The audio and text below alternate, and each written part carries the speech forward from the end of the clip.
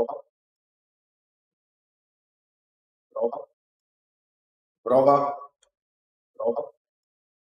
Prova. Prova. Prova.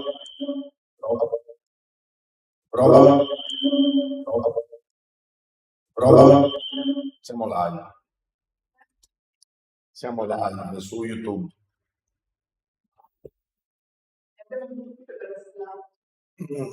Sì. Un attimo, te lo do. No, ieri no, perché no, non potevo, perché ho creato ieri l'account. Bisogna aspettare la conferma di YouTube per poter fare le live.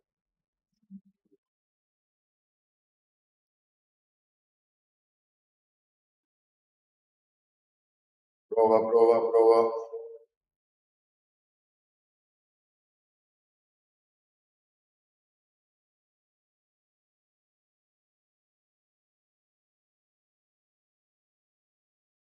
Prova.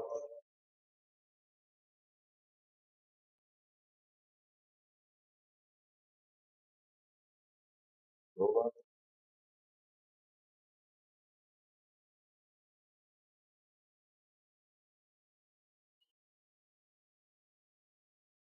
Siamo live su YouTube, come si sente? Siamo live su YouTube, come si sente? Si sente? Vabbè, dai, è normale. Alziamo il volume.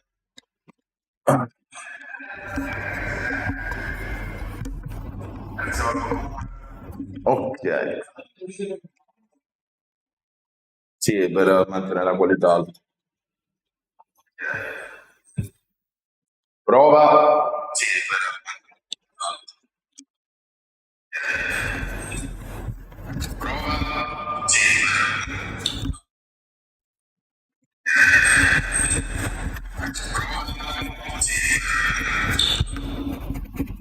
Un bel trip.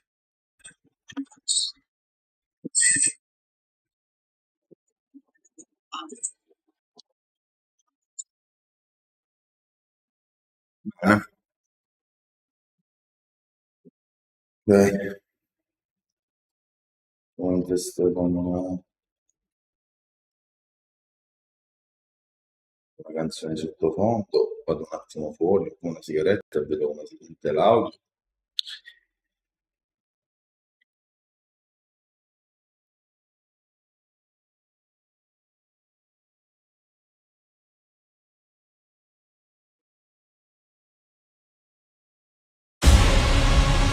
L'unica speranza del reame.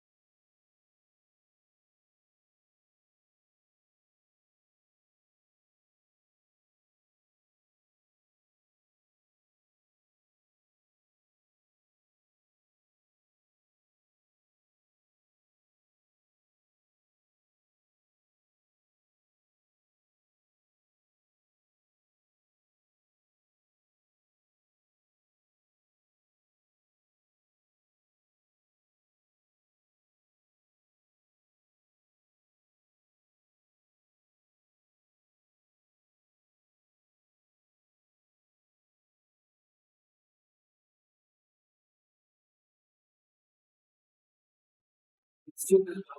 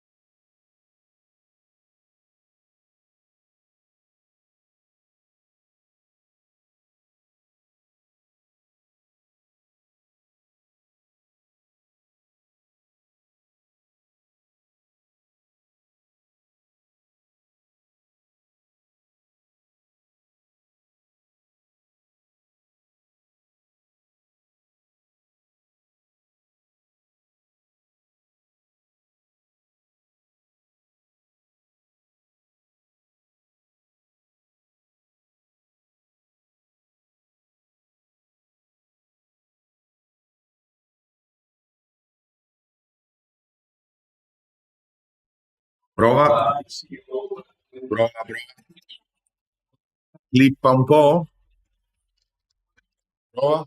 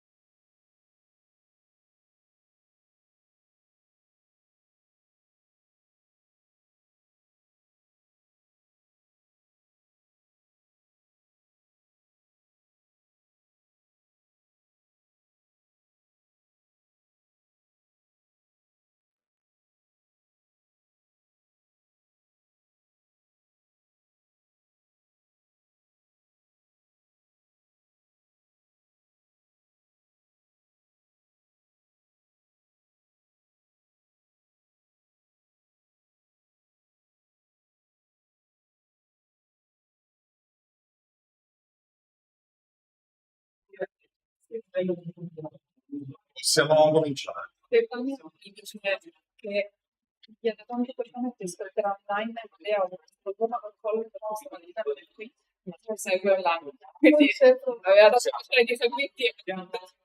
Siamo on air. Diamoci proprio pochissimi istanti per presentare. Ok. Buongiorno everybody, perché qui sta che si siede, posso andare.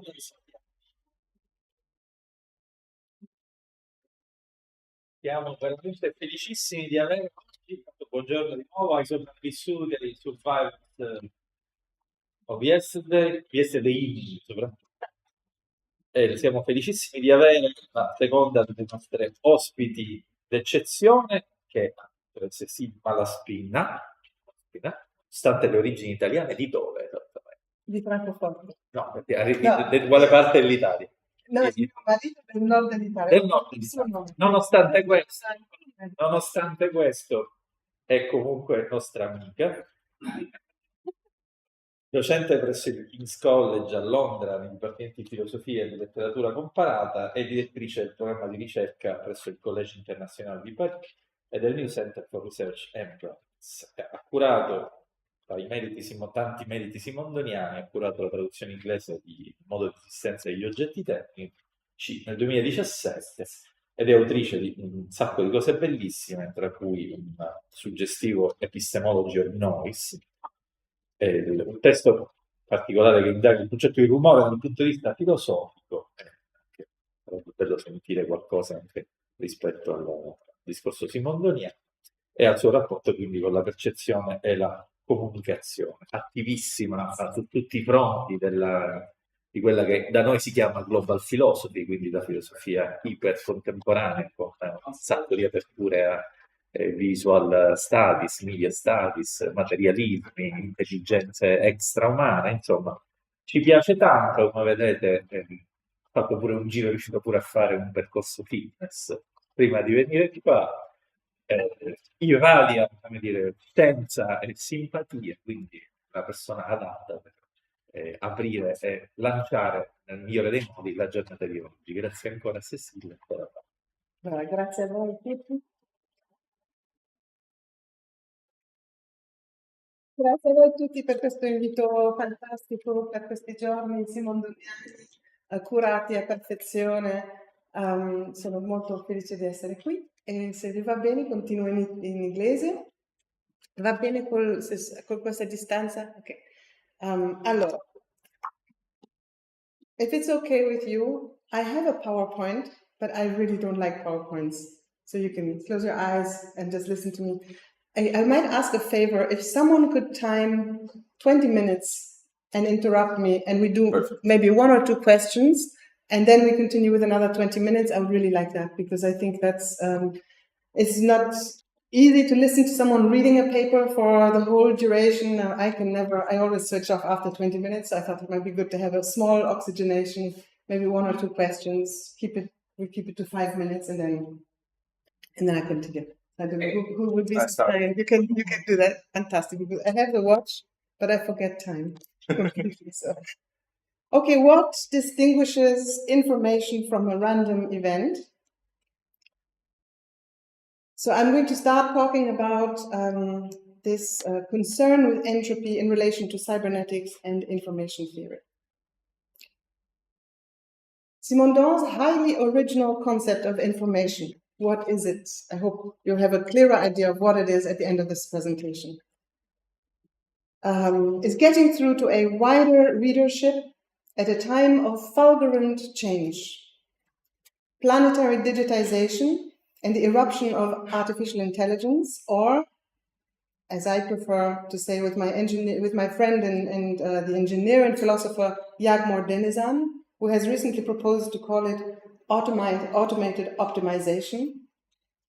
All these changes have to be reckoned with alongside global warming, migration, genocides, and ecocides.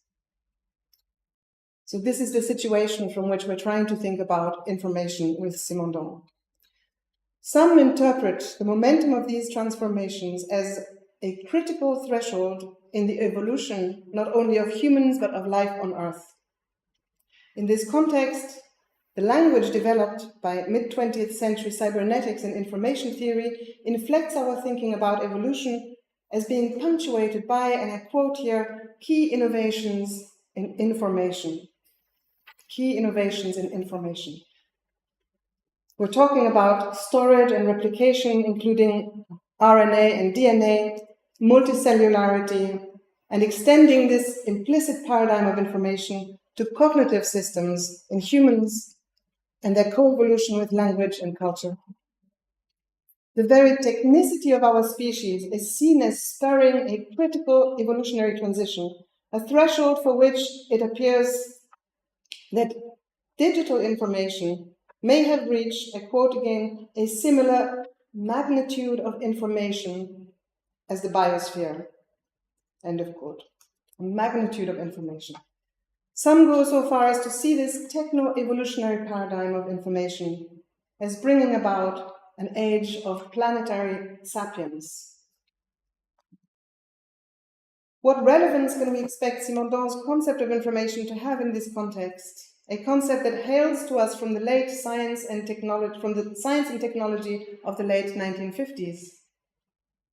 While we must bear in mind the distance that lies between our own and Simondon's technical, scientific, but also socio-economic and psychosocial contexts, I will argue here that Simondon's critique of the quantitative concept of information, which is dominant in what I just tried to kind of map or sketch in the introductory paragraph. So this critique of a quantitative approach to information is not only highly original, but urgently relevant to the interlocking crises that we face.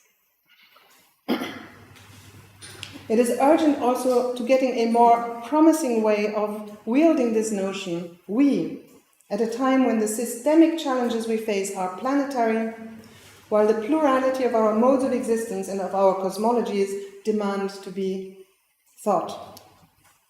I will focus and draw together what I consider to be the big moves of Simondon's critique of the quantitative paradigm of information.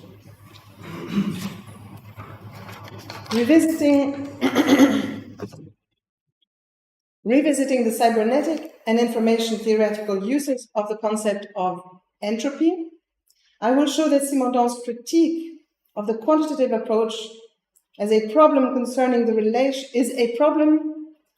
relation between the bounded and the unbounded. And this, I think, is very relevant for notions of modelization and simulation that we tend to associate with artificial intelligence, for example, or automated optimization, as Jakob Benson called it. A Simondonian qualitative approach to information will be shown to imply a relational ontology, but a relational ontology that precisely does not concern itself with the relations between nodes in a network, but rather a theory of ontogenesis that accounts for a process constitutive of both the entities and their associated milieu. Information will be thought as what catalyzes the process of individuation. Information with Simondon is what catalyzes the process of individuation. And I will take this opportunity to look more closely at Simondon's genetic account of individuation and at the tension between his account and the scholastic concern with the ontological status of the individual's singularity, notably in the work of Duns Scotus. In this tension, I will argue lies the opportunity to recover a hitherto neglected aspect of Simondon's resuscitation of the problem of individuation, namely an astonishing basis for thinking the radical non-equivalence of the individual, while recovering in the same stride our common natures. It is in this tension between the singular and the common that I see the most explosive contemporary urgency of Simondon's theory of individuation, namely as a basis for an effective critique of the contemporary paradigm of information as ubiquitous digitization, going hand in hand with standardization and universal monetization, and with it, the ecocides and genocides that this paradigm evidently entails. Okay. The acoustics is okay? Yes.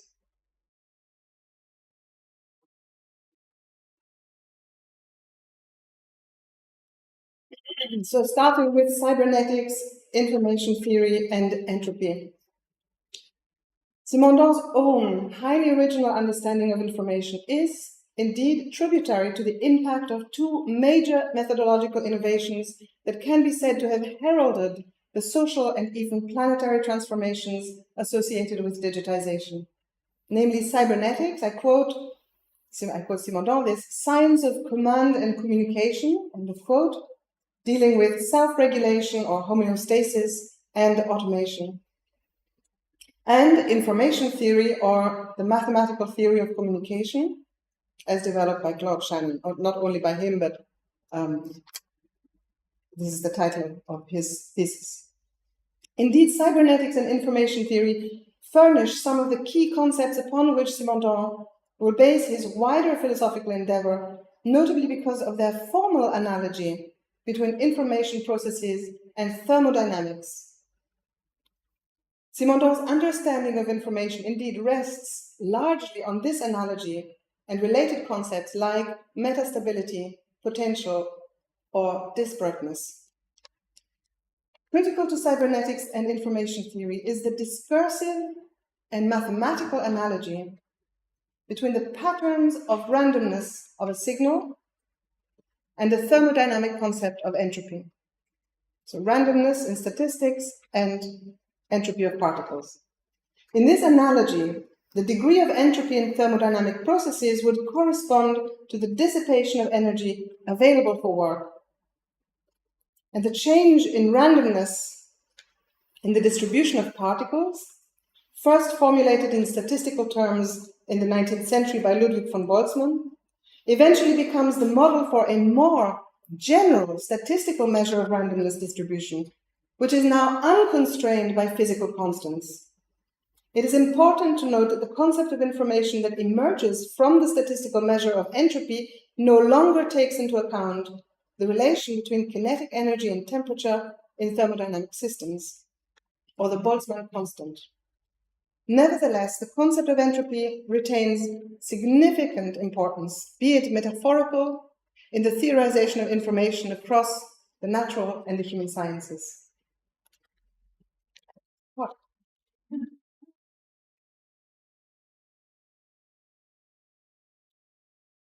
Most influential is the cybernetic conception of information, which suggests that information corresponds to the negation of entropy, and hence negentropy. This analogy between information and thermodynamics implies that information corresponds to the reduction of randomness in a process. The decrease in entropy, in turn, is associated with an increase in order and organization. The implication is that greater order and greater organization go hand in hand. When we speak of information storage and replication across phenomena like RNA and DNA and multicellularity, more often than not, this notion of negentropy is implied.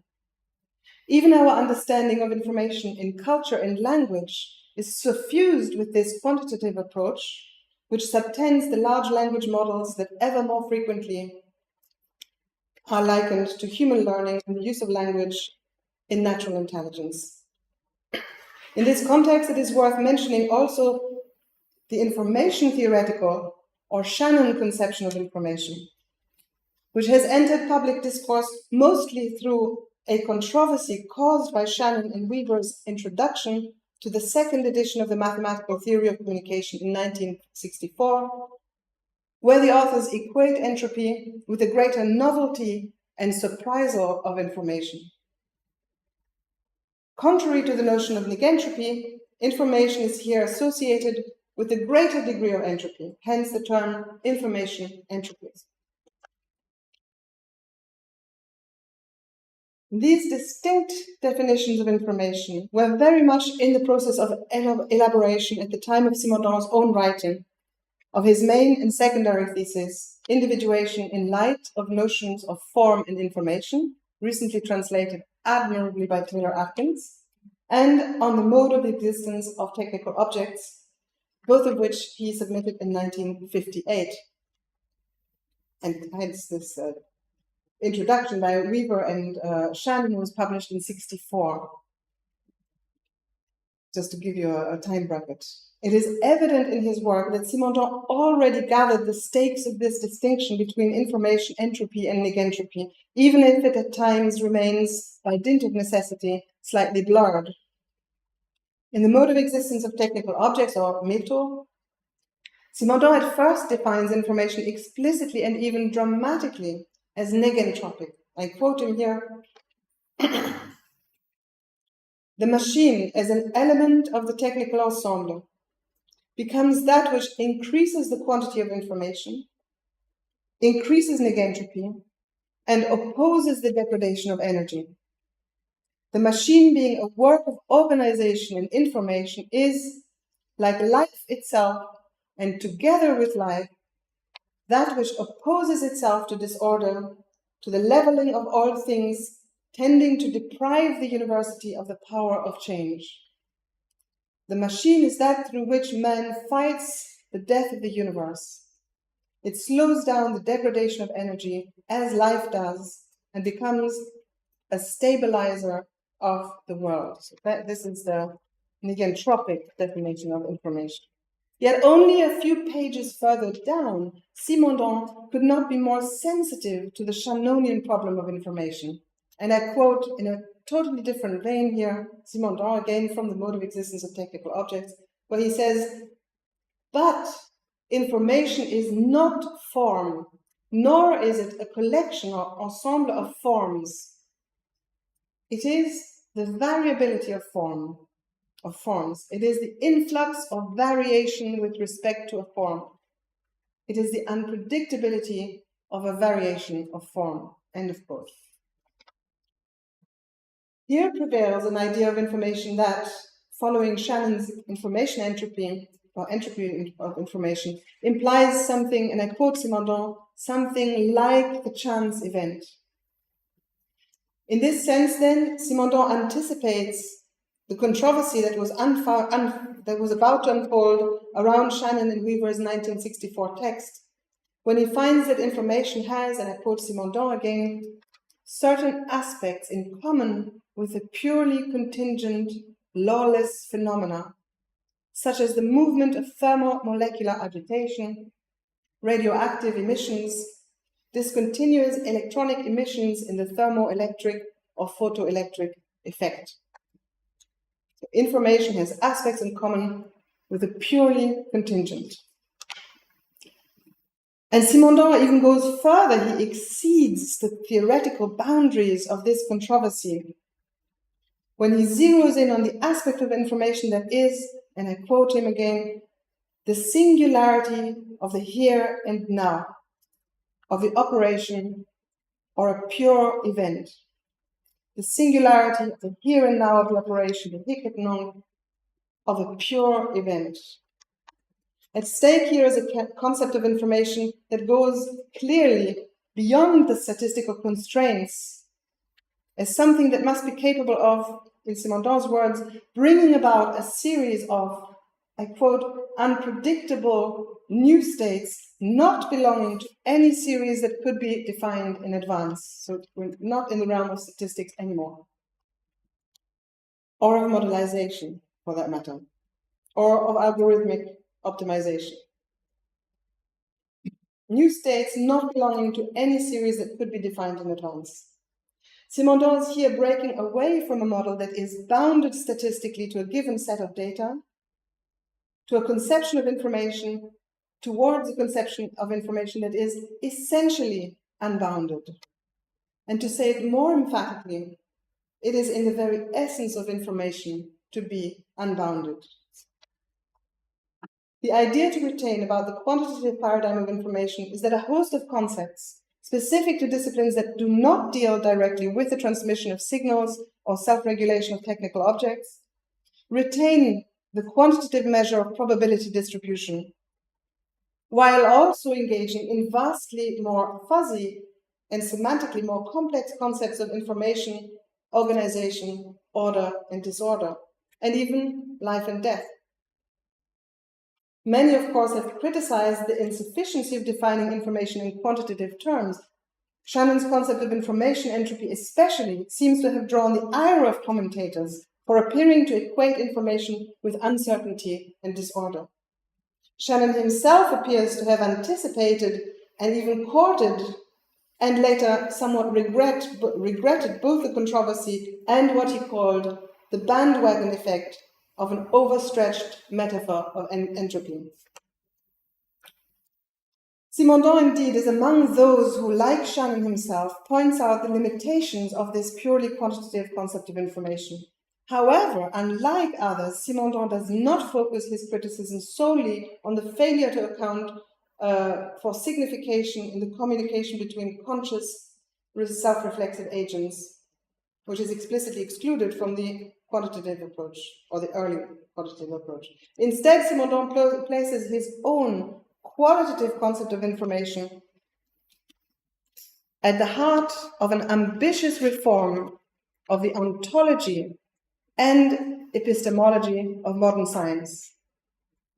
A reform that implicates the implicit ontology and epistemology underpinning cybernetics and information theory, and indeed novel paradigms of information and intelligence. This reform hinges on a novel understanding of the role of information in processes, including but vastly exceeding the scope of communication between conscious, self-reflexive agents, ranging from quantum physics to molecular biology, from the psychosocial to the very formation of concepts, and even from the spiritual to the mode of existence of technical objects. Simondon's critique of the cybernetic and informational concept of information, theoretical concept of information, thus encompasses more than a statement of insufficiency. Rather, it constitutes a critique, I would argue, in the Kantian sense of the word, that is, an inquiry into the conditions of possibility of processes, in this case, of processes, entities, and systems capable of being informed or of informing, and of a science and technology more adequately accounting for, or even capable of inventing systems that involve processes of self-regulation and of information. In this reform, however, Simondon is not afraid from infringing the very limits set out by the Kantian critique. The title of his magnum opus, Individuation in Light of Notions of Form and Information, signals a return to a speculative question beyond the scope of empirical science, concerning a primordial concept of being, and indeed pre-individual being, and the genesis not only of entities, but of primordial being itself, insofar as it is folded into a process of becoming. If we are to understand the originality Okay, got it. If we are to understand the originality of Simondon's concept of information, we must grapple with the role that the concept of individuation plays in Simondon's wider reform of ontology and epistemology with respect to information. Without losing from sight the critique of the quantitative measure of information, this requires shifting the focus from the more contemporary conceptual relation between randomness and entropy to the speculative metaphysical nature of Simondon's reform of ontology and epistemology. So I think it's good if we have like a short break, if you can time it, like, Yes. because I don't know how much time we have for the overall session. 15 minutes, maybe, or 10 minutes. 7 minutes. Yeah, just enough for everybody to catch a breath and say, what? What did you say? Yeah, just to come back. Go ahead. You mentioned singularity of here and now, and the singularity of here. So the singular of the here now yeah, it's very nice that you picked up on this, because this is, if you like, the kind of what you call it. It's what the next part of the paper is going to be about. It's about the concept of hexaity that was invented by Duns Scotus in the 13th century to describe the thisness of the individual. And why he needed to invent this concept is the subject of the second. Well, first I'm going to look at how Simondon accounts for individuation and this kind of genetic account that is still rooted in a kind of thermodynamics of becoming, a kind of materialism almost of becoming. And it hasn't very often this idea of fixity, of singularity, I think isn't given its full place in the concept of individuation. As far as I know, most people think of individuation as ontogenesis or morphogenesis, whereas the medievals were very much concerned with this here and now. Not only what happens in the here and now is not even enough to describe the fixity. It is here and now, but it is also something else. It is a thisness that cannot be otherwise described, and that is a really freakish, perhaps a singular concept, the limit concept in its own right. So that's where the noise comes in, but that will be for another period. I hope that helps. So it's a kind of Hicketnang is the foreshadowing of the discussion of hexaity and thisness. That's what qualifies the individual or the individuation.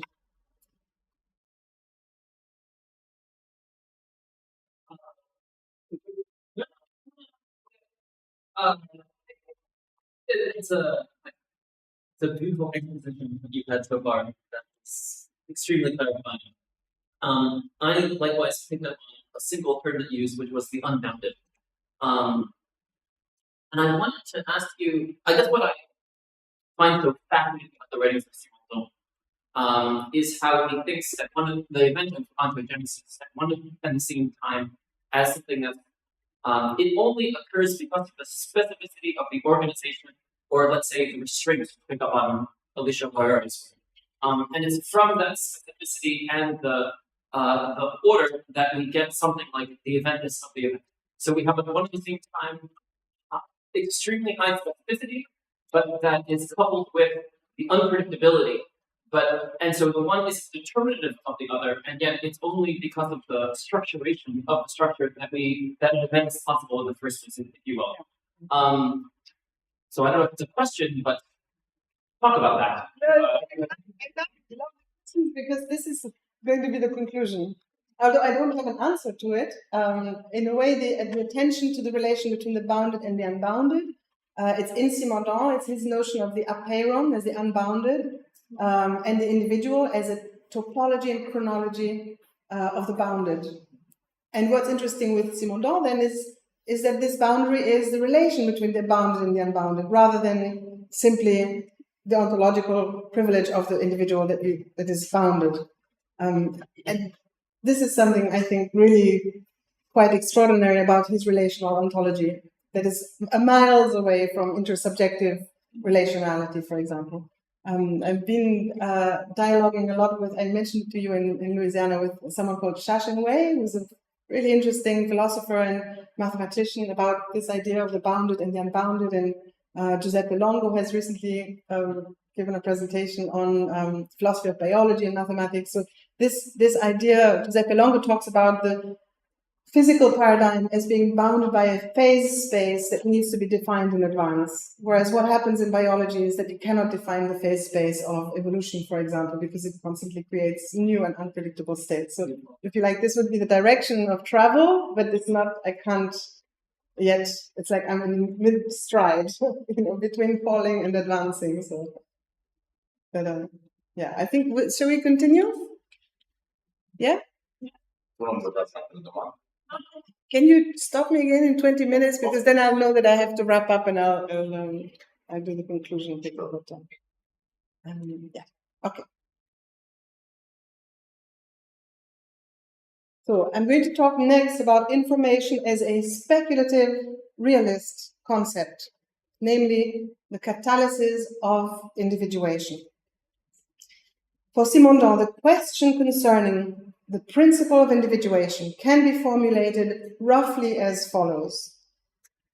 What accounts for, or what causes or constitutes, I quote Simondon here, the reality of being qua individual. The reality of being qua individual, end quote. Dealing with this problem requires that we find an answer to the question that, I've just read this. Simondon identifies two historically dominant philosophical answers to this question.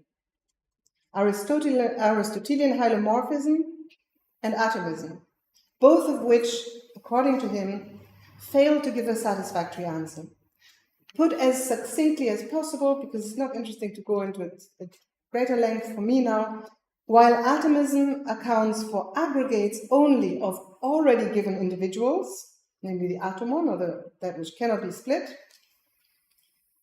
hylomorphism in turn merely posits the encounter of boule and morphe, of matter and form, as the principle of individuation, yet without accounting for the process of this encounter. So boule, maybe it's worth reminding, is matter conceived as the potential to be something, or to be something of which you can say what it is. It's not, if I have a paragraph, I just delete it because it's too long, but it might be worth coming back to that with respect to materialism.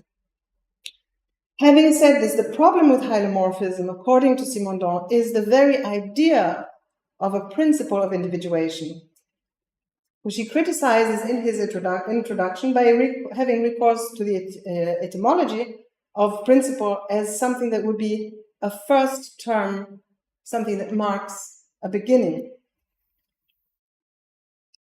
Yeah, I deleted another paragraph here, which would be whether that would apply to the idea of principle if you think of it as an invariant or a constant, but we'll discuss that another time. The idea of a principle or individuation appears to imply that something comes first, so this notion of principle that he criticizes in the introduction. Something that pre-exists the individual, something that pre-exists the individual. That something could be the atom, matter, or form.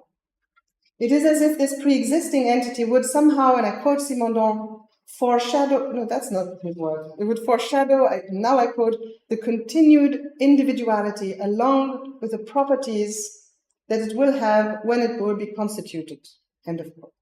The problem for Simondon is the very positing of the principle as a first term, be it the atom, matter, or form. Whatever the basic starting point, he argues, it is surely already characterized by its own singularity as a unique individual.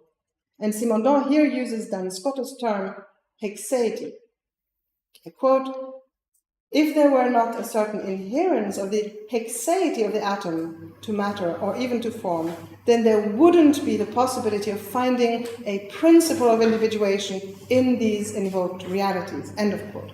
In other words, far from accounting for the emergence of an entity's individuality or hexaity, the thisness of the individual, whatever principle is prefaced before it already implies a pre-existing individuality and hexaity, rather than explaining how individuality comes about. Simondon's answer to this problem is to place the problem of individuality squarely within a reformed understanding of ontogenesis writ large. This is about, I quote Simondon, veritable ontogenesis that would put the individual back into the system of reality within which individuation takes place, end of quote. Such a veritable ontogenesis for Simondon must account not only for the genesis of the individual, but for the unfolding of the complete reality of the system within which the individual emerges. It must account for the becoming of being, le devenir de l'être, rather than, I quote, the restricted and derived sense of the individual's genesis, end of quote. I read the becoming of being, le devenir de l'être, as referring both to the idea of a being, understood as a system within which individuation occurs, rather than a being that would be or become nothing but the individual. On a more fundamental level, le devenir de l'être refers to the speculative, metaphysical sense of being when understood as being not only in flux, in a Heraclitan sense, but in a process of unfolding or becoming capable of the emergence of new states and new entities.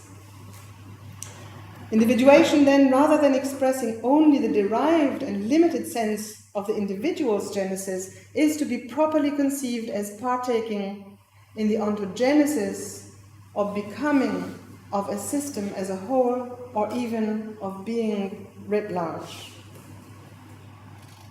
If there is such a thing as a principle of individuation, understood as a beginning, maxim, or even axiom, then it cannot be a pre-existing entity, nor even a pre-existing logic.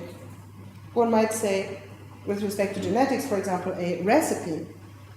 It is rather to be found in the broadest possible sense of ontogenesis, i.e., and this is how I would phrase it, in the signature of the becoming of being, and in the specific conditions of a system's becoming, with its own constraints and singularities, or hexates. On both the speculative and the empirical level, Simondon correlates this ontogenetic account of individuation with a new way of looking at the relation between operation and structure. Simondon therefore proposes to complement science's analytic focus on structure with a new field of inquiry, one that would deal with the transitions between energetic states and those where operation and structure become distinct. The transition between energetic states where operation and structure are indistinct, and those where operation and structure become distinct. This new approach, for which he coins the term alagmatics, would study the emergence of structure as a form of crystallization that implies the transformation of energy into a state where operation and structure are now distinct.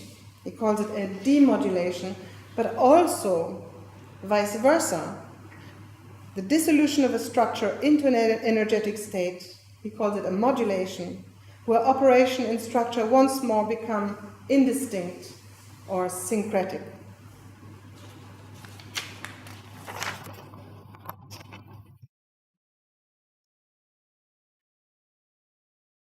The two fields in which Simondon finds paradigmatic examples for a general alagmatics are physical chemistry and information theory. Starting, I quote here from his text, Alagmatics, it's a slightly longer quote, starting with a syncretic individuality.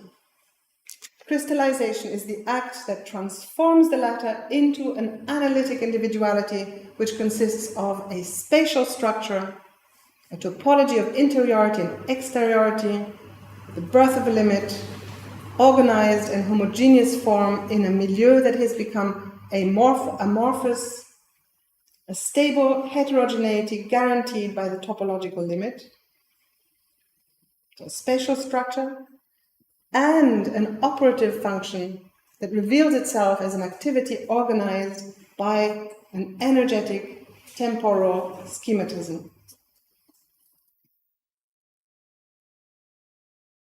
So chronology and topology are the two dimensions of the process of individuation.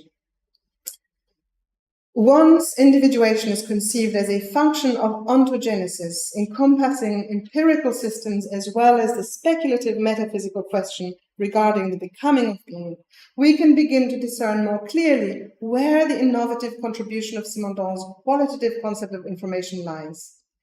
In his alagmatic account of ontogenesis, Simondon places the onus neither on the signal nor message and its content, and not even on the transmission.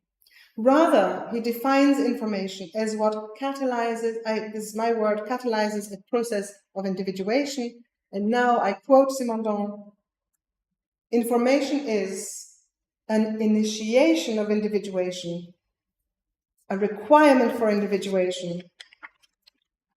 It is the direction according to which a system individuates. And because the translation is a bit tricky, but I think very well done here, I'll say it in French too. L'information est une amorce d'individuation, une exigence d'individuation. Elle est le sens selon lequel un système s'individue. End of quote. Information then is what triggers the process of individuation and what calls for individuation. And it is in light of this triggering effect that information can be said to make sense according to the process of individuation that it generates. Information for Simondon is thus synonymous with the sense of individuation, le sens de l'individuation. It must be affine with the potentialities that are specific to a given field of tensions, and hence with the singular propensities of a process of individuation, and it must be conducive to its intrinsic orientation and amplification. Simondon's most cited example is that of a speck of dust catalyzing the process of crystallization in its mother liquor. What distinguishes information from a random event, then, from a Simondonian point of view, can thus be said to be this catalyzing effect for a process of individuation. Put differently, information is what brings about a tipping point, what provokes a bifurcation in what we could now call a complex dynamical system. Information is that which couples a process, event, or entity whose occurrence may indeed be random, unpredictable, or singular, with the affordances of a specific context such that this encounter becomes suitable for catalyzing the process of ontogenesis. These are the fundamental aspects concerning a metaphysics of becoming and the genesis of the individual, which Simondon specifies further in terms of regimes of physical, biological, psychosocial individuation, and even with respect to the phylogenesis and individuation of technical objects. And he does so with an attention to detail apparently so disconcerting to his peers that their surprise may have something to do with the fact that Simondon was denied a position in a philosophy department, having to teach psychology instead. So I'm entering now the last part. How much time do I have of my 20 minutes? 7 minutes. Oh, good. Okay. Yeah, I'm okay with my timing. Okay, I hope.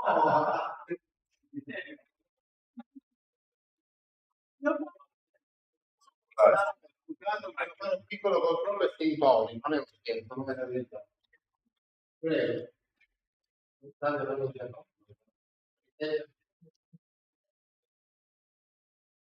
Okay, on individuation and hexaity, ontogenesis versus individuation. What's the difference?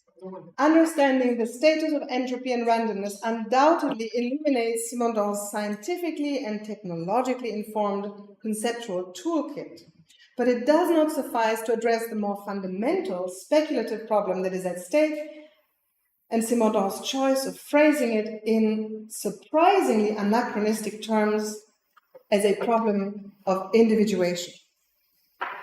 This return to metaphysics calls for the investigation of a different historical and philosophical context than that of 20th century discussions pertaining to cybernetics and information theory. Simondon's highly contemporary critique of the cybernetic and information theoretical concepts of information thus need to be situated with respect to this quintessentially scholastic problem, namely the problem concerning the principle of individuation.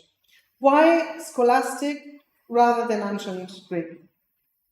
Does Simondon not pose the problem of individuation primarily in terms of a critique of Aristotle's theory of the relation between boule and morphe, between matter or potential and form, that is in terms of Aristotle's hylomorphism? Contemporary readers may furthermore simply take it for granted that individuation is synonymous with ontogenesis or morphogenesis. Perhaps your notion of individuation is informed by a more contemporary source, like Carl Jung's definition of individuation as, I quote Jung, the process by which a person becomes a psychological individual, that is, a separate, indivisible unity or whole, end of quote. Indeed, Simondon does also mention Jung, but this mention pertains to only a fraction of the breadth and depth of the relation Simondon establishes between information and individuation. For Simondon, neither information nor individuation are notions whose salience is limited to living beings, let alone to beings capable of self-reflection, such as we flatter ourselves to be. Herein lies precisely the originality of Simondon's critique of the cybernetic and information theoretical concept of information. For Simondon, then, information acts as a catalyser of individuation in processes ranging from physics, blah, blah, blah, I already said, I double-pasted it, sorry. Simondon appears to foreground an aspect of information that cannot be fully subsumed by the concepts of ontogenesis and morphogenesis, or at least that is somehow better expressed by the term individuation.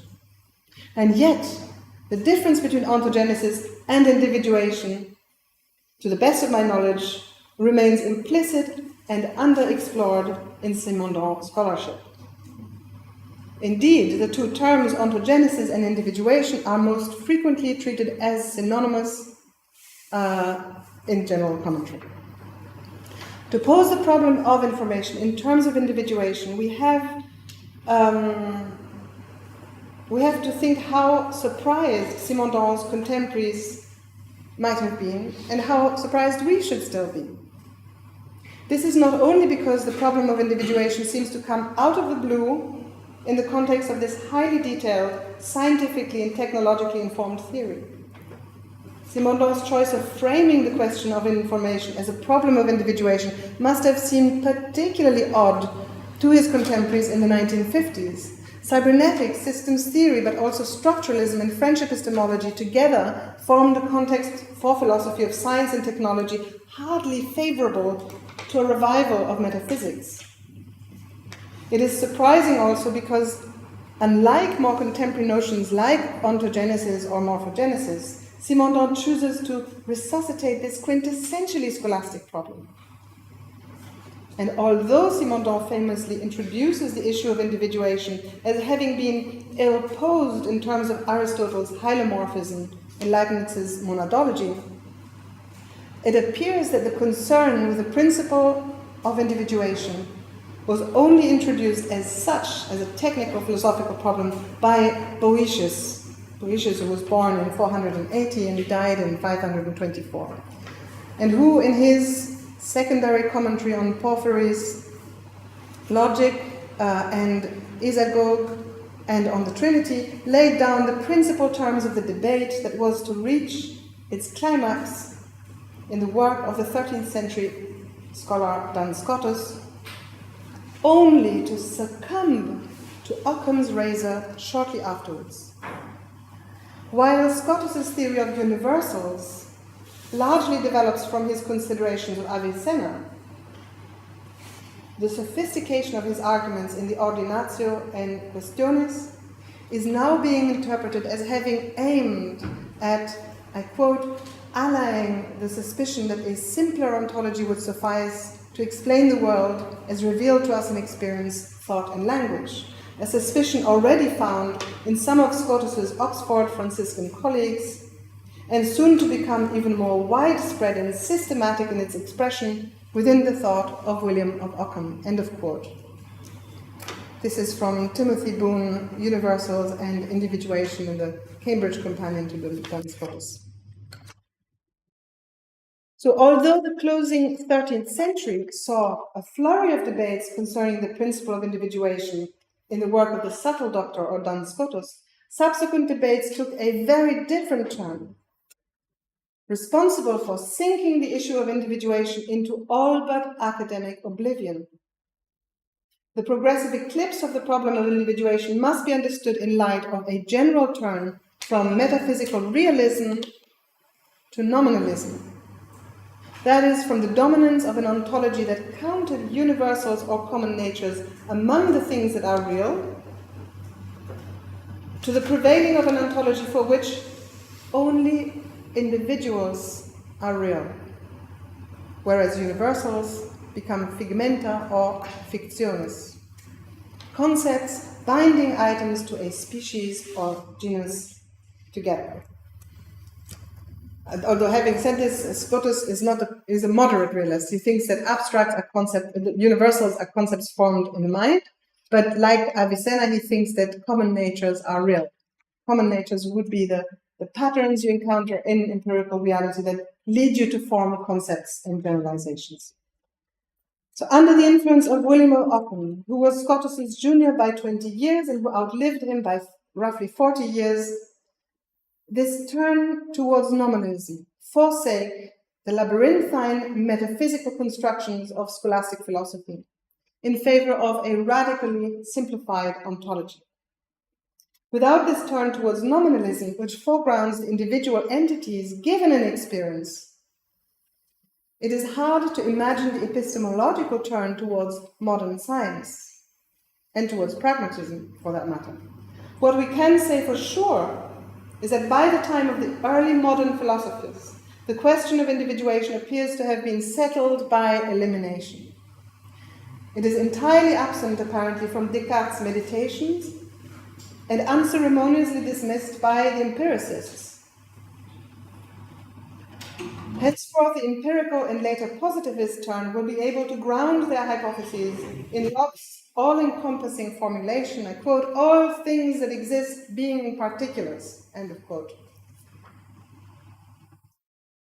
Or in Hume's assurance that, I quote, it is a principle generally received that in philosophy, it's a principle generally received in philosophy that everything in nature is individual, end of quote. Empiricism and indeed positivism can be said in no small measure to rely on their most basic assumptions concerning the empirical world on this abandonment of the question of individuation. Indeed, the very idea of modern science, which subtends the idea that knowledge can be rooted only in experience and rendered secure by experimental, mathematical, or logical proof, rests on this unspoken abandonment of the question of individuation. 20th century cybernetics and systems theory, likewise, can be said to consist in the attempt to propose an overarching paradigm designed to replace metaphysics altogether. In light of this generalized agnosticism, if not hostility concerning metaphysics, Simondon is certainly an outlier in his insistence that contemporary theories of information can only be understood fully through this peculiar metaphysical problem of individuation, a problem whose elucidation in recent scholarship in medieval studies has progressed significantly since the time of Simondon's own writing, notably around the work of Jorge J.E. Gracia.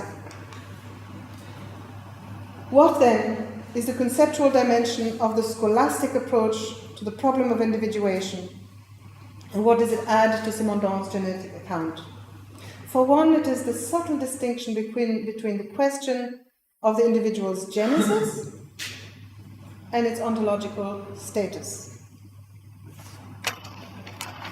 The problem concerning the principle of individuation for the medieval scholar is not a problem of morphogenesis or ontogenesis, however generously conceived. It is rather required to answer the question, what accounts for the singularity of this being here, hic et nunc, such that its individuality cannot be instantiated multiple times?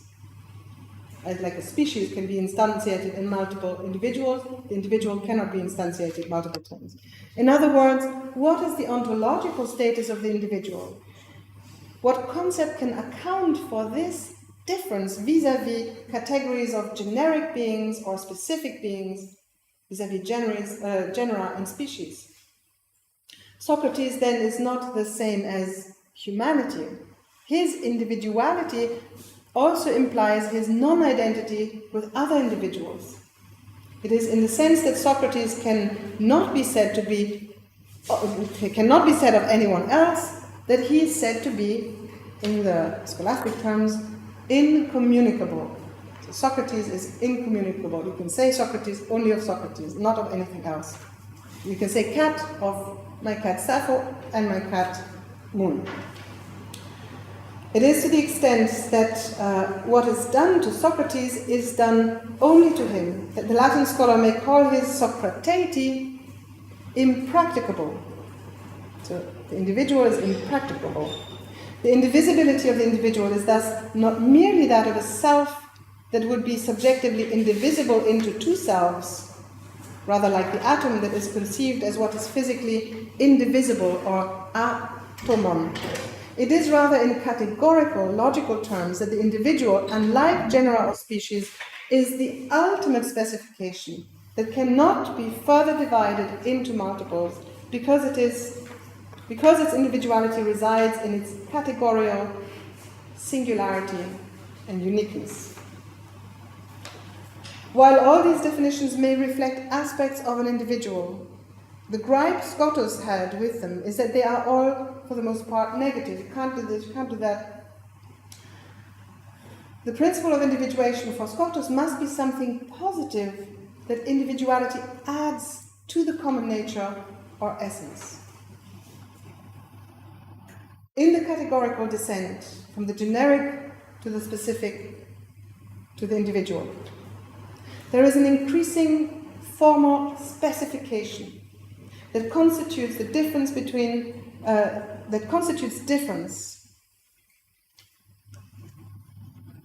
difference that is relative in so far as particulars of a species share in a common genus. But what is added in the descent from the specific to the individual is not another formal specification, but the very reality of the form. As a material being that contracts the formal differences in the narrowest possible definition of unity, which is its singularity. In this respect, Scotus conceives of the individual as an ontological perfection. It is the actualization, let's say, of my cat Sappho, that is the perfection of the potentiality of its common nature, which is that of cats in general. Principally, among the candidates for a positive principle of individuation was Aristotle's, at the time of Scotus's writing, was Aristotle's notion that matter is what individuates form. A generic triangle can be said to become an individual triangle when it is materialized. This was also the view of Thomas of Aquinas, for whom it was matter together with existence or esse, which individuates form. William Peter Gondolus thought that matter was the principle of individuation because it is the source of numerical plurality. So you can have a kind of proto-quantitative approach to individuation here, because it produces many forms of the same species and therefore quantity. For Scotus, however, the error of the materialists was to locate the source of the greatest unity, or unitas maxima, of the individual's singularity, in a principle that is the very source of multiplicity. Not only that, but if matter is defined by potentiality, matter in the sense of houle, or the Greek Aristotelian notion of matter, the potential to become whatever form it takes, then it can hardly be the source of determination and actuality of the individual being. As for actual existence, or esse, which also Giles of Rome advocated for, Scotus says that existence alone lacks also the characteristics of determination, without the essence or common nature of the individual. Scotus then defines the individual as the singular unity that is no longer open to multiple instantiation. It is the ultima realitas. And as such, it is not relatively different, but absolutely diverse. Not different, but diverse. Scotus defines individuality as the ultimus gradus, and the individual as an entitas positiva, a forma individualis, or more famously, hexaity or thisness. And now I'm going to conclude, I'm nearly there. What is striking is that this hexaity cannot be an object of scientific knowledge, because it cannot be something of which we can form a quantitative concept, that is, a concept that answers the question, what is this? Any concept or universal answering this question would be essentially predicable of many. The need for the neologism, the invention of the concept of hexaity, arises precisely from the impossibility diagnosed by Scotus in previous accounts of individuation to account for the singularity of the individual nature of a thing. No, sorry, I missed a line. To account for the singularity of the individual in terms that cannot be said of others. Hexaity is thus distinct from the essence or common nature of a thing, and the problem concerning the principle of individuation can be brought down to this difference. How can what is common to many exist in the individual, which is singular and unique? So that would be, if you like, where the answer to your question come in, but which I cannot give. Just as humanity does not include the individual difference of Socrates, so does Socrates not include humanity as a whole essentially. While he is human, he is not all of humanity. Socrates, however, does contain both his singular Socrateity and human nature as essential to him. Among Scotus's most significant innovations was to account for how a common nature can coexist in the individual with its singularity. He did this through the concept of the formal distinction. The formal distinction rests on the idea that a common nature has a minor unity, a unity that is less than numerical, so it's like an open set, I guess, while the singularity of the individual is numerically one. Scotus resolved this problem with a compromise by saying that hexaity and common nature, these two different degrees of unity, are formally distinct, but really identical. On this account, the common nature is contracted and actualized in the individual in the manner of a unitive containment. So now I'll conclude, last couple of words. So a whole book would need to be written, I think, about how this idea of unitive containment can, I think, illuminate Simondon's theory of individuation as well, but it can't be done yet.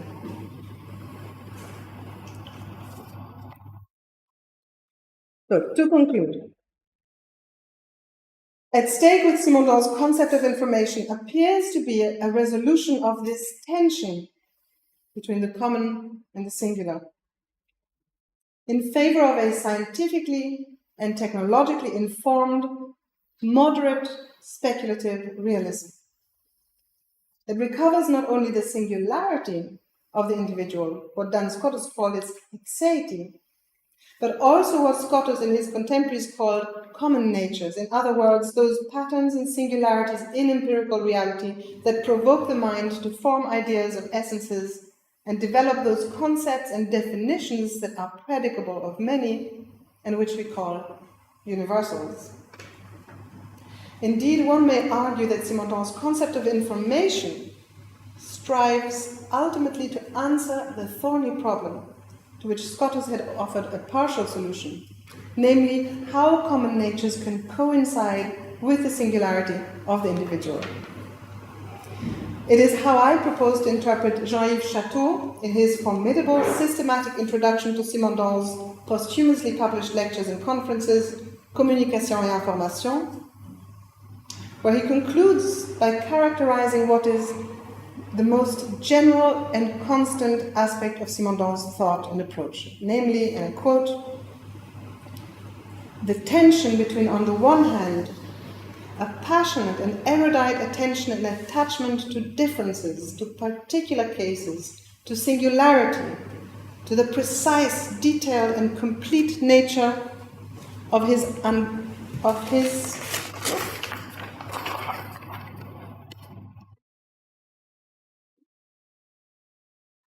I lost my page. 16. Where's 16? Ah, yeah.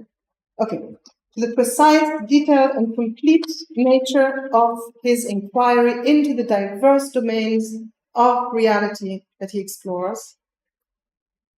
And on the other hand, a passionate and even heroic quest for unity and a presentation that is not merely complete, but coherent to singularity and the greater unity.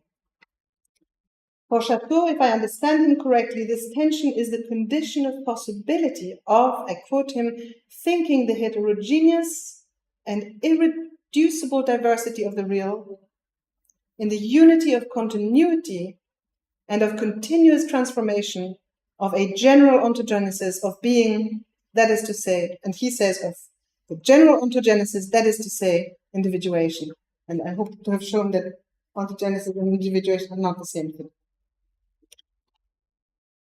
So ontogenesis might account for how an apple tree produces apples, but it doesn't explain to you the ontological status of the singularity of the apple that I'm eating with respect to another apple that might look identical.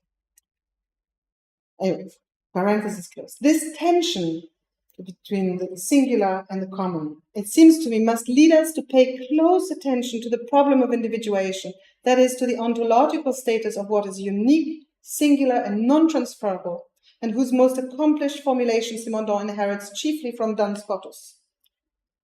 To rephrase Paolo Vierno here, I quote, "We must pause for a long time over the relationship between that which is maximally common and that which is maximally singular."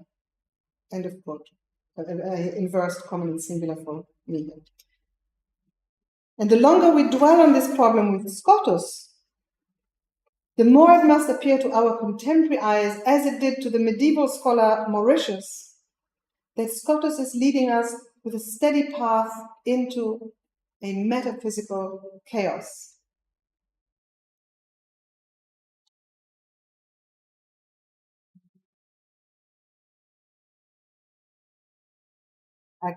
It's got a nice, can you read that in Konderak? With the pronunciation, how se restituta o digitale? Cesare non penso. Per transibus lento passo il chaos metaphysical scoping. Additional pronunciation. And there's no Italians, I venture into trying to read Latin, but I think it's safer here. Thank you very much. So, where was I? So, that Scotus is leading us with a steady path into a form of metaphysical chaos. At stake with the problem concerning the principle of individuation is a fundamental ontological and epistemological principle of the individual's non-equivalence. I say this not to attribute to this error, maybe to anyone else. Simondon's concept of information must therefore be placed carefully in the field of tension inherited from the history of philosophy between the speculative realism that is still attached to the problem of individuation at the height of scholasticism and the turn towards nominalism that prepared the way for many of the basic assumptions of modern scientific empiricism. It is in the context of this tension that we must situate Simondon's critique of the quantitative conception of information in cybernetics and information theory, a critique that one may extend to contemporary computational neurocognitive theories of intelligence. For there is something at once outrageous and urgently contemporary about Scotus's concept of individuation and Simondon's systemic genetic account, something that, not unlike the controversy around Shannon's notion of information entropy, implies this kind of metaphysical chaos. Because Scotus's hexaity or thisness is in fact unlike any other concept. While it is in the very nature of concepts to generalize and thus to be applicable to many, the idea of hexaity was invented precisely so that we could say what it is that makes the individual an individual, precisely in the sense that it cannot be said of many. Thisness or hexaity is the idea that indexes only this singular individual in its singularity and not many. Unlike any other concept, hexaity is therefore necessarily devoid of predicates, which are always applicable to many, or devoid of what the medievals called quiddities or whatness. And this is where the metaphysical chaos comes. If you just sit on this for a while, it's quite a crazy concept. I like it a lot. As a consequence, unlike any other concept, hexaity is not amenable to scientific thinking, never mind quantification. And yet, scientific thought is impossible without it. Hexaity is ungraspable in terms of whatness, yet it is our only access to reality, to the real form, and the very occasion for our attempts to extrapolate and generalize. However, and I'll close with this, to say that hexaity is devoid of quiddities does not mean that it is an empty concept, as has often been said. Rather, it is fuller than any other concept, because it is the most concrete.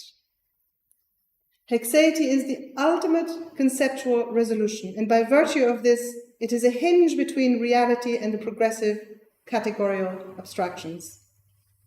While generic and specific concepts represent degrees of abstraction and generalization, the thisness is the last conceptual stop before the real. Hexaity is what makes the individual entity, process, or event unique and singular precisely insofar as it cannot be said of many. Thank you very much.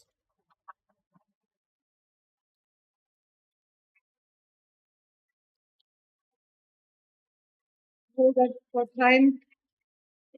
Did I do not too long, maybe a bit longer than I thought in the end. Grazie mille Cecile per Grazie a voi. ti ringrazio e ti introduco la discussione in italiano perché Con piacere. se non mi, posso, se mi segui, just tell me whether you follow me or not. Lo dico in italiano perché sono cose molto delicate e anche abbastanza complesse. Yes, then afterwards I will make some of the questions. I said that I will dare not to address my questions in English because Cecile raised very delicate and complicated issues on respect of which I must express myself, my comments in my own language and thought. But afterwards I will give some in vehicular language. Io ho apprezzato moltissimo la chiarezza e anche l'acutezza, la sharpness di quello che hai detto. Sono anche molto d'accordo. In particolare sono d'accordo su Aristotele, poi ne parlo domani, parliamo più su Aristotele. Sono molto d'accordo sul fatto che la connessione tra l'inizio proprio del testo di Simondon, la questione dell'Eceitas e quindi le questioni che hai approfondito tu, sono punti che dovrebbero essere esplorati, perché sono questioni che anche storiograficamente, anche per capire meglio la questione dell'individuazione in Simondon, andrebbero analizzate dal punto di vista storiografico, cioè capire veramente lui che cosa ha letto, quali fonti. Io ho fatto questa cosa su Aristotele, sui greci, e il pericolo è quello di scoprire che Simondon avesse avuto queste grandi intuizioni, grandi capacità anche di elaborare teorie nuove, non perché conoscesse approfonditamente le cose, ma perché le conosceva superficialmente. Sì. Perché rispetto ai greci il livello della sua conoscenza, della sua comprensione non era il top. Questo io non lo so per gli autori medievali, questo non lo so, andrebbe esplorato, cioè mi faccio, come dire, portavoce di una di chi è anche endorser di un progetto di ricerca che volesse esplorare le connessioni reali, testuali, obiettive, cioè il grado di penetrazione di Simondon di queste questioni rispetto alle fonti. Perché te lo dico? Perché il rischio è quello di scoprire appunto che la sua originalità è proporzionale al fatto che arrivava fino a un certo punto. rispetto ai greci mi sembra che devo dire sia andata così, domani cercherò anche di dimostrarlo. Perché? Perché quello che hai detto tu è rispetto alla tradizione scotista e anche alla questione dell'individuazione negli autori che hai citato tu.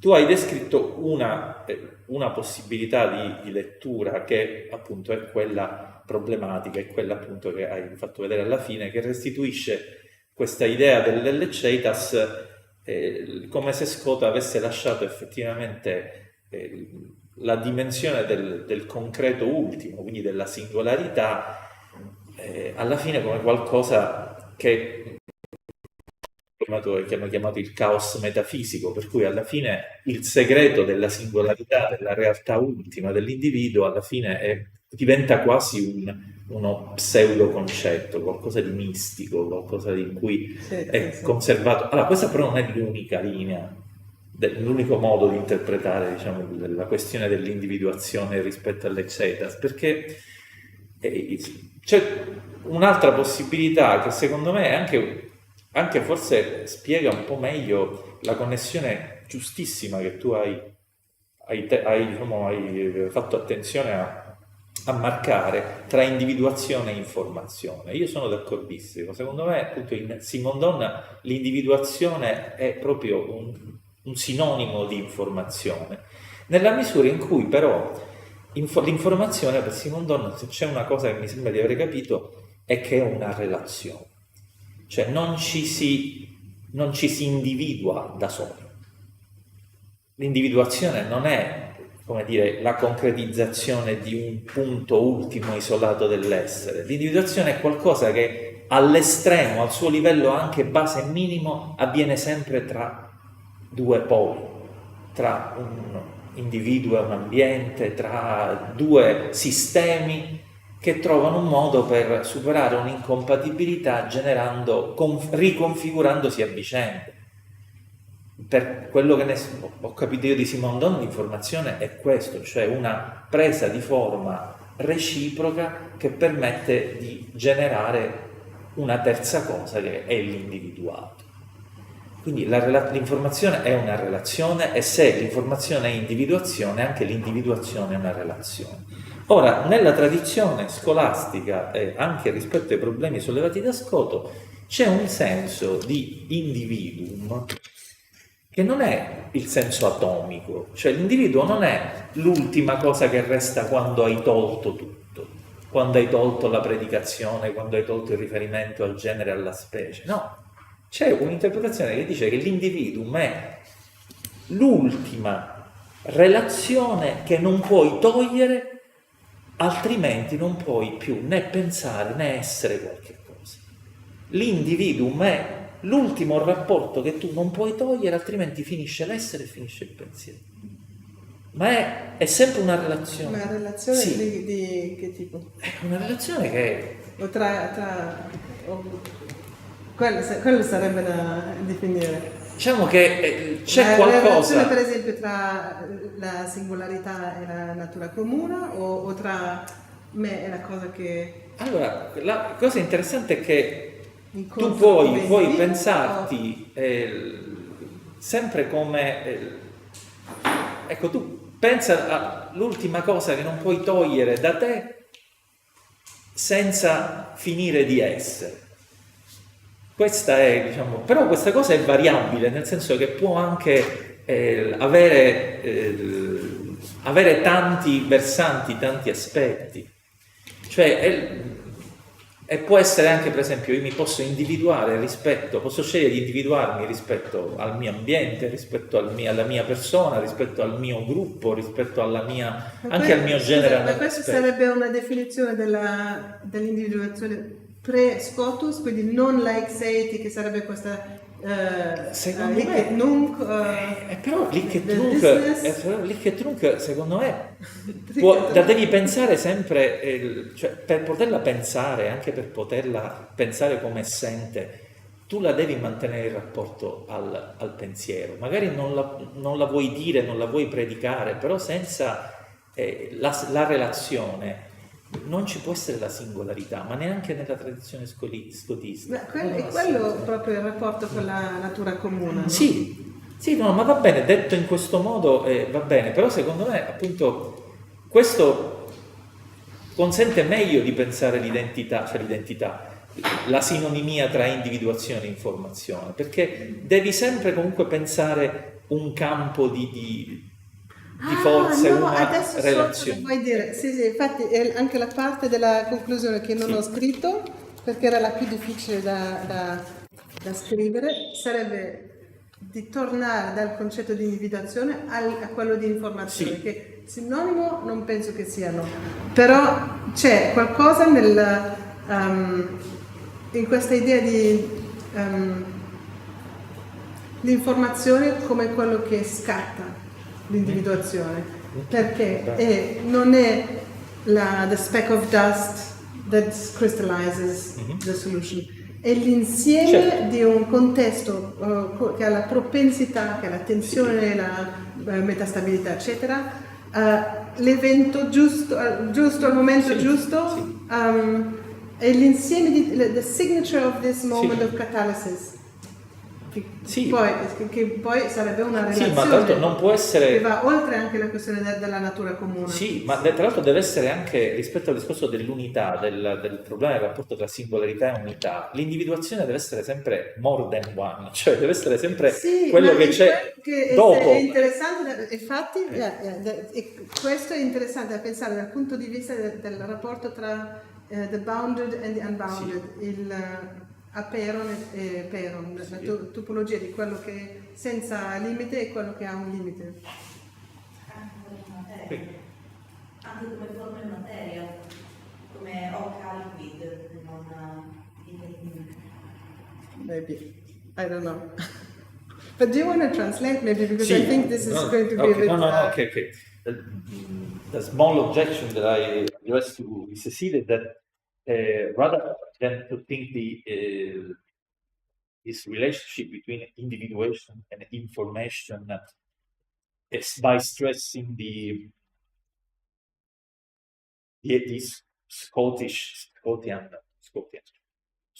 Scotus, come è in inglese? Aspetta, cioè Marina l'aggettivo sembra un scotista, Scotus. The Scottish side of individuation of status in an atomic sense, by which one can think that status could mean the extreme isolation, the extreme absence of determination of something via or through something else. I suggested that to consider together the individuation information in Simondonian sense could be more useful to think as an individuation, even from a Scottish point of view, as the ultimate relationship. You cannot suppress or otherwise something ceases to exist or to be taught. This is here. So the minimal level of reality as individuation moment, even from a Scottish point of view, should be a relation. It couldn't be something isolated. Yeah. Otherwise, this moment cannot be thought or cannot be real. We are taking a completely different direction in the evolution of medieval thought, in the direction of a mysticism, of the absence of predication, of that absence of being. Whereas this perspective, Simondonian perspective, I think is more devoted to address being as more than unity, not that lack of ultimate unity. That's the direction that. But according to me, it reconciles better the notion of individuation, the notion of information under this paradigm of relationality, of a reality that even at its minimal level is relation and not isolation or No, mi hai aiutato tantissimo. You helped me a lot to This was very difficult to write, I have to say. I had promised it to Andrea Bada more than a month ago. I had started in Louisiana to kind of sketch out some of the ideas, and I was nearly there. But I began with an auspicious that I declared myself available or willing to endorse any PhD project which tries to explore this connection, this historiographical connection between Simondon and his scholastic sources from an historical point of view, because it's very, very tricky.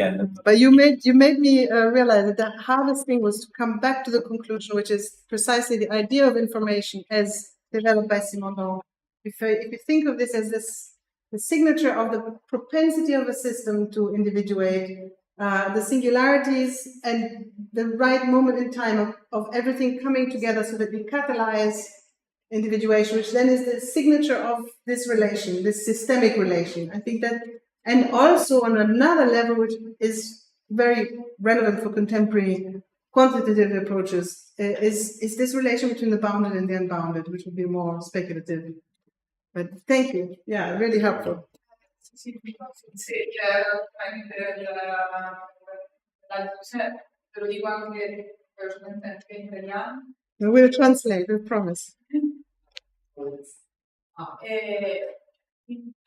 rispetto alla somiglianza o più o meno somiglianza tra individuazione e informazione, io un po' come hai detto tu adesso in risposta non le utilizzerei come sinonimi in Simondon, perché l'informazione, in qualche modo l'individuazione è lo scarto dell'individuazione, cioè dell'informazione. Quindi l'informazione scatta l'individuazione, sì.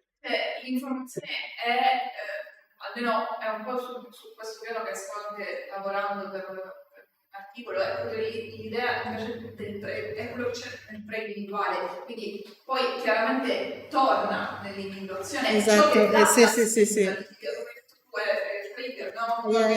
Che apre alla possibilità dell'individuazione, alla possibilità di una continuazione dell'individuazione, e però non possono essere sinonimi, almeno a mio parere.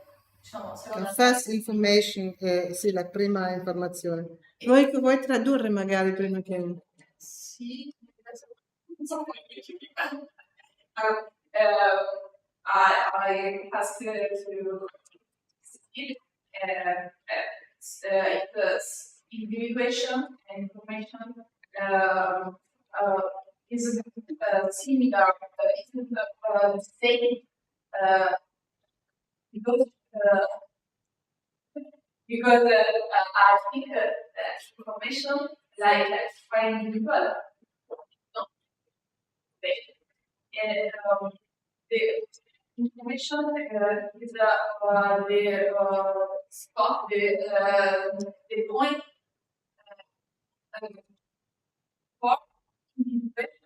for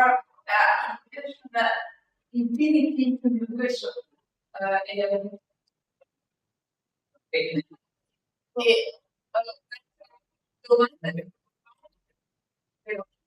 E magari se la fai e poi la traduco subito io, se la fai breve così me lo ricordo perché ho il cervello un po' riscaldato.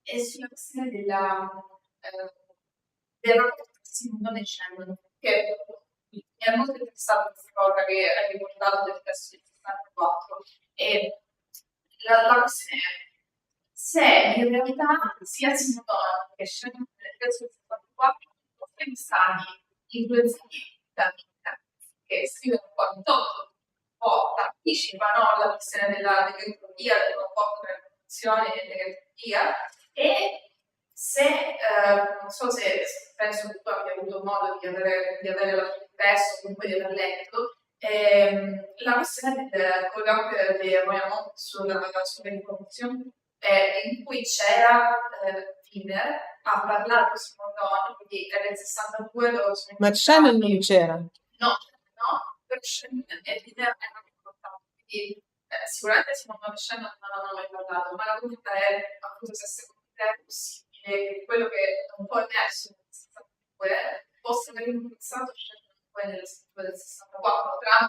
Ma nel senso che loro erano, se ho capito bene, Shannon e Wiener erano colleghi. Per me sono ingegneri matematici che usavano anche la stessa matematica e che si incontravano in contesti. Sorry, we translate first. So we translate first. I think if I understood correctly, the question was whether Simondon's what I kind of characterize as an anticipation of the controversy that Shannon and Weaver in '64 started when they said that information entropy is a measure of uncertainty. So how do I formulate the question? The question was whether this Simondon's sensitivity to these two possible interpretations or conceptualizations of information were related to the fact that Wiener and not Weaver, Wiener and Shannon maybe talked, but they did talk. I think they were colleagues. Also, the fact that they had different applications of the same maths. For a mathematician, that's not the problem. It's for people in the humanities who say, well, what is the concept of information? It's like what you want it to be. It depends on the problem that you want to solve, so long as the maths are correct. I think for them it's an issue when you need to apply for funding, when you need to be in the public eye, when you need to create a discourse about your maths and the technical problems you're solving. So I think it was like a sideshow a little bit, but one that became really significant in the humanities, and it is on another level a real problem for us, because if you run with either of these two options in something as complex as a society, you run into a dead end, or biology, you run into a dead end very quickly.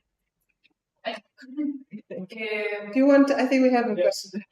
Thank you. Thank you. Also, you made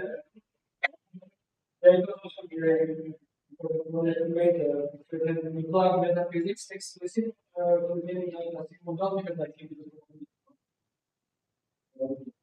and in my reading, I also noticed the extension between here and now and the disjunction between here and now, because often Simondon talked about our techniques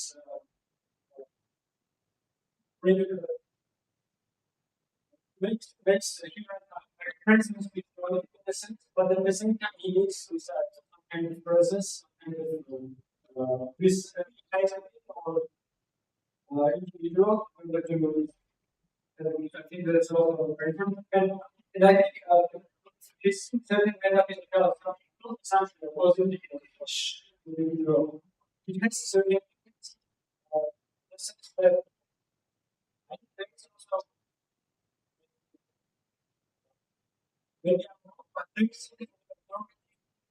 I have struggled to hear you because there's other conversations going on and there's a lot of reverberations. Mi spiace, non riesco a sentire perché c'è tanta riverberazione in questa stanza. Grazie mille. Metaphysical it's assumption of individual. At the same time, implies the normativity of individuation, which has been determined individuation second. And I would not want to talk about this becomes life is something that essentially individuates, and he uses some words that are quite morally charged, some that requires reference to the autonomy of the individual, that it does not respect autonomy, it destroys itself by the individual. And I think there's some kind of certain moral normativity diffused. And I think this metaphysics explains why it's there. Yeah, so it was. Does it?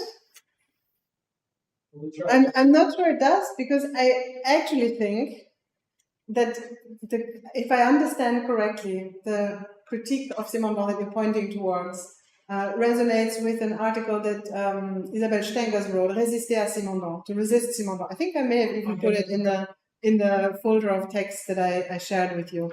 And I think it is one of the reasons why I have found it very difficult to think about noise on the basis of Simondon's work. But where my curiosity is slightly different, I actually think that this notion of metaphysical chaos, the liminal aspect of the concept of hexeity, is something so very close to the concept, to the problem that I have in mind when I think about noise, and related problems of disadaptation in Simondon and various other things, that wouldn't lead to this universal transductive cosmological harmony or something like that. This is a bit the risk, isn't it, with Simondon? But Simondon has the potential within notably the thing that disorients people. When you read him, there's like two currents. One is these ever greater heroic generalizations and encyclopedic harmonization of everything. But when you read Simondon, actually it's like reading him with two handbrakes on, because the details of the reality, the never-ending pulsations of differences of everything that he deals with slow you down so much that many people quite quickly give up reading Simondon. And I think in this two-way travel, he also has a host of concepts like more Shannonian sensitivity with information, and the concept of disadaptation and de-individuation and various other things that, I like. They're there. I think they're there like avenues to be further traveled, or something like this. Sorry, but abbiamo pochissimo tempo per fare il break, quindi if you want ask to Cecile during the break. Okay, maybe there was just one person who has been waiting a long time. Maybe we try small and then we talk more in the break. Yeah, just if you don't mind, I'd like to go on the record before and a little bit about. And I want to go back to the problem of indeterminacy in Simondon's theory of information. I have the text with you. Okay, so I think that relational ontology is enough. Relational ontology is enough because I think that the two relation is somehow neutral. It doesn't mean stop to, just have a relation is not enough to have a particular point of view. And because, for instance, that Konderak theories are defined. What theories? Konderak. Friedrich Konderak. These theories are profoundly different, but not in the same that I hope for. And the individual Konderak works with information. He observes the behavior, the success, the consent of other individuals, and keeps on individuating himself, getting richer. And Simondon's conception of information is really useful on this regard, all because of the asymmetry of the two, and the fact that there is an actual exchange of information between the two, while in there's a one-way. So I think that's what you feel again some for myself. So at the same time, the production of determinacy in Simondon's theory of information is somehow still problematic from my point of view. The problem of indeterminacy is problematic because, from what I know at least, indeterminacy is what now gives you to a new form of neoliberal environmental policy. And so my question is, how can I will also say that indeterminacy and not possibility to anticipate something is a part of state, also in an environmental situation.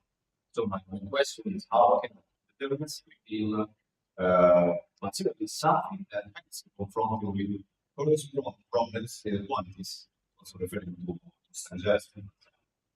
So my question is, how can we theorize and work with indeterminacy in a not neoliberal way? So, like, what has done for the past 20 years, trying to interpret, let's say. It's a really good question. Yeah, but it's a really good question. It's too many dimensions to answer quickly. So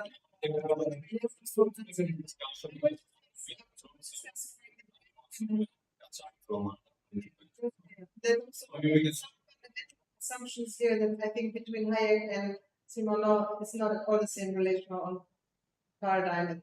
Let's discuss it again. Anyway.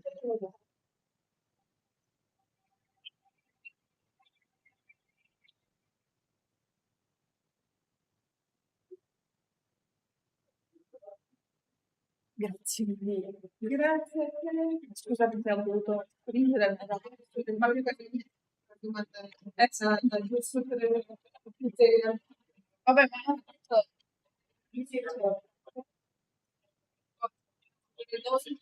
io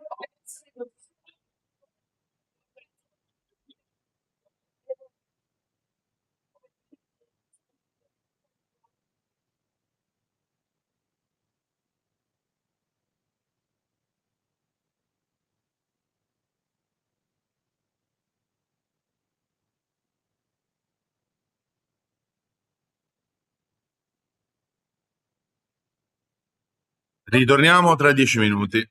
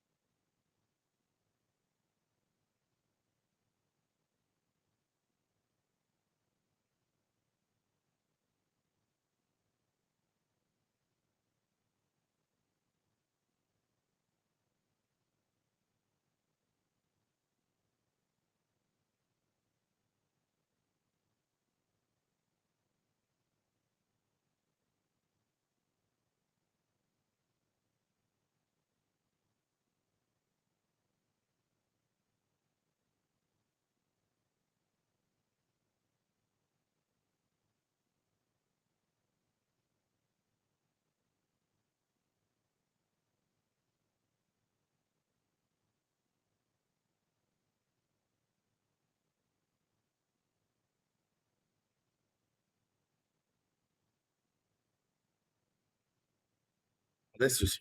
Okay, I- great. Perfect. Who's gonna entertain us about originary biotechnicity or reading life as biotechnology. So, thank you.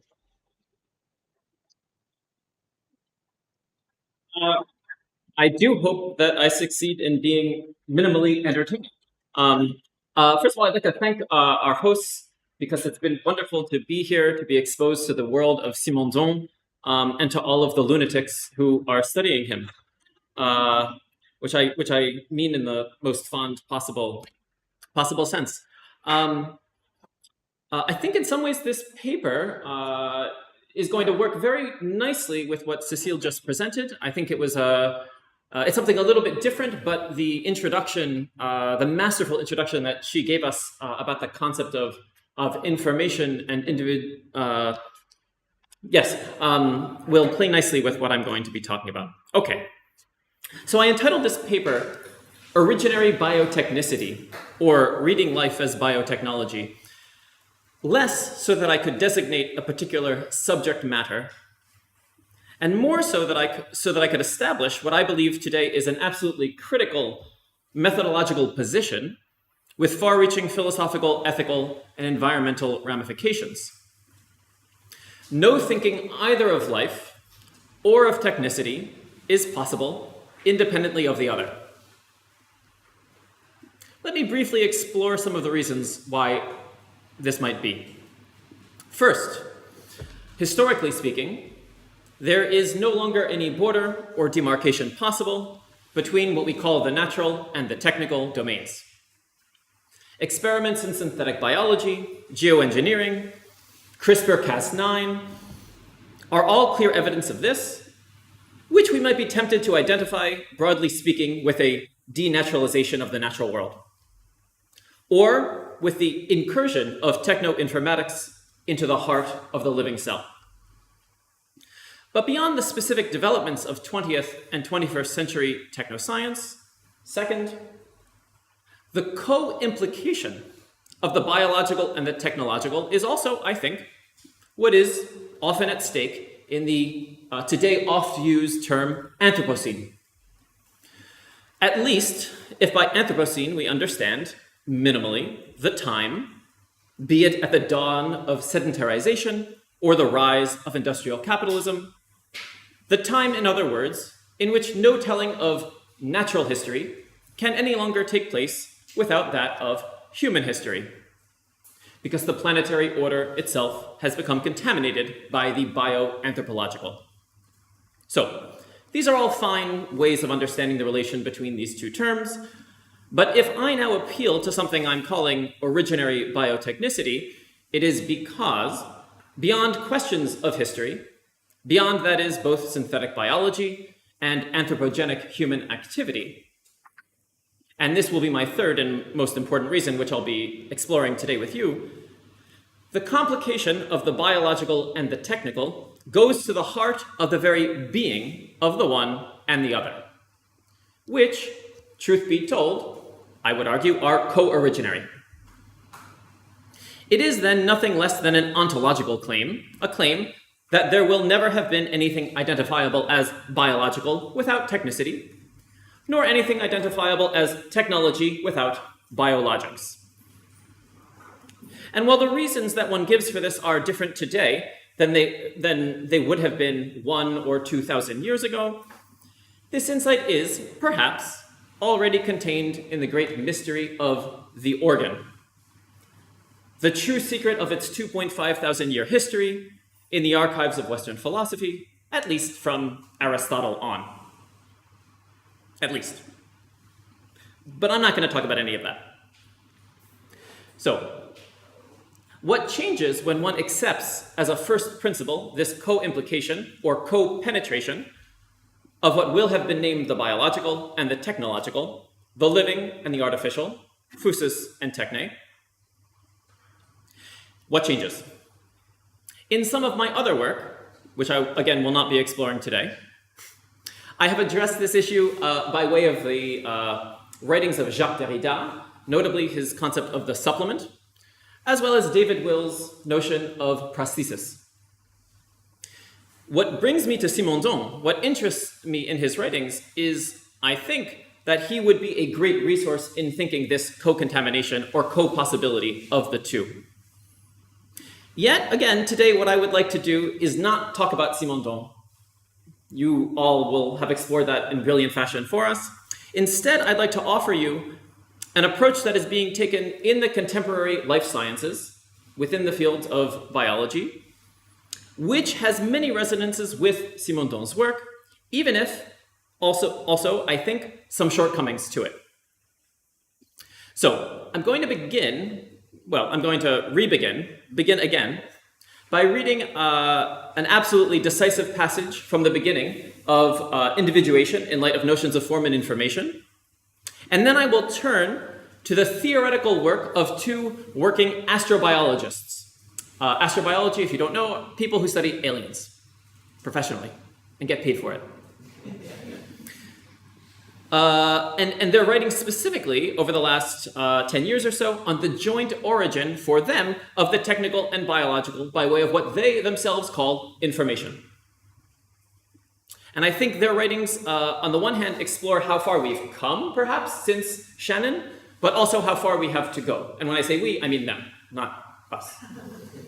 But we, qua working philosophers, working at the borders of all of these other disciplines. So, first, just because I know, it's way too small, it's way too long, but we'll read it. I'm going to read it to you. It's important. Again, from the Introduction to Individuation.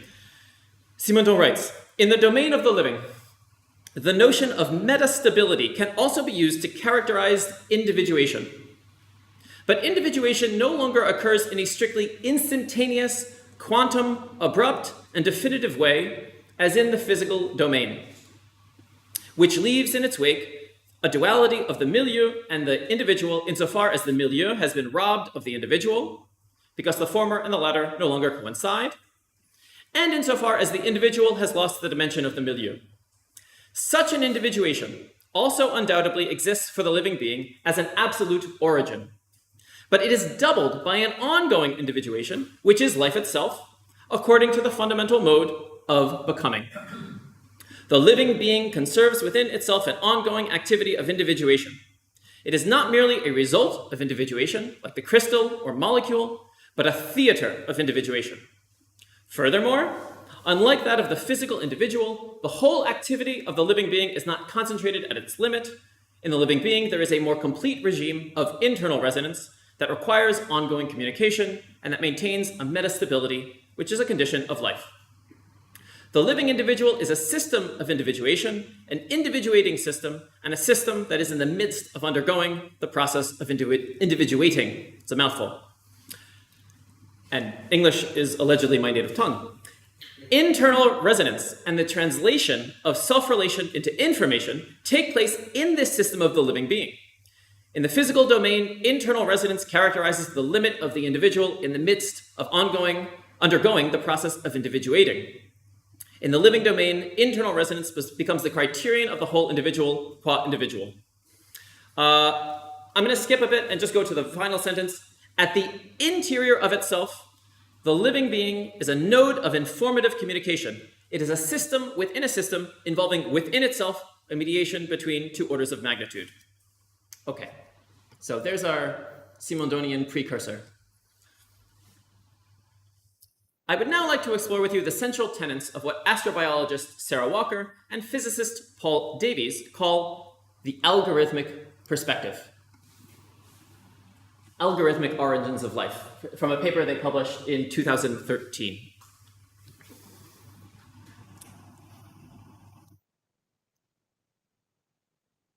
Here's a quote. We point out a curious philosophical implication of the algorithmic perspective. If the origin of life is identified with the transition from trivial to non-trivial information processing, that is, from something akin to a Turing machine capable of a single or limited set of computations, to a universal Turing machine capable of constructing any computable object within a universality class, then a precise point of transition from non-life to life may actually be undecidable in the logical sense. And I have to highlight that this is a physicist and an astrobiologist saying this.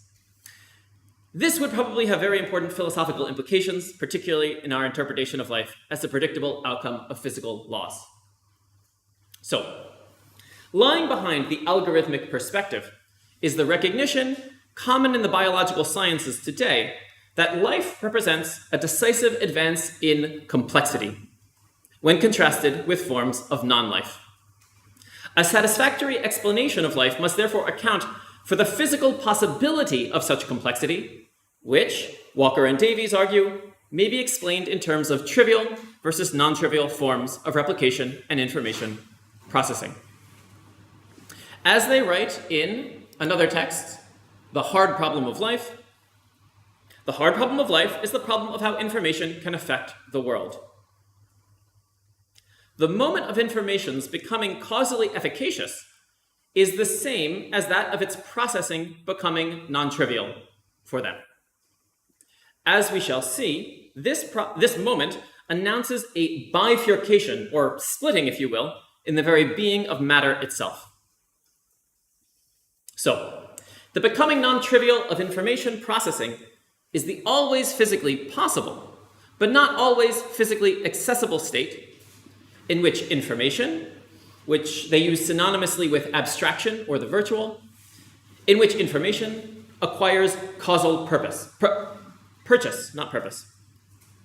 Once information acquires this power, it opens new realms of possibility and complexity, including previously unrealizable emergences, such as the domains of biology and technology. And this is explicit in their writings.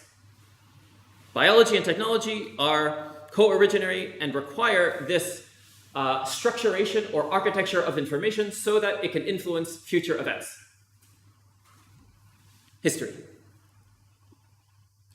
So it links the domains of biology and technology, and at the same time separates them, ontologically speaking, from the merely physico-chemical, the crystal, which we'll come back to, is that each draws upon informatic architectures while also possibilizing, making possible, further novel, unanticipatable architectures in turn.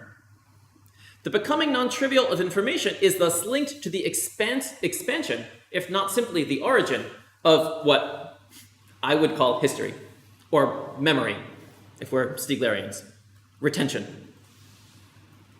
It announces the becoming truly historical of matter, now associated with the birth of what is called open-ended evolution. All of which is to say, it announces the point at which matter begins to matter for itself, to misquote and rephrase Bateson's dictum about information, a difference that makes a difference. So, at any rate, this is the conceit of their position, which I'm going to explore with you today. And I say in passing that what interests me in their work, and the reason why I am presenting it before you now, is that while I believe it represents a step forward for empirico-scientific work on the origin of life, on the other hand, I also believe that there remains much to be critiqued, and specifically critiqued from a Simondonian perspective.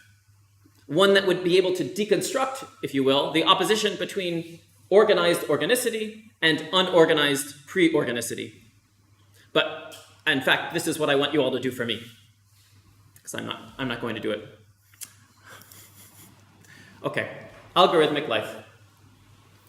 How is it that matter self-organizes into hierarchies that are capable of generating feedback loops that connect multiple levels of organization and are evolvable? And this is by a paper by a different set of physicists, Goldenfeld, who's a physicist, and Carl Woza, who is the person responsible for the 3 domains of life, the organization of the phylogenetic tree. So, serious people. You're not laughing. It's fine. Over the course of roughly 5 years, from 2012 to 2017, Walker and Davies published a series of articles advocating for various versions of what they're calling the algorithmic perspective. Though the examples they use and names they give to this view change over these years, the through line linking their work during this time is clear. They are concerned throughout with theorizing the passage from abiotic to biotic, or pre-life to life, in terms of a phase transition in the causal the causal purchase of information. Influenced by John von Neumann's work on universal constructors, and the distinction between Shannonian and semantic information, which I'll come back to, they come to think of life as the inaugural phenomenal emergence of top-down causation. Such an emergence, whereby macrostates can come to influence microstates, or states can influence laws, and not just laws states, as is commonly accepted in the physical realm, the realm of physics. For them, so such an emergence whereby macrostates can come to influence microstates both clarifies the specificity of the living and serves to explain its unique character of self-reflexivity. So in a 2012 single-authored paper, The Epigenome and Top-Down Causation, Davies poses the following problem. And if you don't know Paul Davies' work, he's a physicist. He's written, 20 books. He's very nice on entropy and all of those things. But here he writes in The Epigenome and Top-Down Causation, lying at the heart of vital eukaryotic processes are chromatin structure, organization, and dynamics. Epigenetics provides striking examples of how bottom-up genetic and top-down epigenetic causation intermingle. The fundamental question then arises of how causal efficacy should be attributed to biological information. So this is the earliest point at which we can trace this algorithmic perspective, and at this point it's a question for them, or for Davies. So how, Davies here asks, are we to understand the relationship between causal efficacy and biological information, given that there is an undeniable intermingling of levels from higher to lower, as well as from lower to higher in their causal hierarchy? In posing this problem, he sets the stage for the next 5 years of work, where the question quickly shifts from how biological information might acquire causal purchase to the identification of information-driven top-down causation with life's essential hallmark. This becomes, so in fact, and this is an aside, what we call life becomes understandable by them by virtue of this causal structure rather than from the empirical experience of life. So this becomes the very essence of life, if you will, for them, if you want to think in that fashion. And while the problem is here staged as one between the genetic and epigenetic, as examples of bottom-up and top-down causation respectively, the central difficulty can already in this essay be found within the genetic. A landmark event in the history of biology was the identification of the DNA molecule that embeds the heritable genetic database of all known forms of life. This discovery had great practical importance, but no less conceptual significance. The concept of inheritance is fundamentally about symbolically stored and transmitted information. Whereas a molecule is a physical object, in modern parlance, DNA is hardware, while the genetic data it contains are software. It's problematic, that's fine, you'll help me think through it. Thus, the genome, a subset of DNA, represents the intersection of the informational and the physical. Again, this is a physicist writing this. I don't know, I feel I need to repeat that. In order to understand the role of DNA within the organism, one must grasp it both as an informational and as a physical embodiment. This means coming to terms with how one and the same molecule can function as hardware through laws imposed by physics and chemistry, for example, in replication, like a crystal or an aperiodic crystal, to take Schrödinger's term, and as software through laws imposed by symbolically stored and transmitted information in, for example, the construction of proteins. Thus, already contained within the mystery that is DNA is the problem of how the virtual symbolic informatic can arise from the evidently asymbolic and informatic, and not only arise from, but also come to intermingle with this, its other. Before turning to the most important paper of theirs that I'll talk about, The Algorithmic Origins of Life, it is worth noting Davies' gloss of the algorithmic as an essential biological concept still in this essay. First, the genome is not some sort of blueprint for an organism, as is sometimes claimed. A blueprint has a one-to-one correspondence between the symbolic representation and the actual object. Rather, a genome is an algorithm for building an organism. And an algorithm differs fundamentally from a blueprint. The genetic algorithm does not operate as a closed system. Genetic information is augmented by environmental information. Genes may constrain the development of an organism, but they do not determine it. In a nutshell, genetics deals with what genomes are, and epigenetics with what they do. The genetic algorithm is, thus, a set of symbolic rules operating in an open system. As such, it allows for the emergence of vastly greater degrees of complexity than a mere blueprint would. This algorithm does not anticipate what comes, but imposes certain constraints that, paradoxically, lead to the development of increasingly unanticipatable outcomes, i.e. greater complexity. And if this is a thought that interests you, I recommend the work of Stuart Kauffman, a MacArthur Fellow winner who has written quite beautifully about the topic. As we shall see, the key feature of the genetic algorithm is its symbolic programmability, which sets it in stark contrast with the hardwired rules of its asymbolic physicochemical operations. We're coming to the crystal, I assure you. So it's asymbolic physicochemical operations qua mechanically replicating hardware molecule. Okay, now the good stuff. Of the many open questions surrounding how life emerges from non-life, perhaps the most challenging is the vast gulf between complex chemistry and the simplest biology. Even the smallest mycoplasma is immeasurably more complex than any chemical reaction network we might engineer in the laboratory with current technology. The heart of the issue is that we do not know whether the living state is just very complex chemistry, or whether there is something fundamentally distinct about living matter. In the algorithmic origins of life, Walker and Davies set out to explain the gap, evidently separating complex chemistry from living matter by recourse to information. More specifically, they seek to explain both this difference and the transition from the one to the other as a consequence of the way that information functions in the latter, but not in the former. The emergence of life, they write, may correspond to a physical transition associated with a shift in the causal structure, where information gains direct and context-dependent causal efficacy over the matter in which it is instantiated. In other words, while in mere complex chemistry, there certainly is information, in the Shannon sense, anyway, what separates the purely chemical from the living chemical is the context-dependent causal efficacy which information wields, evidently, only in the latter. We therefore identify, they continue, the transition from non-life to life with a fundamental shift in the causal structure of the system, specifically a transition to a state in which algorithmic information gains direct context-dependent causal efficacy over matter. So, what does it mean for information either to have or not to have such efficacy? What justifies this distinction, and how is it materialized? Which is also to say, how is it realized in a physical space?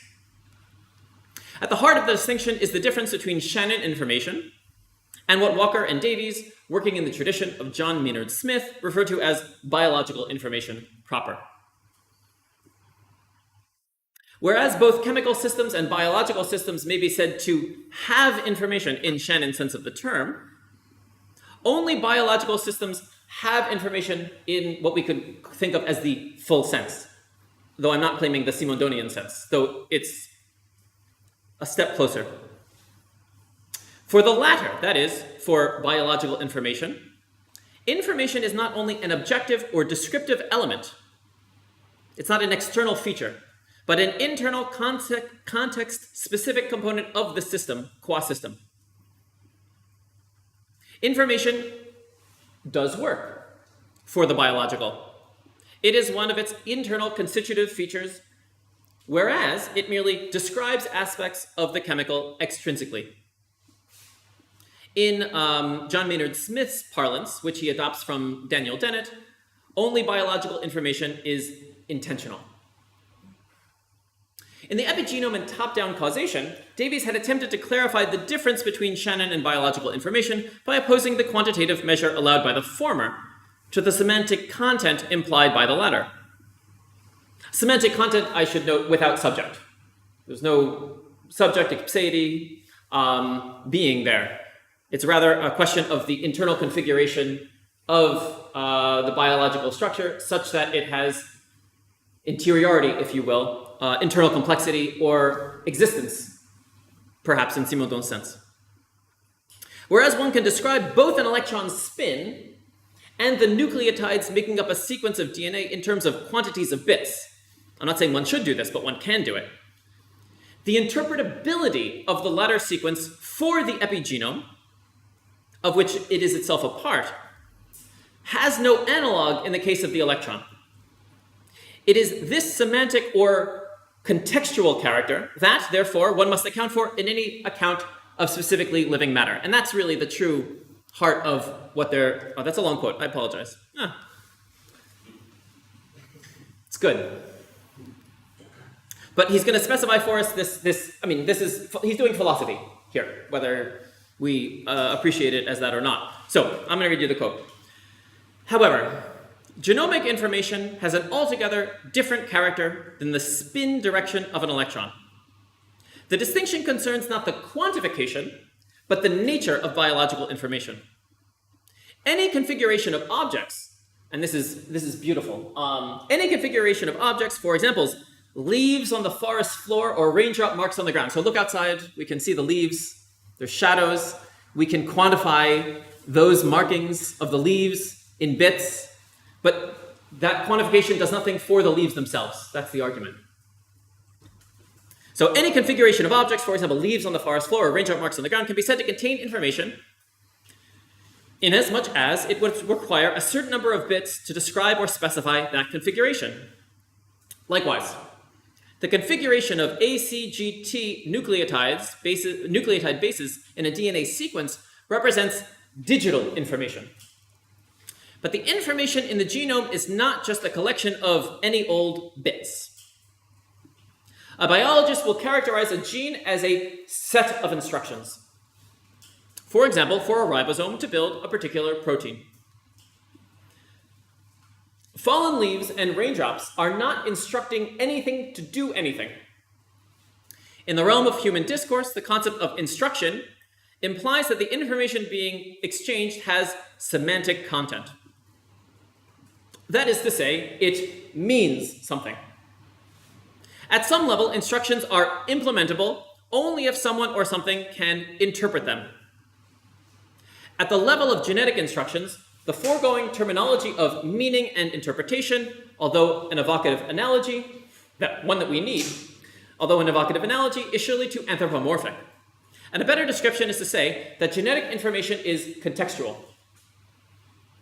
A gene is no more than a random sequence of base pairs. When DNA is taken in isolation, it becomes instructional only in the context of a molecular milieu that can interpret the sequence and act upon it. Crucially, biological information is both digital and encoded. It has to be decoded and translated before it is implemented. The existence of a coded digital semantic, or if preferred, contextual, information channel is a fundamental defining characteristic that separates living from non-living systems.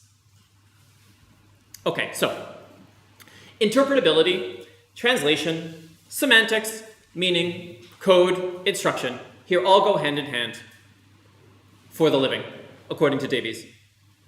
What marks biological information, therefore, is the extent to which it is not merely an external quantitative measure, but an efficacious, if you will, systemic feature. And not simply an efficacious, but a contextually efficacious feature.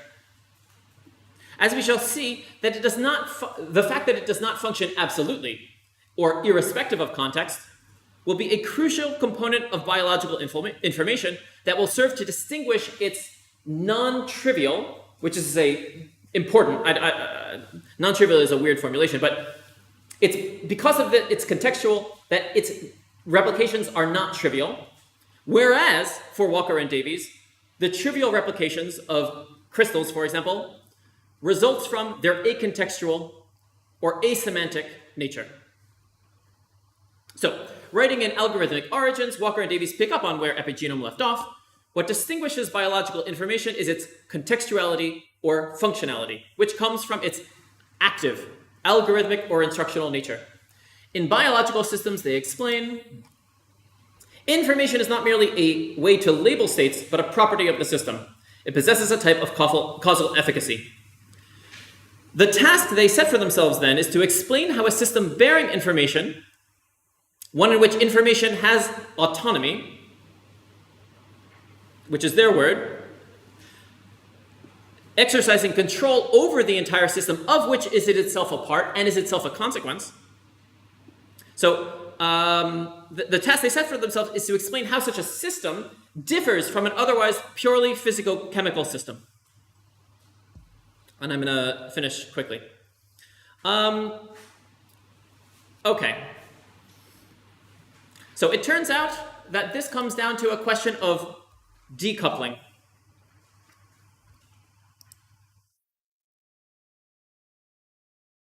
In order to okay, I'm gonna skip.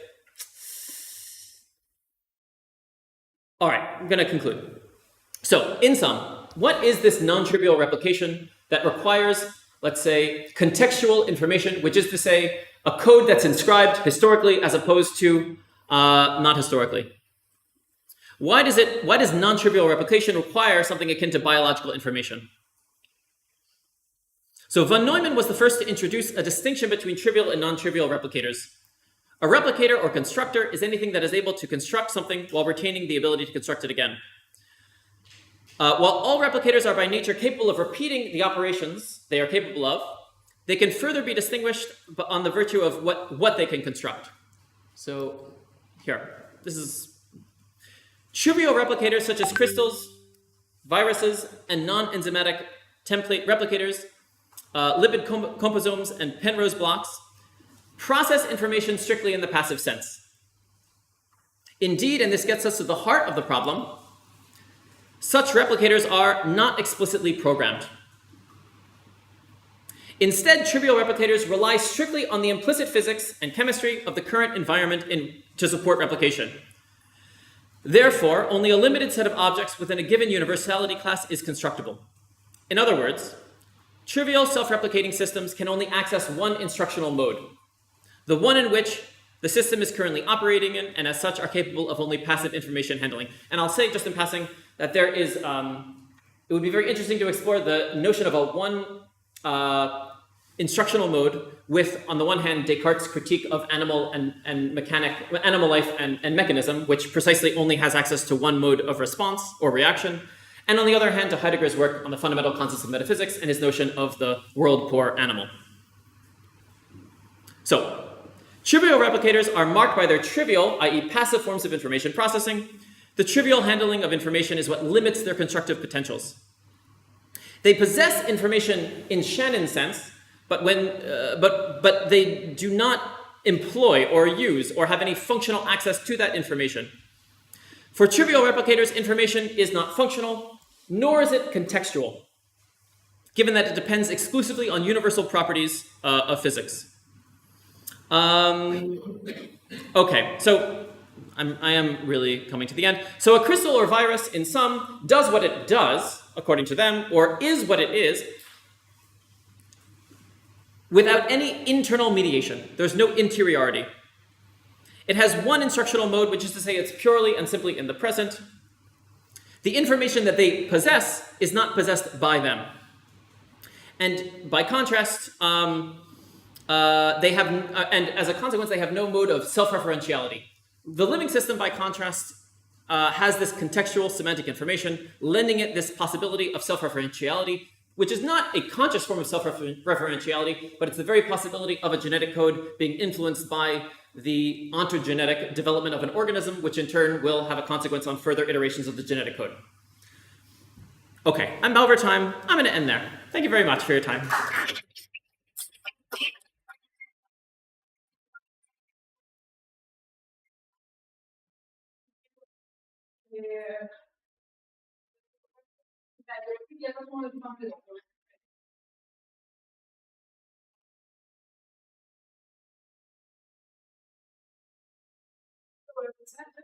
Sì, diapositive là.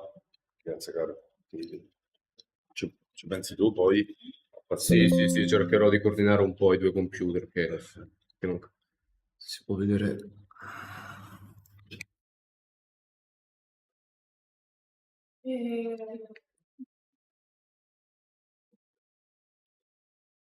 Fai lo stesso.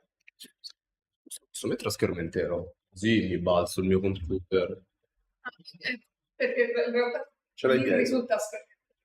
Ce l'hai dietro. Ah, vabbè, allora mi abbasso io e mi metto qua. Ok, basta cliccare sulla slide per andare avanti.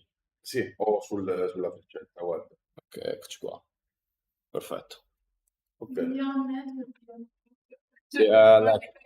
Yeah, I'm trying to concentrate more on the second part of the title. The first is, I think, really tricky and difficult. Okay, so thank you everyone for your presentation, and to Andrea and Francesca for organizing this summer school. It's a real occasion for me to, to meet different figures, important figures in Simondonian debates and studies. What I'll try to do in the next 20-30 minutes is trying to expose some of my research lines and doubts. And I'd like to start by reporting a few lines from the European Act on AI that is just made this year at the end of April. As we can see in this act, we see that European Union wants to promote the uptake of human-centric and trustworthy artificial intelligence while ensuring a high level of protection of health, safety, fundamental rights. There is the text. I'm gonna leave it there for a bit, and I will go over the fact that I think, in my perspective, all the discussion about AI is linked to the problem of market and circulation of goods.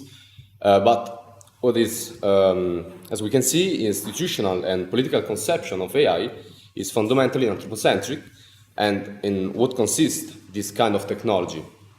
As we can read in this AI Act, an anthropocentric AI is intended as a tool that should grant human community with support, protection, and security. And so we can say that it's basically reduced to a passive tool that can be used by human for human goals. Now, I find myself in disagreement with this kind of conception for two main reasons, a political one and a philosophical one. First, I do not believe that nowadays technology like AI can be seen as something that is inherently passive, and this way of conceiving it hides the fact that these kind of technologies actually are active on human communities. They produce effects. And the second problem is that to see technology as a mere and passive tool for human action means something like to naturalize it in like similar way that Descartes naturalized natural beings. So something still mechanical, passive, and without any shadows of agency. Now, I do not want to suggest that AI is something like an octopus, for going to Simondonian themes, or even a human. Nonetheless, what I want to underline is that institutional behavior towards technology is really similar to how political and economical power have behaved towards animals and environment for a very long time, and I would say still nowadays. So what I'd like to suggest is that approaching technology as something that is active and has several effects on the human and non-human community allows us to overcome several problems. First, to reduce technology as a simple tool, as a neutral tool, pose a just ethical question of how we use it, which is a fundamental question. But at the same time, it hides the fact that the problem is not only in its use, but concerns the very production of these technologies. The second problem is that political and ontological priority of the human in the global context that I think we can link to Cartesian philosophy gave theoretical and moral justification for the exploitation of nature. And I think that considering technique as someone and not something could put this priority in trouble. And third problem, I think, is to conceive technology as something active allows us to see, as Stigler pointed out, how algorithm technology has profoundly affected humanity. Now, I think that Simondon gave us several theoretical and political hints to overcome this problem, and to consider technology in its wide complexity as something that emerges as profoundly relational. So, text number 1. This is an assemblage of passages from the Mode of Existence. And the first part I underline, technical essence can be recognized by the fact that it remains stable across the evolving lineage, and not only stable, but also productive of structures and functions through internal development and progressive saturation. I think that we can see, we all see here the concept of metastable balance in regard to the technical object. And at the end, techniques must be presented and experienced as a cluster of plurality. So to approach technology as something that is way complex, more complex than a simple tool. And Simondon showed us the urgency of understanding technology in its relational dimension, and not to isolate it, but to approach it with a wide perspective. And text number 3, this is what I mean by an ecological study of technology. That the existence of technical object and condition of their genesis was a question for philosophical thought, which it cannot resolve through the simple consideration of technical objects themselves. What is the sense of the genesis of technical objects with respect to the whole of thought, of man's existence, and of his manner of being the world? So I do not think that ecology should be reduced to to confront with problems regarding the environment, but it should question all the different kind of relation that innervates human community in regards to technology. And for me, this is a question of method, because I think it means to study all the different kind of relations that are involved in a single technical object. And so it opens up a field for an ecological study of technique, which is, I think, the study of the ontogenesis of a technical object. And to understand the object in only in its current state as a finished individual freezes our analysis on the surface. And I think that we rather need to study the technical object in its evolution, both considering its ideal function, its pure technical scheme, and its historical reality. So, if we approach AI through this lens, could mean, for example, to ask ourselves what different actors participate in the production and use of an AI.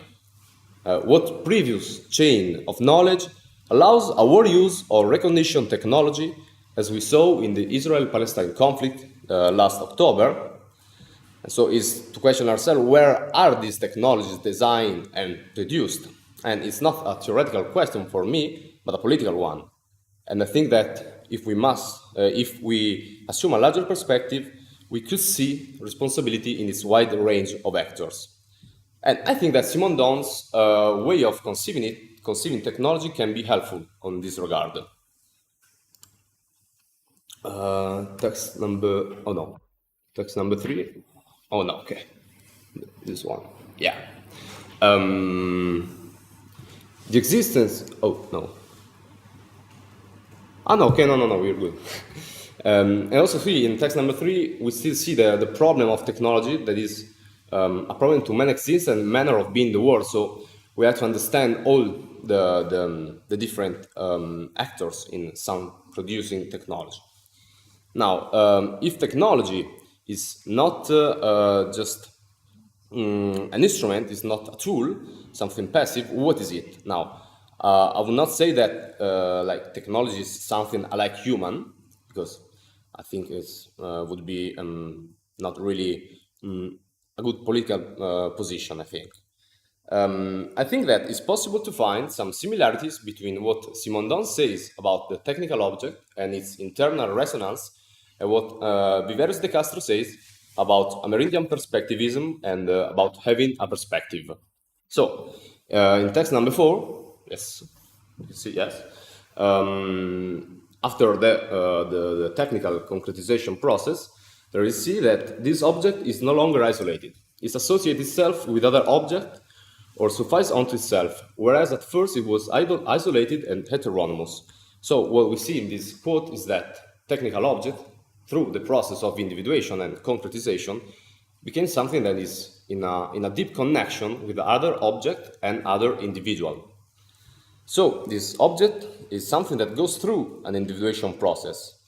And this means a processual confrontation with its milieu. The technical object, I think that follows the same process of individuation as physical and living beings, for how Simondon describes in the individuation. And what I want to underline on this aspect is that participating in the process of individuation means, for the technical object, its own internal resonance and informed change with its associated milieu. Now, I have here a quote that is from the individuation, text number 5. Yeah, but I think I go over because yesterday the lectures by Professor Carrozzini was clear enough about the problem of the milieu. And so the milieu is what keeps this process active in a metastable state. So if we confront with technology, what is its associated milieu? Simondon claims that the technical object finds itself at the crossroads of two different environments. That's number 6. Okay, so one could say that a concretized invention realizes a technogeographic milieu, which in turn is a condition of possibility of the technical object functioning. The technical object is thus its own condition as a condition of existence of this mixed milieu, which is simultaneously both technical and geographical. So in this passage, I think that we can see what Carrozzini told us yesterday. So the simultaneously of an individual and its milieu.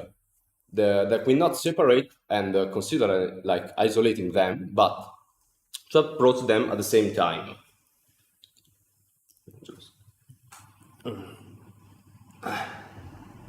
So we're at text number 6. And so this object, I think, this technical object is not something passive, but has a profound internal and external agency. A technical object is indeed modified by its surround, and this is what I was saying before, talking about material relations that innervate this object. Now, in my research, not this research, what I'm going to do in the next years, is understand if Simondonian conception of essence, we could say, of human essence and technique essence, can be useful to rethink our relationship with technology in an environment by placing under critical lens the need of an anthropocentric technology, as we saw in the European Act. Now, going back to De Castro, the similarities are found between the two concern the problem of affects. Viveiros De Castro exposes a philosophical attitude he found, among other anthropologists, of course, in Amerindian people, in particular in Brazil and South America, a philosophical attitude that he calls cosmological perspectivism. So, text number 7. Amerindian perspectival ontology proceeds along the lines that the point of view creates the subject. Whatever is activated or agent by the point of view will be a subject. So, I don't know what to simply overlap a peculiar and situated thought like an indigenous person from South America could have with another situated philosopher, such as Simondon, but my aim is to explore these similarities in order to enrich a thinker, as Simondon, and radicalize the peculiar rejection of human ontological priority I found in Simondon. This rejection of metaphysical and abstract conception of human essence can be found in several places of the individuation, but I reported text number 8, a peculiar passage where we see that Simondon posed the problem of the subject on the vital level, on the vital individuation. In a being that, in order to resolve its own problematics, it is itself forced to intervene as an element of the problem through its action as subject. So I think that in Simondon, as in De Castro, we can find the condition of subject on a more biological level and not only on the humans community, we could say. And what I found really interesting and approachable between the two is the importance of the body, because there cannot be an individuation without a body, a concrete assemblage of matter. From the crystal to the psychic collected individual, the body plays a crucial role in the process of individuation. And the body in Viveiros De Castro is something really similar in my perspective. So it's text number 9. Thus, what I call body is not a synonym for distinctive substance of fixed shape, and I think Simondon could agree with this statement. The body, it is an assemblage of effects or ways of being that constitutes an habitus. And the body is this intermediate plane which is occupied by the body as a bundle of effects and capacity, and which is the origin of perspective. So I think that there are really strong similarities here, but maybe we can talk later. So, to summarize, in Amerindian perspectivism, and in Viveros de Castro analysis, of course, this perspectivism says that to have a perspective, meaning to be a person and therefore to signify the surrounding milieu, so what gives later on the production of transindividuation, is something that can be found in every different body. And there is no human exceptionalism, no ontological priority of the human. Now, we see, like, still in quote number 9, we see the common transspecific spirit and the species-specific bodies. So, from one potential and common perspective to profoundly different bodies and profoundly different way of interacting with the world. And I do think that this resonates a lot with some Simondonian themes. And while what I thought reading Viveros de Castro is that this common ground could be linked to the concept of the pre-individual. The substance of being is what keeps the individual in a constant state of metastable balance. And text number 10 is another part linked to transindividuation. For if all existence are not necessarily de facto person, there is de jure nothing to prevent any species or mode of being from having that status. All animals and cosmic constituents are intensively and virtually person. This is not a simple logical possibility, but an ontological potentiality. And so in Amerindian perspectivism, the condition of subject is not something necessary. It's a possibility, not a fate. And this possibility of becoming a person lies on the mode that the body assumes in its environment, and how this body confronts with other person, human or non-human animals. And the same way that it's not a necessity for beings to assume a perspective, meaning to actualize the potential represented by perspective, the transindividual is not something necessary or teleological in Simondon's philosophy. Individuation process is a transductive process. And this means there is no predetermined progress that can be, but there can be gap in this process, discontinuities and backwards movement. And more important is that transindividual is not a human's privilege.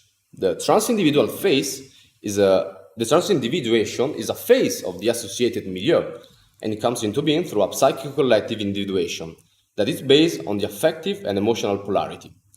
So, moving forward to text number 11, we see how Simondon rejects this opposition between human and animal, a difference that is so more of level than nature.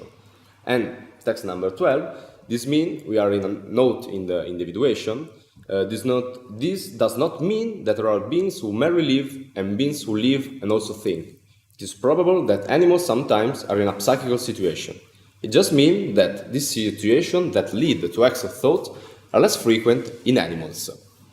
And I try to bring Simondon and Viveros de Castro close, radicalizing Simondon's rejection of humanism, of metaphysical humanism, we could say. And I try to underline how also for both of them is a problem of intensity and potentiality or virtualities. Now I need to go back to the technical object. Now,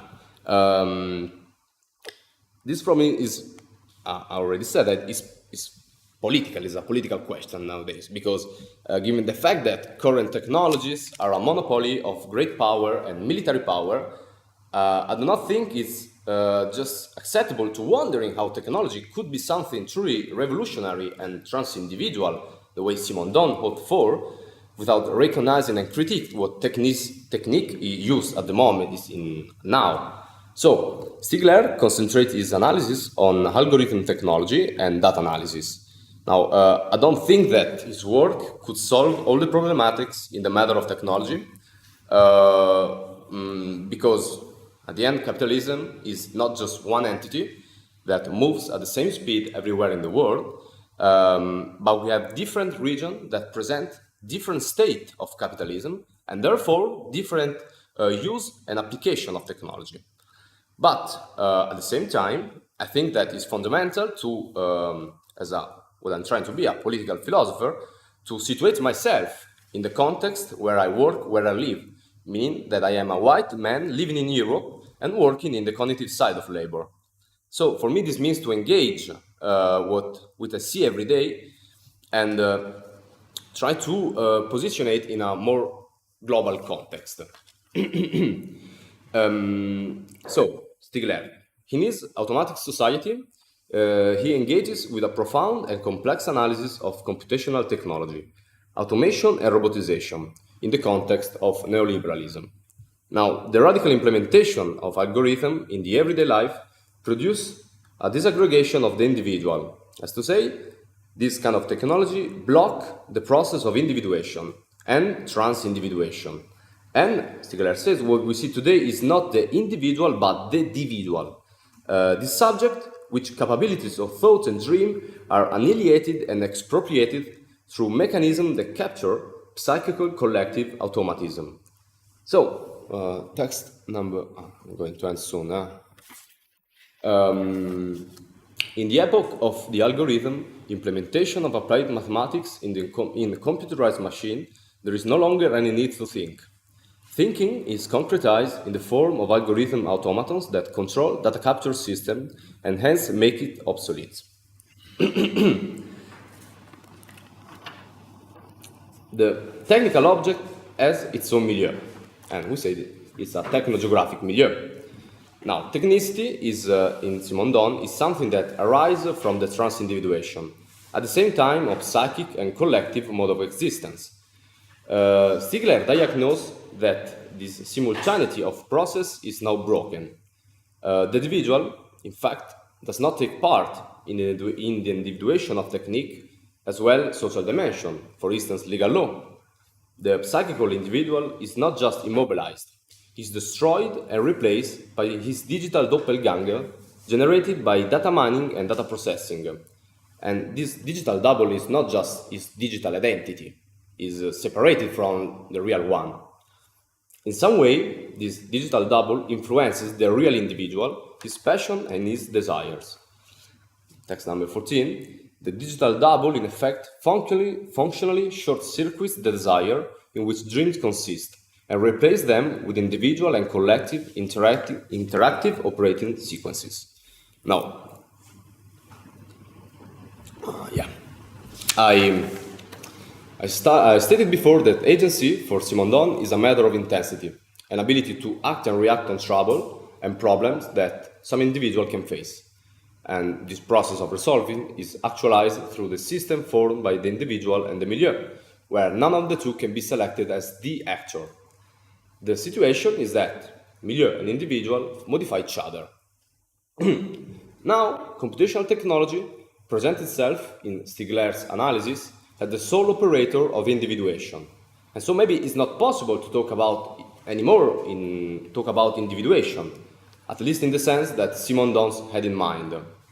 Because if all the actors, psychic movement and social transformation, are no longer part of individuation, but only technology proceed to go forward in this concretization process, how should we call this process? Stigler calls it the trans-individuation. And moving forward to the end, here we see our interpretation of Simondon's thought with respect to contemporary reality is essential. And it's all the more essential given that what gives rise to technogeographic milieu in which psychic individuals become, through functional integration, functions of the apparatus of production and consumption, is a process of the concretization of the technical system that the 24/7 infrastructure itself forms qua functional integration of biological, psychic, and sociological and technological automatism. So, as Stigler states, humans and non-humans are now part of the technical milieu. Also for Simondon, it was like this. But now, Stigler says, the situation is different because there is not a participation in an active mode, but they participate as something completely passive and forsake. And I started underlying how an artifactual conception of technology is not sufficient to address the current problems, and I ended up stating that through Stigler that not the machine and not the algorithm, not the technology is passive, but the very human is now, at least in some context, in a situation of completely liability. And I think Simondon was never interested in establishing what a subject is or what is not. And for him, it was always a matter of understanding process, of understanding what kind of relations are in work in a situated and precise context. And moving forward to the conclusion of my speech, I'm going to cite one last time, Stigler and text number 16.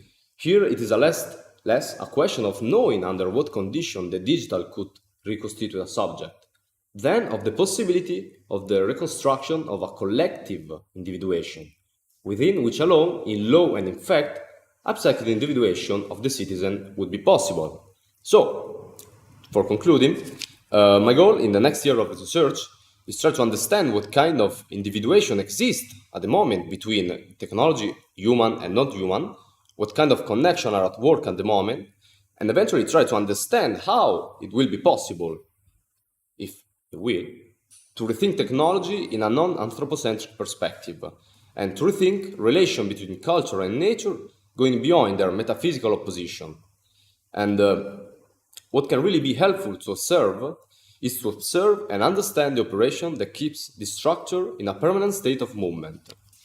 And I think that what is at stake here is a mode of existence that is already at work, and that sooner or later we do find without the human animal. And I think that finally what is at stake is to end a mode of production that has produced new inequalities as injustice, and that has renovated old oppression, and that will keep on doing so. I'm finished. Thank you for your attention.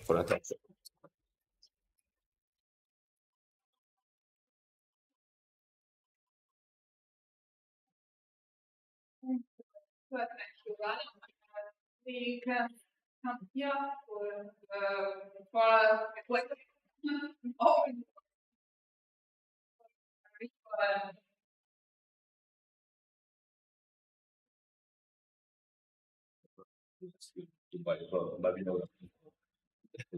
For me, thank you.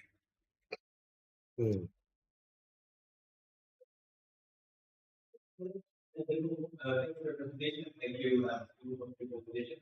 I thought this idea of a perspective that creates a conflict subject is super interesting. And we didn't think of this new field.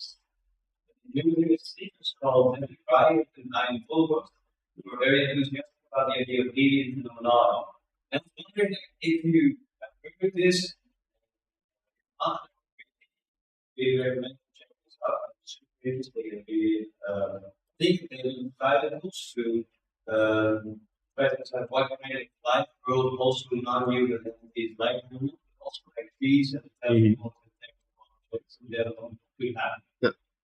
Thank you very much. I didn't know the author you mentioned. I'm just now started to confront with new materialism. So for me, it's really helpful to have like new matter to the discourse. Like for me, the question of perspectivism is a key that I will try to use in considering the problem of pre-individual in Simondon's, because I think that it could be useful to approach the pre-individual in a perspectival position, you know, so we can see like different how can you say materialization of the pre-individual. Like yesterday we were talking about Virnow's conception of pre-individual. It's all linguistic. It's all about the language, and I do not think that.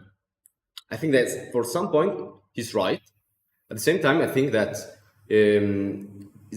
we cannot just say that pre-individual is that, and so we can contextualize the pre-individual. I think if it's more than unity, it's more than one. I think that approaching through a perspectival lens could switch, you know, different kind of pre-individual, meaning not different, but you know what I mean? Okay.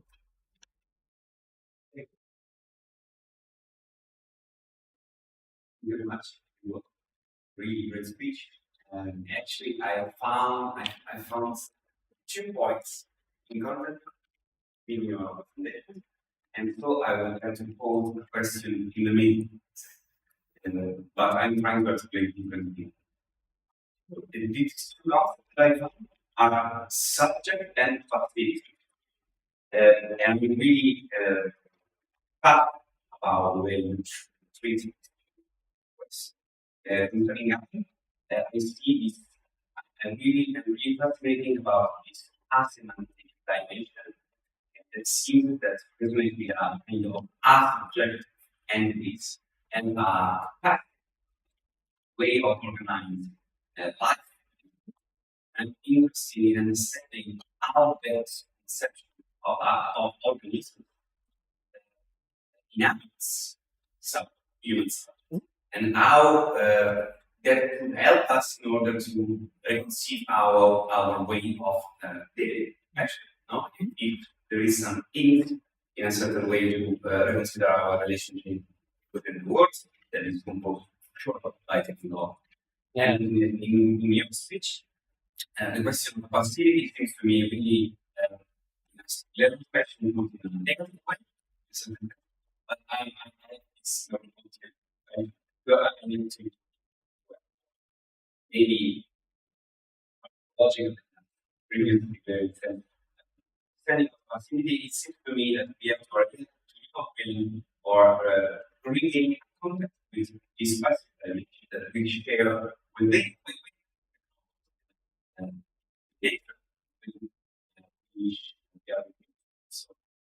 which reveals and so I'd like to understand from your perspective how passivity help to conflict subjects, so you think more or less better. But you told also from the perspective of that everything is first. So I would like to understand within this perspective how you conceive everything is first, how you can conceive the human subject and how is changing, how he changed from this perspective. Yeah, so you that's a good question. Sure. You're so nice. Passivity is something that is Beres de Castro is really important, and the problem of being affected by something, I think in his analysis is linked to the Deleuzian work, but I'm not a Deleuzian expert, so I won't go into that. And is fundamentally something positive, because when you're passive and you're affected by something, you became its subject. And so I think there is this tension between maybe what Stigler says about being passive in front of technology and what Beres de Castro says. At the same time, I think that in Stigler's analysis, but I'm starting to understand him, is more of how can we say descriptivo, a descriptive work to see just how the situation it is at the moment. I wouldn't push myself to say that passivity is something totally passive for him, totally negative for him, sorry. So let's wait this. And about human nature, right? How can passivity can be, it's a really, how do you say, a fragile discourse thing. Maybe in a lot of the feminist reflection, the concept of passivity and vulnerability is really important. I have several friends that works on the themes, and the problem of being vulnerable is not just something like in the sense of prey-predator kind of thing, but it's more about showing us like to the other, and from the vulnerability that affects everyone, start to create new relation of care and new relation of self-help, we could say mutualism. Now, at the same time, it's really problematic because the point of being vulnerable and so passive could be translated into some self-care politics, like individual politics, which is fundamentally wrong for me. For in regard to human nature, I wouldn't know because it's something that I'm still working now. I think in Simondon, we can try to link different ensemble of relations, like moving back to Marx's 6 thesis on Feuerbach, the ensemble of all the different relations, and which means also to be passive. And I think it is something that, in some way, I do not think if we can deny that but the we is a big problem because there is no we, there's several we's, I think. But a lot of we are really affected and passive to some condition of existence and production. I do not think that is undeniable. But yeah, I think that regard to human nature is we should always contextualize it and not like just say that it's just passive or just active. Well, I try to point these three. The author in connection was trying to say that we are both passive and active, and I hope that I'm a bit more clear. I can respond or.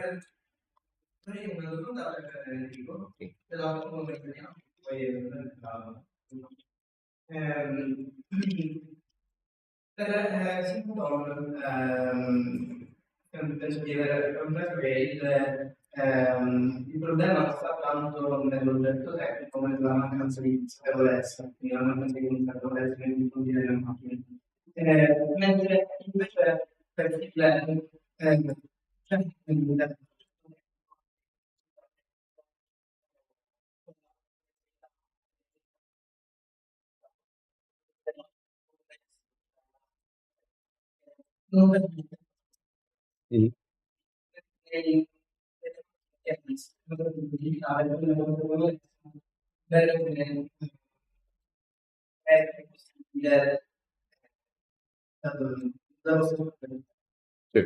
allo stesso tempo però diciamo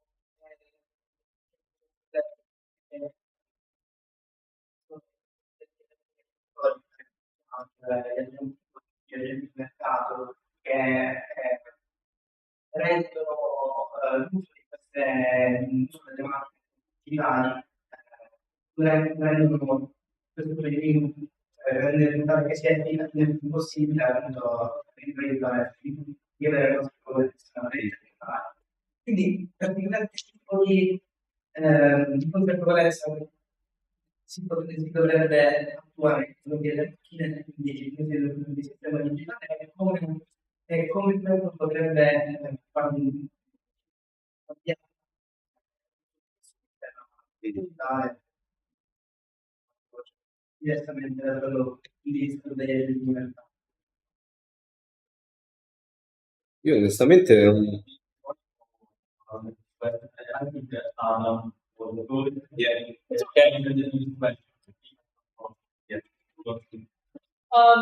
Sure.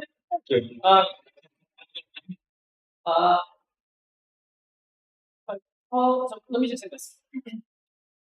I presented this not because I endorse what Walker and Davies are doing. It's not that I think that their metaphysics, and they have metaphysics, it's not that I think that they have surpassed other problems that are endemic, for example, to the history of philosophy. And in a longer version of this paper, I explore some of those relations specifically at Heidegger, because they basically repeat his 3 categories of world building, world poor, worldless, but bringing it down a little, which is interesting, actually. Like, it's worth reading precisely because what happens is that the minimal unit of life, if you will, becomes the animal, and then the crystal becomes the crystal remains, the electron becomes world poor, and the crystal, anyway. They repeat the ontology on different terms without knowing what they're doing.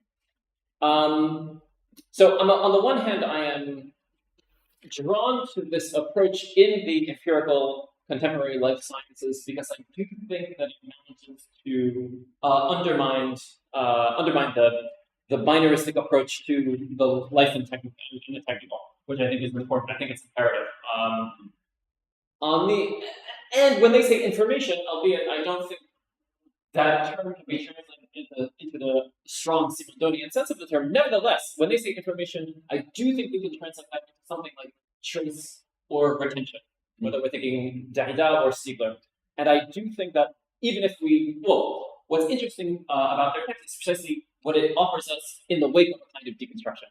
That they're thinking something along the lines of the minimal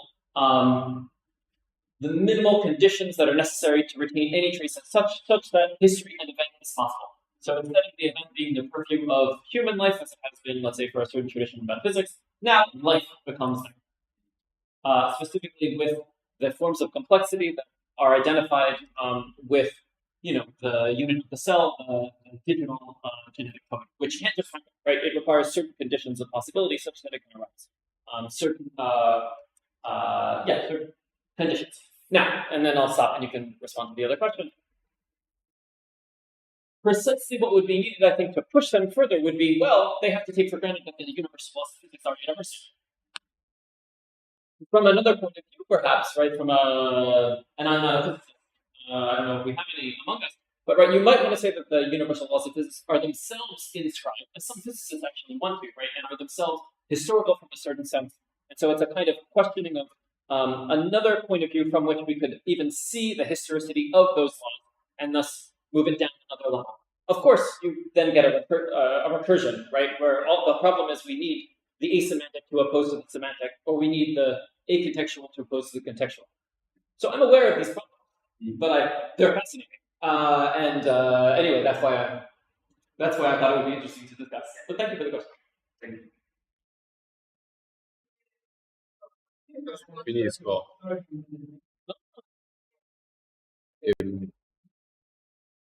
Do I go in English? Okay. So now I just want to say I'm just starting now to study Sicily, and I think that maybe some other participant can give a more exhaustive answer. So what I will say to you maybe is that I would go back to Simondon, and a cultural a culture of technology also now could be something useful to overcome this integrated production of vineyard acid machine. Okay, because when we use it is something, but if we study and we know what happens during the use of this and during the production of this machine, of this technology, maybe it could be some starting point. But again, just a Simondonian answer, not a Stiglerian one. So maybe if there's someone who can answer, maybe create also a debate in summer school. Sorry to not be exhaustive.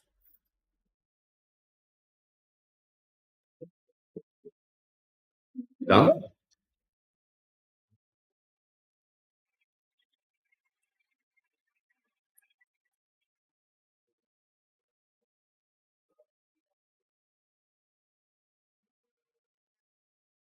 O mi sbaglio?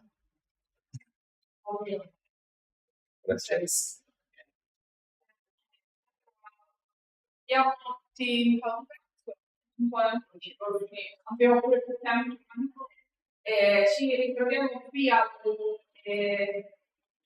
15 e Cecile, se vuoi abbiamo comunque una lezione vicino quanto possibile così hanno un modo di farsi domande di se stesso le fanno mentre non mi lasciavano un minuto libero. No. Riccardo, vabbè, memorizzare. Tracci? Sì. Qua non ti mettere più quando devi fare non c'è la videocamera, ti inquadra il punto preciso di No. È per te più che altro. Sì. Chiudiamo per il momento la riunione, ritorniamo alle 15:30. We're gonna start again on 3:30 p.m. Have a good lunch.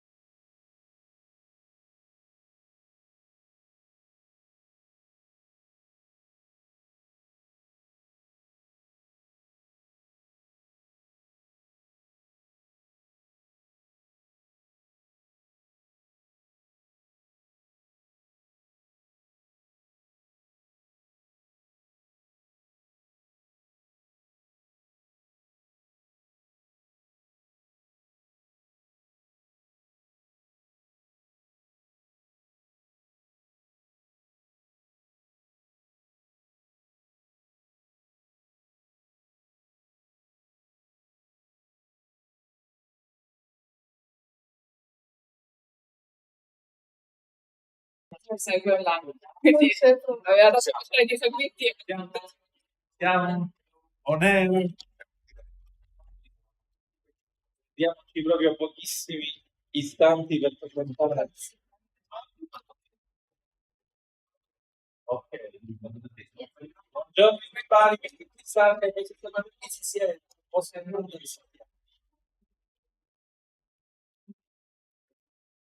Siamo veramente felicissimi di avere oggi, buongiorno di nuovo ai sopravvissuti, ai survivors of yesterday evening soprattutto.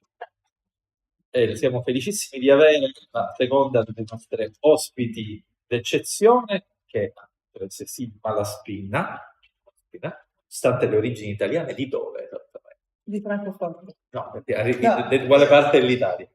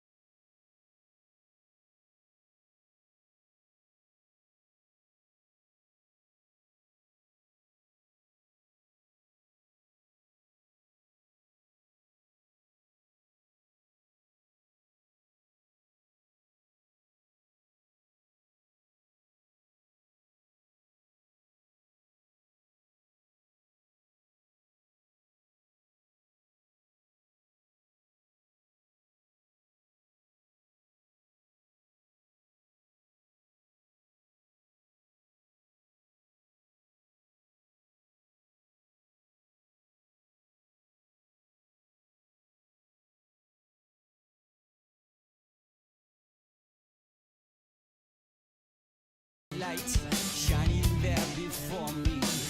Walking to it, I waited for the end. A final vision, promising salvation. A resurrection for a fallen man. Do you still wait for your God? And the symbol of your faith. I can free you from this hell and misery. You should never be ashamed, my son. I can give you power beyond anything. Trust me, you will be the chosen one.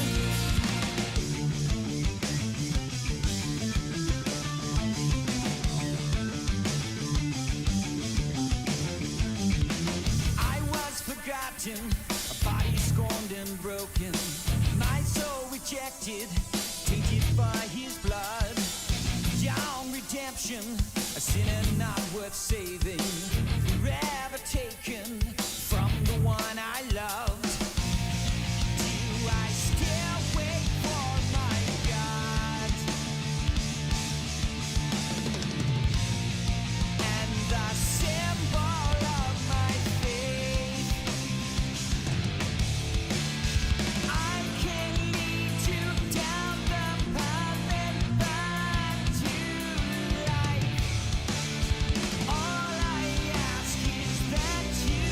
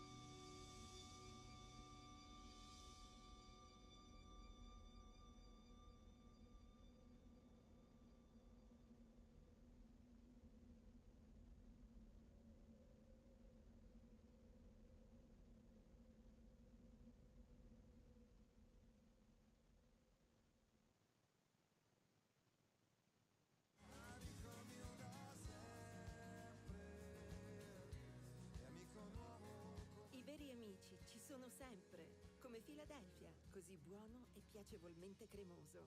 Con Philly hai trovato un amico. Vuoi uno spazio verde tutto tuo? Immobiliare, Watson.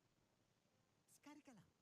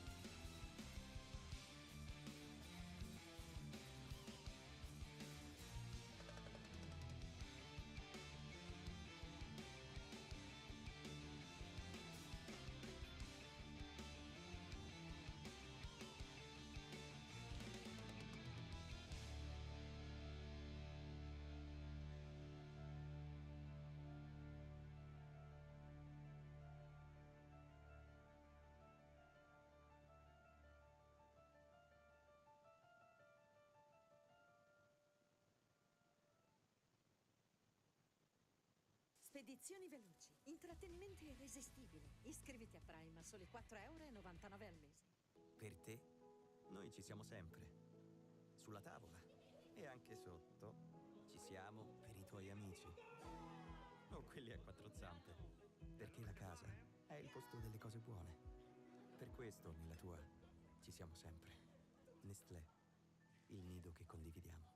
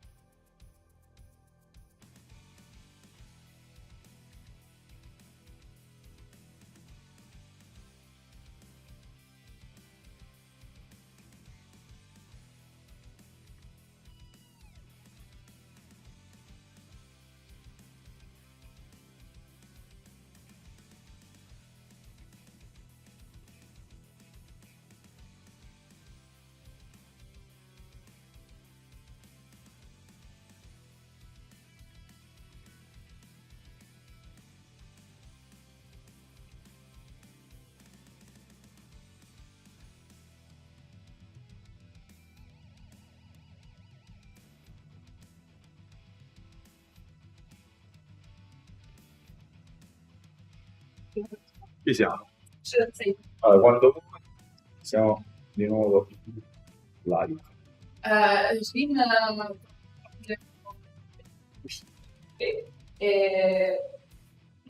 c'è Sì, io osservo con la ok. Il y a toutes les choses, c'est les conséquences de la critique de l'hydromorphisme pour la version technique-environnement. Merci. Thank you very much, Francesca. Thank you, everyone, for being here and for inviting me. And thank you, Ricardo, for all of this. I will talk in French, but I want to apologize for my absence of skills in Italian. But we can exchange in English afterwards. You don't have to ask your questions in French. Ok. Alors, nous qui nous intéressons à Simondon aujourd'hui, nous le reconnaissons surtout pour sa critique de l'idémorphisme, en particulier pour son versant social. Et j'aimerais aujourd'hui proposer un pas de côté, en fait. Vous le proposez, en tout cas. Les deux autres aspects, celui de la conception du devenir et celui de la définition du prix individuel, comme ce à quoi le tiers exclu ne s'applique pas, méritent, je crois, également notre attention.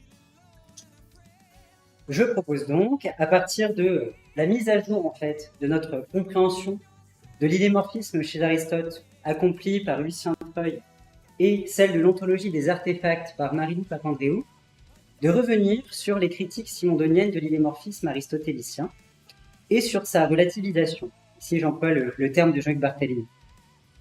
À partir de là, je vous proposerai l'idée selon laquelle l'idéal biomimétique de la relation technique-environnement, ainsi que le concept de planétarité, repose sur la notion simondonienne de situation idémorphique ou sur le schème de l'idémorphisme. Et j'aimerais m'interroger en fait avec vous sur l'actualité et la pertinence de cette notion, notamment donc dans les domaines liés à la philosophie environnementale. C'est vraiment ouvert, c'est quelque chose que je vous propose, donc c'est pas un diagnostic ou une critique fermée et établie dogmatiquement. Je vais commencer par donc, la réception d'Aristote en 1950. Ce sont des éléments de contexte. L'étude sur l'histoire de la notion d'individu, préparatoire à la thèse principale, est une étude que Simondon conduit avant les publications qui structurent aujourd'hui, en France en tout cas, notre compréhension contemporaine d'Aristote. C'est-à-dire que ça a lieu avant les travaux d'Aubanque, qui est écrit dans les années 60, de Pierre Pellegrin à partir des années 80 et de Pierre-Marie Morel à partir des années 90 jusqu'à aujourd'hui. Or, dans cette littérature-là, et jusqu'alors, au moment où Simondon, lui, écrit sa thèse, ce qu'on appelle l'enquête sociologique des livres Z et H de la métaphysique d'Aristote, était interprété comme se jouant essentiellement dans le livre Z, au détriment du livre H. C'est un état du commentaire qui est donc valable dans les années 50, comme en atteste par exemple l'ouvrage Lettres, substance, essence, tiré d'un cours de Ricoeur qui porte sur l'enquête idémorphique, et qui ne traite que du livre Z lorsqu'il aborde la métaphysique aristotélicienne.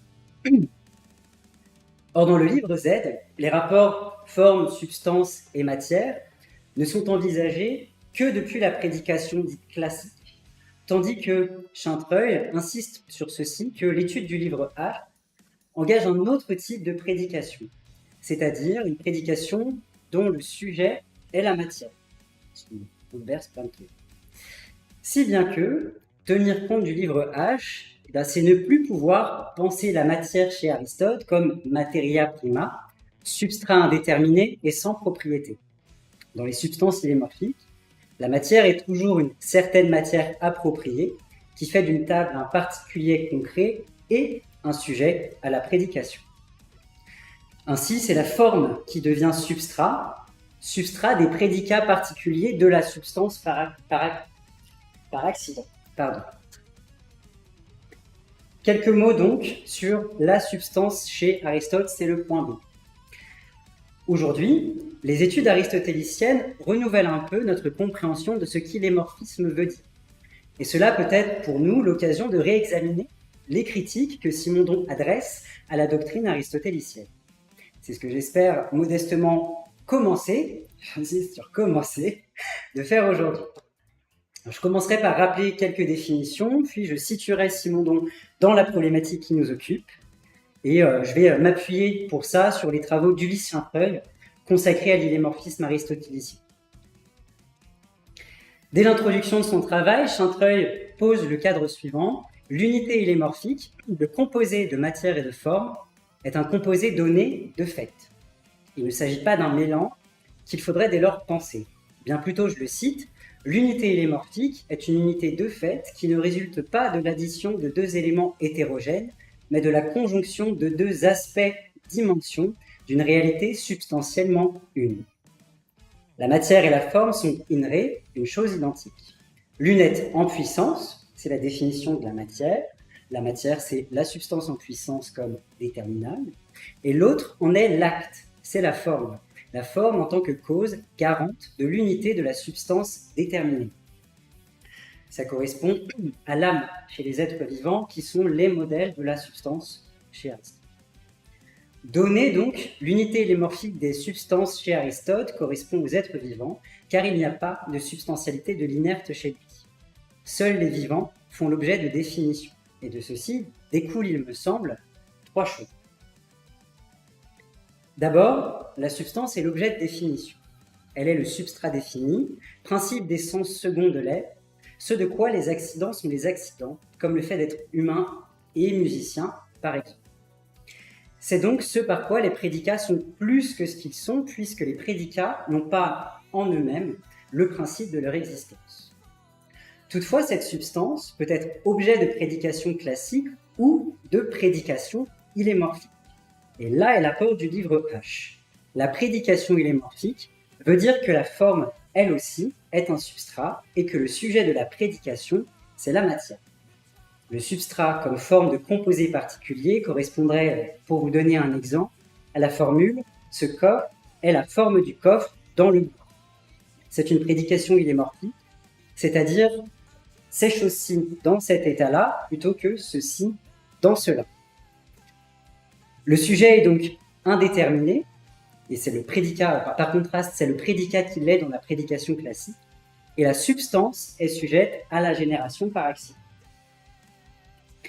Deuxième élément, dans le composé illémorphique, c'est la forme qui seule a un rôle causal du point de vue de la substance. Je cite la forme, substance de chaque chose, est substance d'une chose au sens où elle est la cause du fait d'être. Et dernier élément, la substance est totalité. Elle est totalité car elle est une et elle est une car elle est forme. La substance est donc ce qui possède un aspect, c'est-à-dire une forme. Voilà un énoncé problématique pour Simondon qui précise, je cite, que selon ma voie de recherche, l'individu constitué ne pourrait apparaître comme un être absolu, entièrement détaché, conforme au modèle de la substance, comme le Sullivan-Kuhn. L'individuation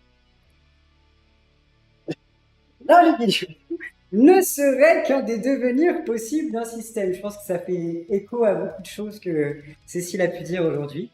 L'individuation ne serait qu'un des devenirs possibles d'un système, pouvant d'ailleurs exister à plusieurs niveaux et de manière plus ou moins complète. Les problèmes commençaient en fait, pour Simondon vis-à-vis d'Aristote, les problèmes commençaient en fait dès l'idée que l'unité de la forme et de la matière était donnée dans la substance. Le problème est profond, car comme l'indique Chantreuil, la prédication illémorphique n'est ainsi pas qu'une formulation d'ordre linguistique des relations qui existent à l'intérieur de la substance, mais elle est le rapport causal réel qu'entretiennent la détermination formelle, l'acte, et le substrat matériel, la puissance, au sein de la substance. Il y a bien prétention chez Aristote à faire correspondre l'ordre logique de la prédication avec l'ordre des choses. Ce qui est tout à fait battu en brèche par Simondon, pour qui la conception de l'être comme au-dessus du niveau de l'unité, ne consistant pas seulement en lui-même, et ne pouvant pas être adéquatement pensée au moyen du principe du tiers exclu, conduit à abandonner ce type de discours. Il y a donc au moins un double faux départ ontologique attribué à Aristote par Simondon. Le premier, c'est d'avoir supposé que l'individuation est un principe, à savoir la forme en tant qu'elle cause l'existence, cela n'est pas altéré par les thèses du livre H, car la forme y reste cause et garantie de l'unité de la substance. Or, cette prééminence causale de la forme conduit Simondon à soutenir que la triade substance, matière, forme n'a jamais été une triade. On aurait en réalité affaire à un rapport binaire entre une forme déterminante et une matière déterminable pourvoyeuse.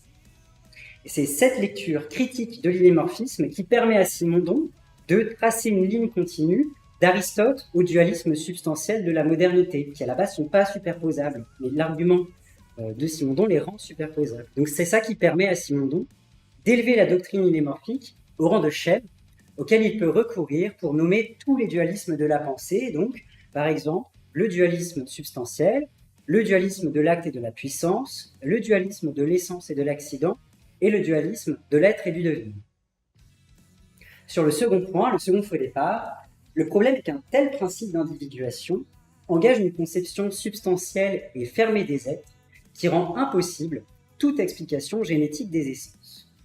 Elle est fermée car la soumission à la génération et la corruption des êtres n'est pas justifiée par une ouverture de l'être sur un extérieur ou un environnement et n'est pas la génération ou la corruption des formes. Or, Simondon précise que l'opposition de l'être et du devenir peut n'être valide qu'à l'intérieur d'une certaine doctrine supposant que le modèle même de l'être est la substance, ce qui réduit le devenir à une simple tension vers l'accomplissement d'une entélétie, c'est-à-dire l'essence ou la forme. Alors, est-ce que tenir compte du livre H conduit à amender les propos de Simondon à l'égard de l'illémorphisme en particulier et d'Aristote en général? Il me semble que la prédication illémorphique peut appeler à retravailler, à vrai dire, l'idée selon laquelle le schème illémorphique appliqué à la technique serait un transfert d'une structure de domination sociale. Je ne suis pas sûr que ce soit si important en fait dans l'organisation de la critique de Simondon. Par contre, c'est important pour l'organisation de ses textes à lui. Mais c'est l'antisubstantialisme dont parlait hier Jean-Luc par exemple, et le refus de la totalité qui semble essentiel ici pour la distinction entre Aristote et Simondon. Si Simondon est seul à faire une explication génétique, à chercher à faire, une explication génétique des essences, Simondon prête à Aristote le projet de découvrir l'inhérence des significations à l'être. Un projet qu'il conduit grâce à une méthode toute divergente. C'est un objectif qu'il déclare comme commun. À savoir, trouver cette inhérence non dans les êtres, mais dans l'opération d'individuation. Ce n'est pas sans conséquence sur le plan épistémologique, puisque c'était le substantialisme aristotélicien qui permettait de penser la correspondance entre l'ordre logique de la prédication et l'ordre métaphysique des choses, conçus comme des substances, c'est-à-dire des termes absolus. Cette correspondance est garantie par ceci que partir des substances permet de commencer par poser les êtres, dont il s'agirait ensuite de penser les relations. Simondon fait l'inverse. Mais je dois dire que Simondon fait aussi ce qui ressemble à une pirouette en posant que la relation a valeur d'être, et c'est cette valeur d'être qui pourrait être une manière de s'épargner la nécessité d'une réforme syntaxique profonde, comme celle que Nietzsche appelait de ses voeux dans Aurore pour libérer la pensée d'une conception religieuse du sujet créateur, où Dieu aurait sa source dans la structure grammaticale sujet, verbe, complément. Je vais pas répondre à cette question, est-ce une pirouette ou pas? Par contre, ce que je peux dire, c'est que substance et illémorphisme ont tout à voir ensemble, et que ça vaut aussi pour Simondon dans la première partie de la thèse principale. Et dès lors, une question se pose. Les lignes ont bougé en métaphysique, mais qu'en est-il dans le mode d'existence des objets techniques? J'en viens donc à ma deuxième partie. Parlons-en. L'illémorphisme d'Aristote et la pensée de Simondon appliquée aux artefacts se rejoignent ensemble sur un point. Les artefacts, les objets techniques, ne sont pas naturels. Il leur manque tantôt une unité dans la substance chez Aristote, tantôt la vie chez Simondon. Chez Aristote, les artefacts ont une existence moindre, car la cause de leur unité est externe. Ceci a été étudié en profondeur par Marilou Papandreou dans Aristotle's Ontology of Artifacts, et assez littéralement, c'est une unité qui est contrainte, elle arrive de l'extérieur.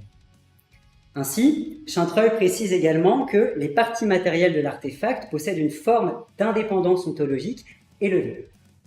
C'est un problème chez Aristote, mais chez Simondon, c'est cette indépendance des parties, ici affirmée par Aristote, qui rend en fait la concrétisation possible, puisqu'elle rend possible la réparation, la réforme des parties, et avec cela, la constitution d'un tout plus solidaire avec lui. Voilà. Cette indépendance des parties signifie chez Aristote que les parties d'un artefact sont trop en acte par rapport à la forme dont elles sont les parties, forme qui est elle aussi en acte.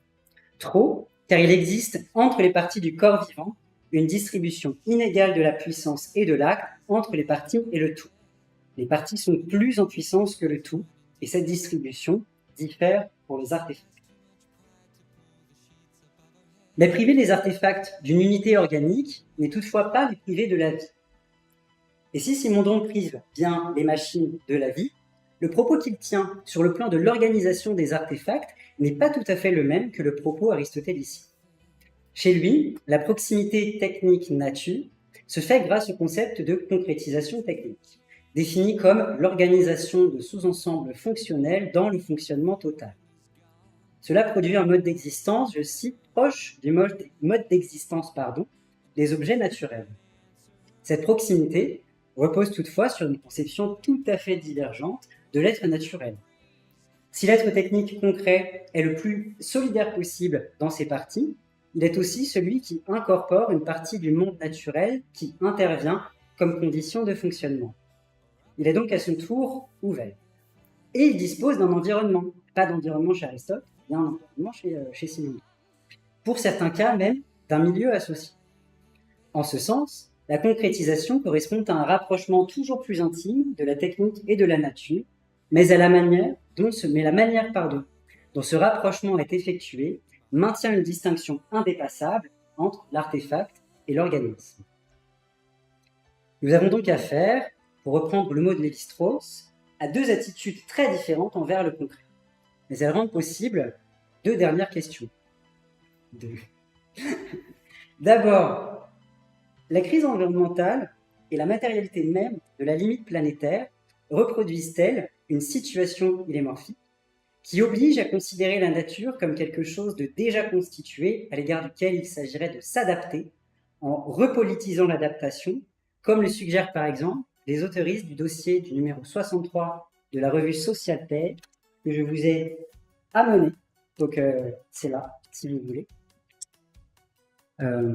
Et deuxième chose, j'aimerais interroger la relation paradoxale qui semble se nouer avec Simondon autour de la question du biomimétisme, telle qu'on peut la trouver parfois défendue dans le domaine de la pensée écologique.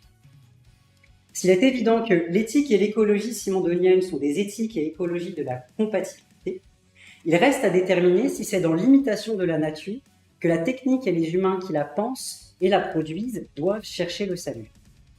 L'ensemble est ambivalent, car ce qu'offrent les techniques, c'est aussi l'altérité fondamentale, mais la valeur technicienne associée à l'essence technique, c'est la concrétisation, c'est-à-dire un rapprochement de la technique et de la nature. Reste donc à savoir si l'imitation fait ou non une théorie de la causalité, et si une stratégie telle que celle du biomimétisme est une piste à privilégier pour penser la relation entre technique et environnement. I don't have a definite answer. This is also for you to think about. Je vais donc reprendre ces questions une à une. Alors d'abord, la question de la pertinence de l'utilisation des seuils de température globale de la Terre comme équivalent d'un moule, tel que le milieu terrestre global puisse être pensé selon les schèmes d'une relation illémorphique. Une telle relation, historique et instituée par le désir de certains humains de ne pas franchir ces seuils, consiste à ne pas détruire leur monde. Et cela conduirait dès lors à revaloriser le concept d'adaptation dans le domaine de l'écologie, puisqu'on considère qu'à la borne extérieure du moule, qui est la borne critique, il y a quelque chose de l'ordre du déjà individué par les vivants eux-mêmes, qui, vivants, ne peuvent effectivement vivre que dans des conditions déterminées, quoique variables. La sixième extinction de masse, c'est ce choc contre une paroi dure. En tout cas, il semble bien que les appels à l'adaptation comme cela, qu'ils soient légitimes lorsqu'il concerne le désir d'adapter l'économie et les modes de vie, de sorte que ceux-ci ne conduisent pas à un réchauffement à plus 4 degrés des températures générales de la planète, ou illégitime, lorsqu'il concerne l'injonction à l'adaptation aux affres de l'impérialisme néolibéral, quels qu'ils soient donc, ils impliquent la position d'un certain régime de nécessité, d'un indépassable fiat, sans charge préindividuelle. Il s'agit d'une hard limit que l'on pourrait associer aux écologies de la planétarité, qui suppose d'appréhender l'écologie depuis une prise en compte des dépendances et des conditions sur lesquelles nous n'avons pas de contrôle en tant que conditions. Ici, la température de la planète. Donc, franchir momentanément les seuils, on ne peut pas les déplacer. Cette prise en compte ne doit pas occulter l'ouverture des êtres, qui persiste tant que le franchissement n'a pas lieu. Je pense ici donc aux autoristes de la planétarité ou de l'hypothèse Gaïa qu'on retrouve chez Chakrabarty, Latour, Lynn Margulis ou James Lovelock par exemple. Et ils y insistent. L'ouverture est maintenue car la planétarité correspond à une théorie de l'altérité radicale sans séparation vis-à-vis de nous les vivants. C'est l'équivalent du concept de milieu associé chez Simondon. Milieu associé qui correspond toujours à ce qu'on désigne après une opération d'individuation et pas à ce qui l'a précédé. Une telle proposition implique une légère transformation de nos représentations de ce que relativisation du schème illémorphique implique au sujet des schèmes par lesquels on pense l'écologie et notre rapport aux limites planétaires, puisqu'ici, il ne me semble pas que la situation illémorphique soit disqualifiée par la notion de planétarité. C'est dans ce sillage que je comprends par exemple les mots de Li Ka-chan qui écrit dans Introduction to Comparative Planetology que nous devons renverser les rapports entre la figure et le fond. Renverser les rapports, ce n'est pas abolir la distinction entre la figure et le fond. C'est plutôt réactiver quelque chose de la situation illémorphique en traitant les cycles dans lesquels la vie est individuée comme des bornes actives mais données car postérieures à l'individuation. Dans la planétarité, donc, le passage de la strate géophysique qui est indifférente à nous à la strate écologique correspond sous ces hypothèses à la question de l'habitabilité, une habitabilité qui doit être pensée dans des conditions systématiques, c'est-à-dire sans séparation entre le local et le global.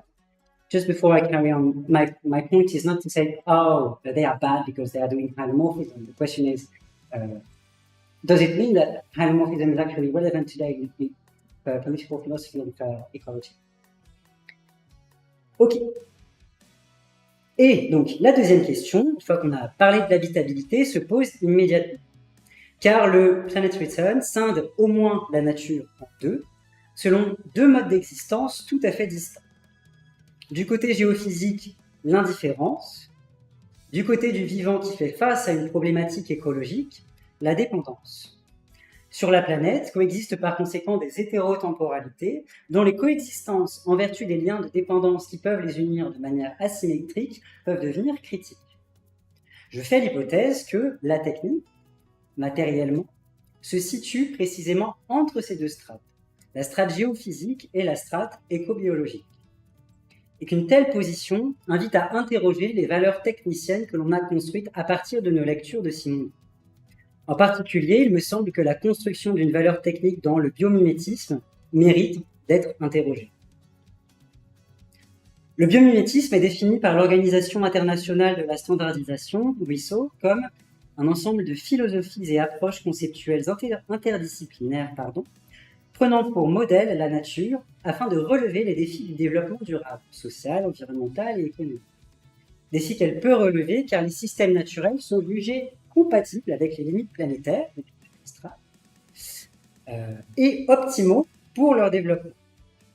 Le biomimétisme, sous cette définition, est compatible avec les concepts d'essence technique et de concrétisation, où les essences sont les commencements absolus qui sont stables dans leur lignée évolutive et qui se concrétisent, c'est-à-dire se rapprochent de plus en plus d'un mode d'existence naturel. En ce sens, l'horizon normatif des techniques chez Simondon est biomimétique.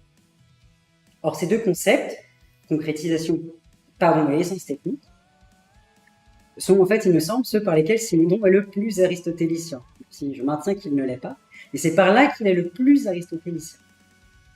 Les artefacts ont une unité moindre que celle de la nature et tendent vers celle-ci comme vers leur entéléquie, Ou pour paraphraser Aristote, les êtres artificiels ne sont que des analogues de la substance. Ce qui maintient leur séparation, c'est que la concrétisation n'est pas déterminable à l'avance depuis l'objet. Simondon se passe complètement de l'idée aristotélicienne de conformité à un mouvement spontané de l'être des choses déterminé par sa finalité humaine.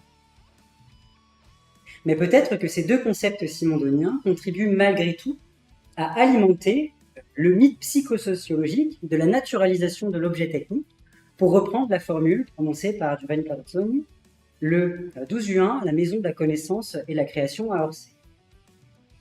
Ce serait une naturalisation paradoxale, bien sûr, rendue possible par une conception de la nature comme système optimal d'adaptation, selon un schème lémorphique qui prend la nature et les êtres selon leur être et non selon leur devenir, afin d'en extraire des modèles atemporalisés, sans prise en compte de la conception actuelle de la nature de Simondon comme d'un quasi-système, concept inspiré de la notion de système ouvert rencontrée chez Bertalanffy.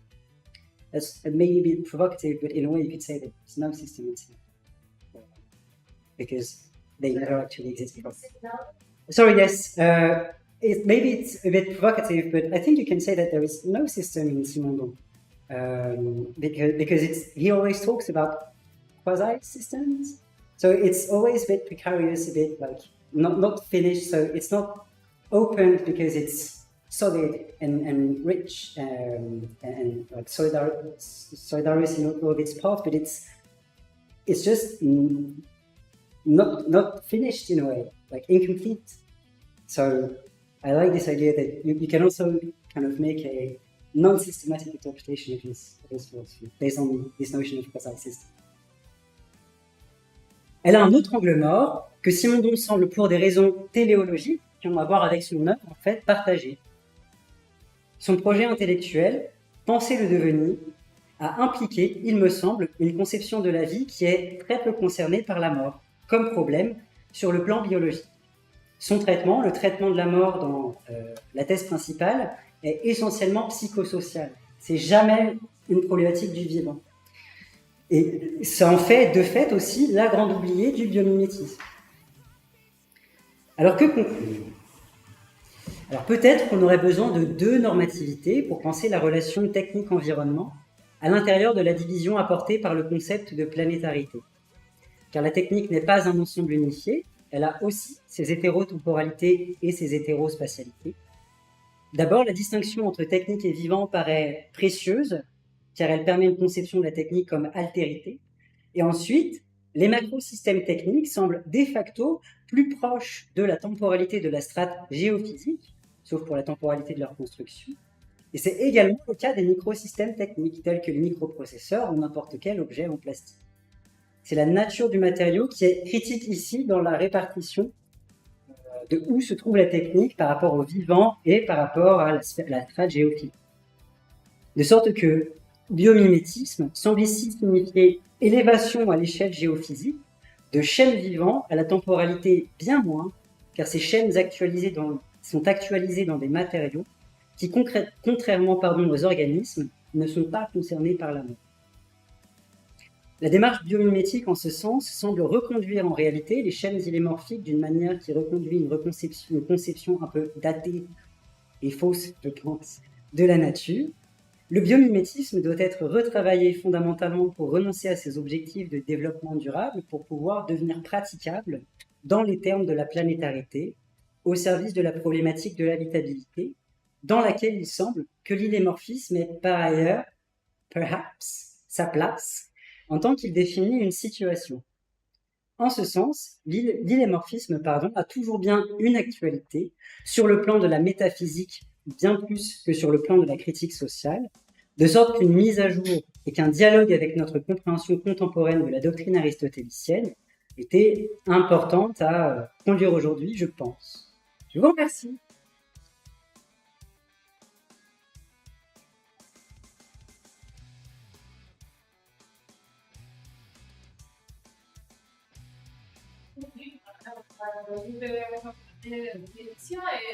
Bien sûr. In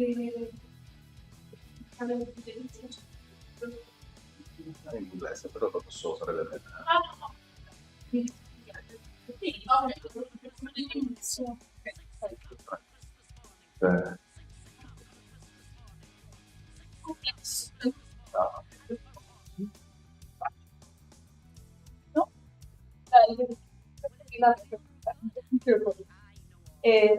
Letizia Konderak, okay? E ci presenta un thought to combinated works of man and nature, phenomenology and ecology. Thank you. Thanks for having me here today. And my contribution locates within the field of environmental humanities. And its title is precisely Combined Works of Man and Nature, which is the definition of cultural landscapes. And this is precisely a pivotal notion that we will see today. What we are going to do is somehow a reverse work. That is, we are starting from the policies that are employed to address the environmental crisis, some governmental and also theoretical tools that are employed to address the ecological crisis, to discover their theoretical background, what they imply for our understanding of the human relation to nature, technique, and even the way in which we can address the issue of climate change and the environmental crisis. The pivotal notion that we are going to address is that of ecosystem services that we are going to see today. The starting point of this analysis is the slow action that we experience before climate change. Climate change and the ecological crisis are very urgent issues in our everyday experience, and yet the action that we enact to face it is very slow, way too slow with respect to its urgency. And also sometimes it seems like the policy we enact is not even aiming at addressing this issue. For example, we could understand this condition if we analyze. If we come back to Niklas Luhmann's claim. Niklas Luhmann, a sociologist and philosopher from the German background, claimed 40 years ago that ecological communication is not able to reach social systems as far as its syntax, its language is not even understandable for social systems. And if we employ this claim, we could say that indeed the way in which we address the ecological crisis is somehow a way of translating the ecological crisis in the syntax of societal systems. We could think, for example, about the tendency to translate the environmental crisis into a new source of profit and economic growth. And we're going to analyze some examples of these strategies. First of all, the practice of cap and trade. This system was introduced by the Kyoto Protocol in 1997, and it aims at addressing the issue of carbon trade emissions. But how does it aim to address it? It addresses it by giving to each country some right to carbon emissions, and if a state does not reach this threshold, it will be able to sell them. Therefore, this is a way exactly to financialize and monetize on carbon trade, on carbon emissions. Then this is the first example. But we could also think about the tendency to reduce the issue of the ecological crisis to climate change. Even this aspect is not so clear. Indeed, The ecological crisis has a variety of aspects, including, for example, the biodiversity loss, desertification, also deforestation, and the climate change, however, is the feature that we are addressing the most, and which also the most renowned to the wide public. Maybe if we focus on this aspect, we could recognize that this depends on the fact that the climate change is exactly the aspect of the ecological crisis that we were able to turn into the social syntax. Let's now turn to the notion that I was addressing to before, the notion of ecosystem services, as far as this is pivotal, according to me, to reveal which is the relation between humans, nature, and also the way in which humans dwell in the world, that is through technique, that we are somehow enhancing, and that is becoming pivotal for our understanding of, for our governance of the environmental crisis. And this is exactly the notion of ecosystem services that became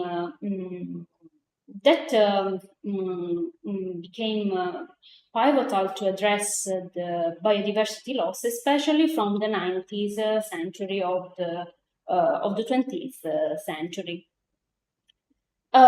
This notion indeed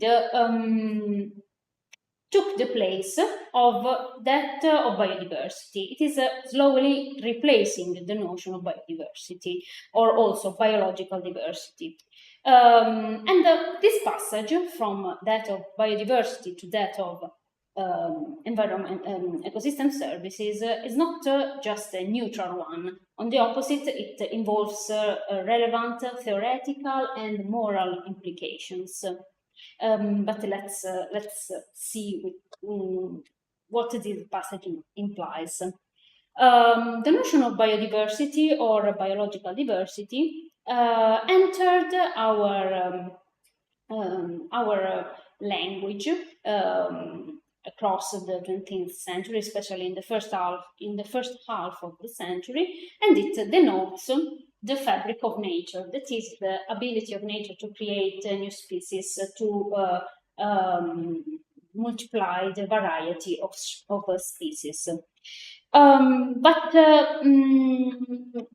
from a governance viewpoint, that is concerning the policies that we are enacting to reduce the biodiversity loss, this implied two consequences on an ontological and moral viewpoint. That is, we can somehow dig into the ontology and the ethics that stand behind this notion.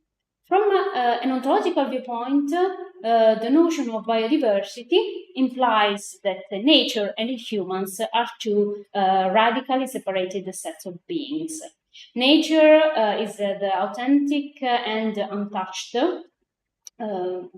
reality beyond the human world that we need to preserve by avoiding that humans could enter it. We could think about, for example, the creation of great national parks in the USA that were based on banning humans and especially indigenous people.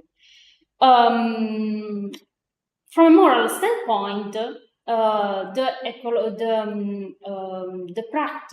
valorization of nature that derives from this approach assumes nature as having a value in itself, as having an intrinsic value. Certainly, this approach is somehow naive, we could say, as it radically distinguishes humans and nature, and it is within this background that maybe the notion of ecosystem services emerged. The notion of ecosystem services denotes a shift from a moral and also ontological standpoint, as ecosystem services recognize from the ontological viewpoint that the humans are a part of nature, but it goes even beyond this claim, as far as it claims that human technique is the natural way in which humans dwell in the world, reaching the point that that culture is human nature, that culture and technique is human nature. Therefore, it reaches the point of a radical monism that could also lead to some paradoxical conclusions, such as, for example, the claim that the island of plastic in the Pacific Sea is completely natural because it is composed by human technique. From a moral standpoint, on the opposite, consequently, it implies that this approach implies that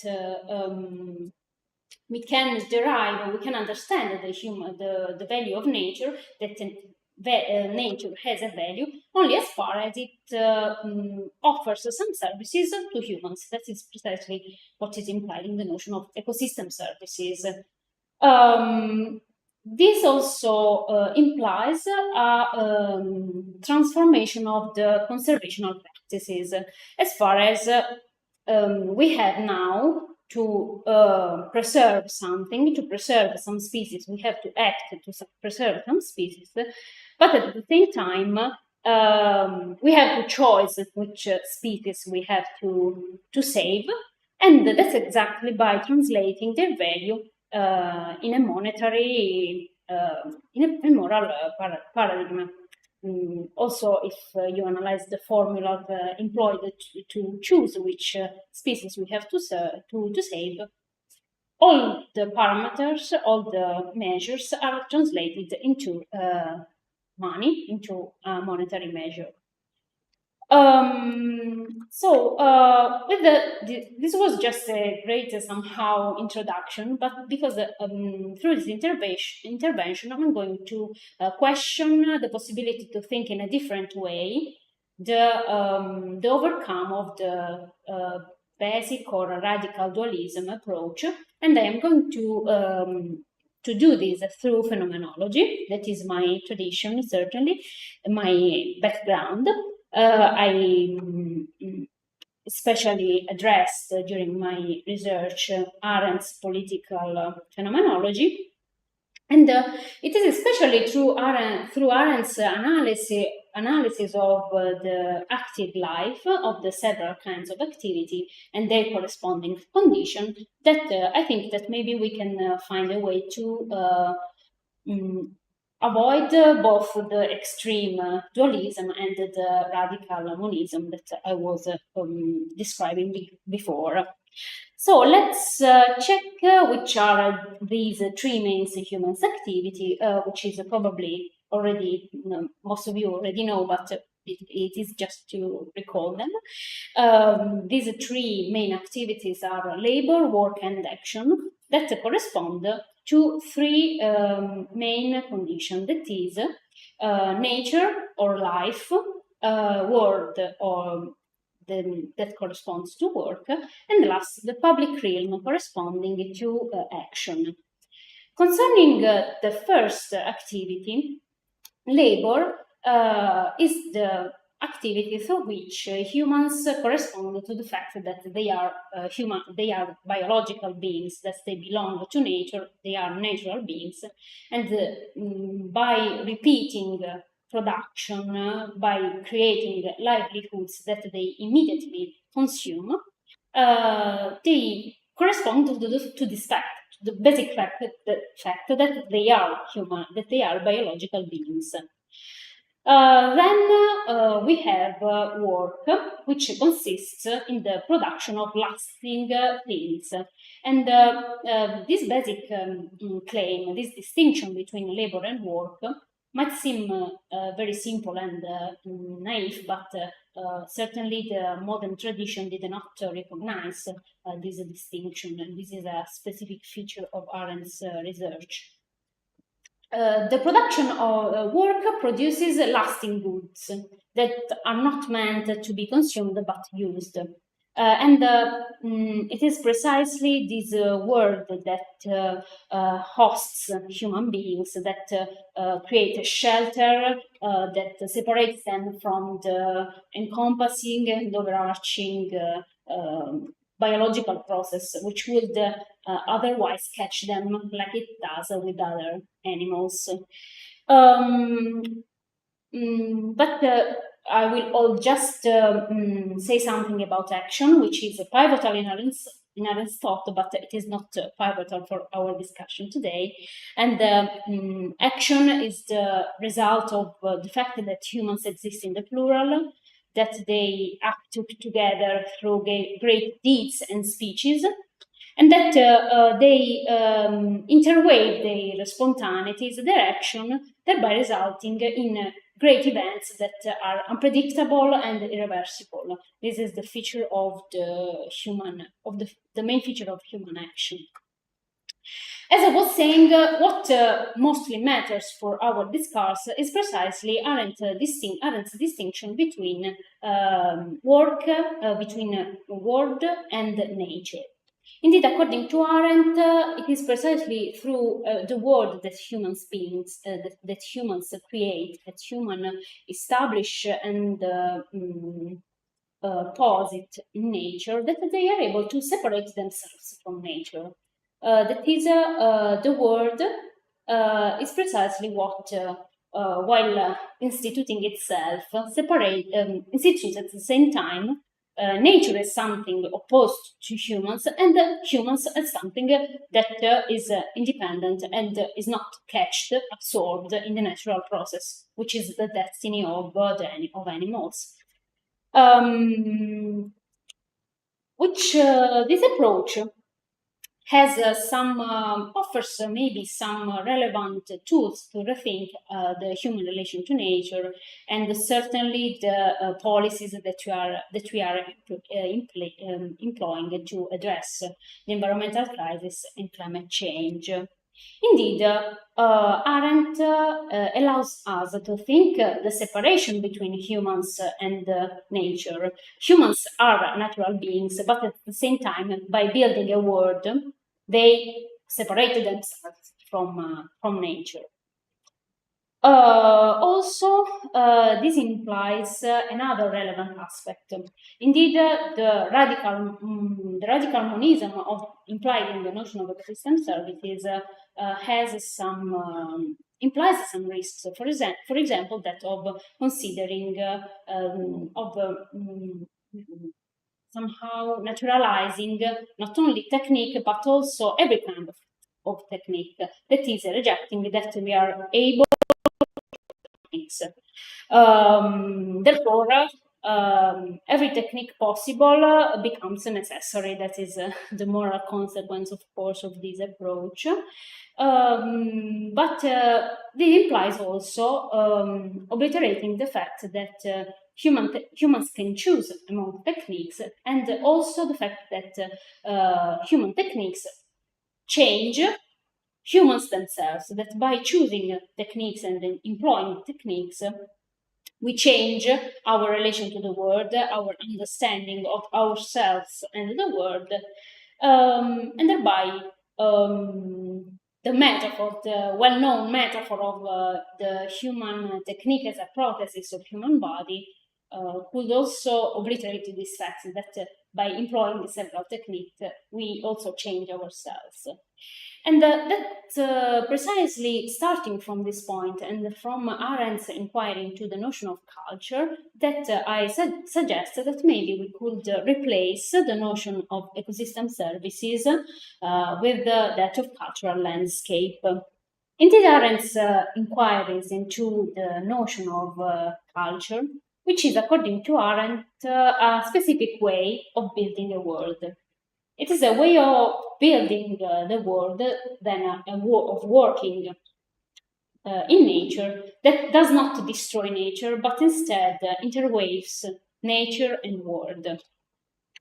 Culture indeed means in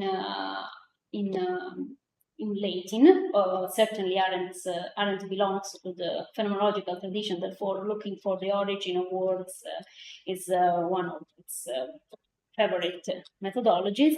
Culture has the twofold sense, has a twofold meaning of cultivating and caring.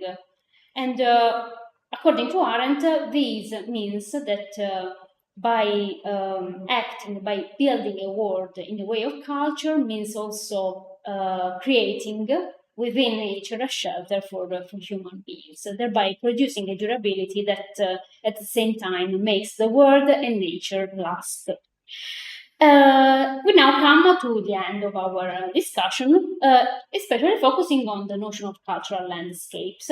That is a geographical idea that was coined by a geographer, an American geographer, Sauer, and that denote precisely the combined works of man and nature, and which is also pivotal for the UNESCO, the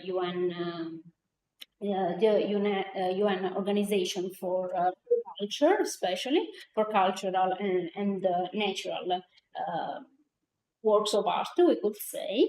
And this notion, in my viewpoint, has several advantages with respect to that system services. As far as this notion has, first of all, a basic, somehow ethical, implies a certain ethical and aesthetic inviolability that ecosystem services lose, because ecosystem services implies that nature is measured from the services it offers to humans.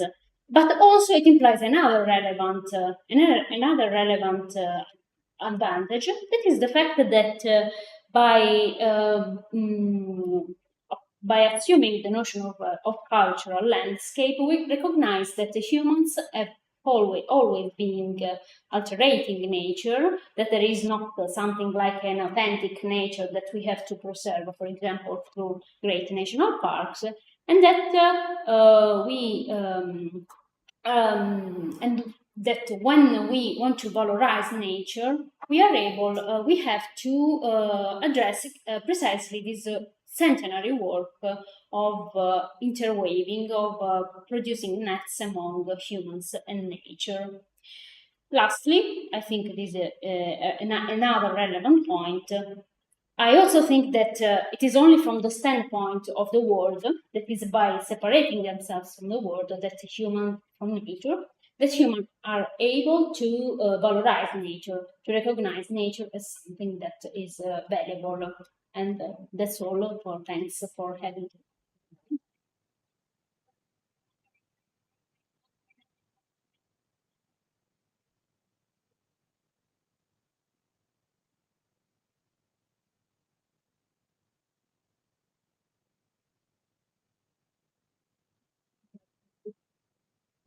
Sono messa di qua così. Di là, perché voi dovete rispondere. Ok, thank you. E questo.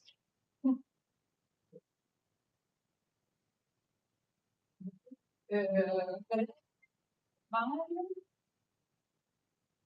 Qualcuno?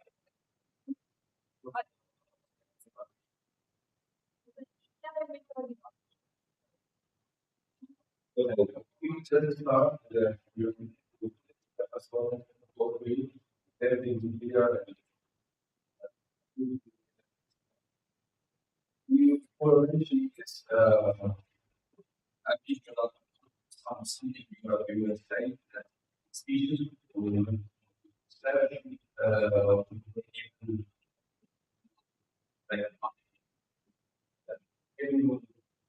better. Yes, these are some notions that are addressed in the studies on ecosystem services, but also within this conservation science. I will first address this pivotal paper that gave birth to the notion of ecosystem services. In this paper, there is this mental experiment in which the authors wonder how much would it cost to recreate nature in another planet, and that is how we can understand how much nature is valued. Then it is precisely their main focus, which is certainly relevant because they aim at forcing people to understand how much nature is valuable to us. But the way in which they do it is claiming that we have monetized this value to make them understand how much they could lose. So that's the point. And the other one, there is precisely the other one concerns this conservation science, which employs at the moment some. I would say economic approach that is it recognizes that we have some that our resources to save nature are scarce. Therefore, we have to choose what to save. And the formula to determine which species we should save is precisely has as its unity. I mean, in a mathematical sense, it's unity for the formula exactly money. That is, there is, I think, for example, how much services this species offers to humans, how much it would cost to save them, and also some other factors. But all of them are translated into a monetary value. That's why I think that it is a very strong tendency in our way of dealing with the ecological crisis. Yes, right, that we can value the species based on our knowledge of these communities. No. Not. Yes, I think that I grasp what you mean. I think that we're supposed to know how nature works and how each species contributes to us, but this is precisely something that we don't know, also because species depend on each other. Therefore, if something is missing, therefore maybe also what is valuable for us is going to be missed. But yes, this is precisely the approach. Thanks for the question.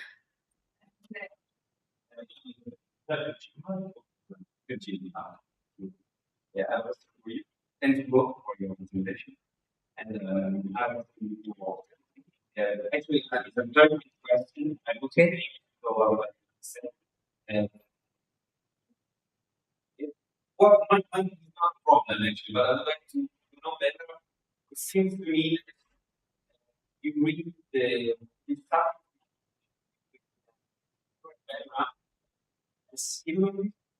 Yes, because that's Simondon's reading of it. That's why he criticized, and he's not Gestaltist till the end, because he kind of claims that there is sort of lingering homomorphism.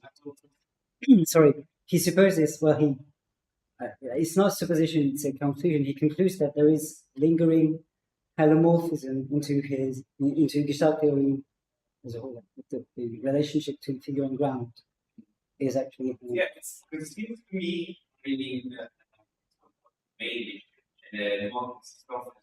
okay.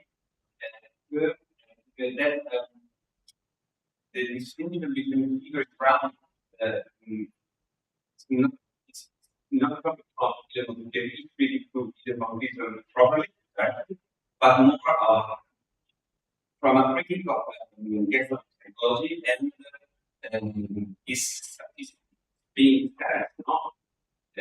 and maybe I think that metaphysical understanding of figure and ground seems more structural, not based on shape and matter, but more on a perceptual, I would say, structure of being involved in experience.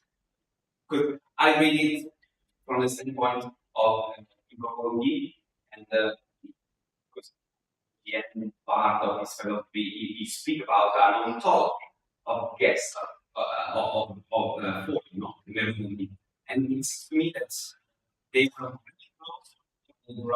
wrote their text. So for me, it's a little distinction between figure and background as only argumentation or structure of the individual of the scheme. Well, so just in the whole figure and ground come with the caption, not with Simondon. So I don't know like how much we lose in translations, but when it comes to criticizing Gestalt theory, because of hylomorphism, you have in the main thesis you have quite a few passages that actually do that. Not because of he doesn't really target the distinction between figure and ground, but he targets, for instance, Kurt Levin's notion of hodologic space. I don't know how you say that in English, but there is a few places in which he actually attacks Gestaltist concepts because they are hylomorphic. Not that hylomorphism is bad. Like we really don't care about that. The problem is the problem with hylomorphism is that you kind of think about how things come to be by having them in your mind already. So you don't think of as they come to be with how they were before they came to be. And that's really the main problem. And with, for instance, this notion of hodological space, like this space that you kind of run around and stuff, which is a Gestaltist one, he does say that it falls into this kind of trap of not actually being able to account for the individuation of this type of space, but kind of imagines that it exists, and then because we are sort of evolving into this space, it becomes dynamic.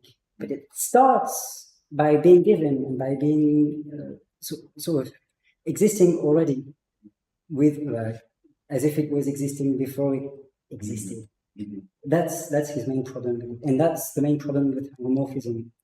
I think even more than dualism, because dualism is problematic. Substance dualism, is problematic because of this, and not because dualism is bad. Thank you. Taking after. Yeah, sure.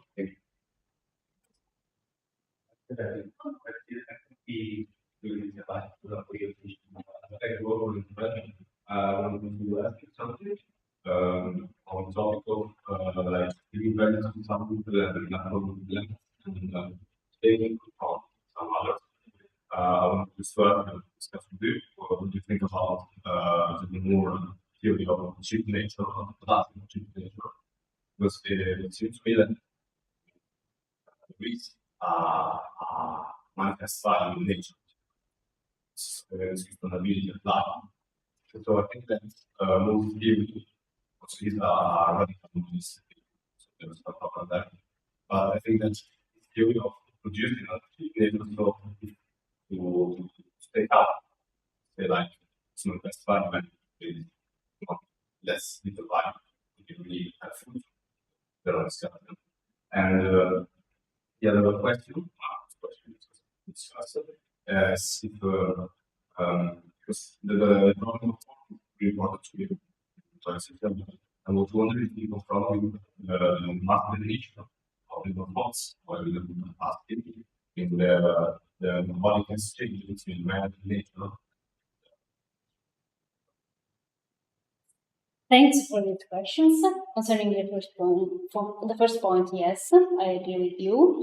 And concerning the second one, that is a pivotal point, in my viewpoint, for understanding Arendt, because Arendt widely discussed with Marx, and she at the same time recognized his value, but she also criticized him because according to the problem with Marx is that he did not recognize this distinction between the labor and the work. Therefore, when he has an ambiguous relation with nature, with work and labor. He uses both the words. On one side, he criticizes labor, but we could also think about the Marxist tradition. That is, the Marxist tradition is twofold.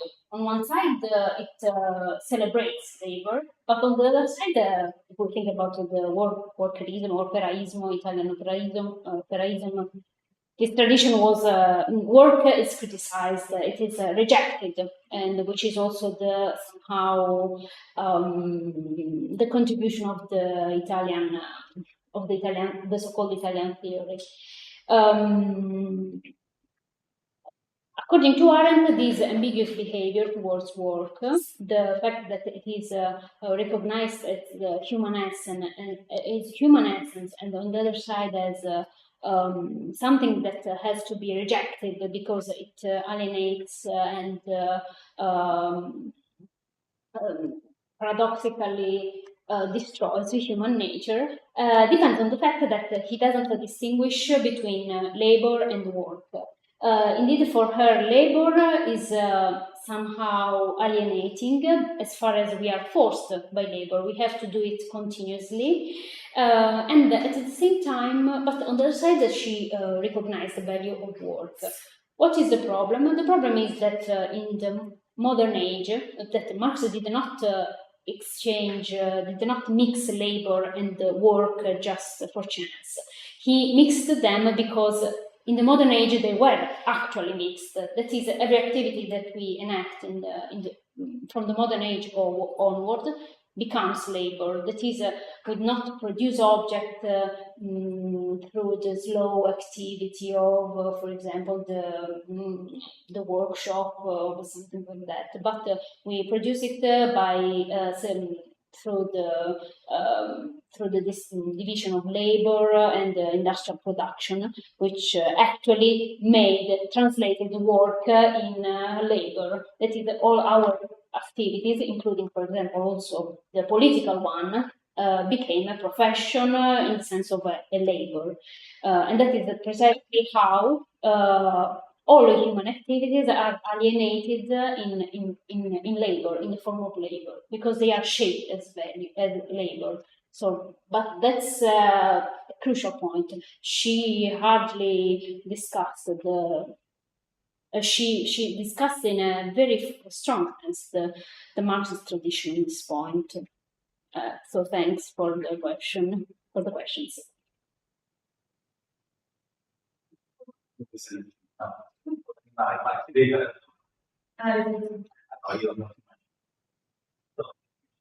Thank you. I appreciate very much your contextualization and story of philosophy. Each time I see a well-made historical background, I become full of joy. So thank you for that.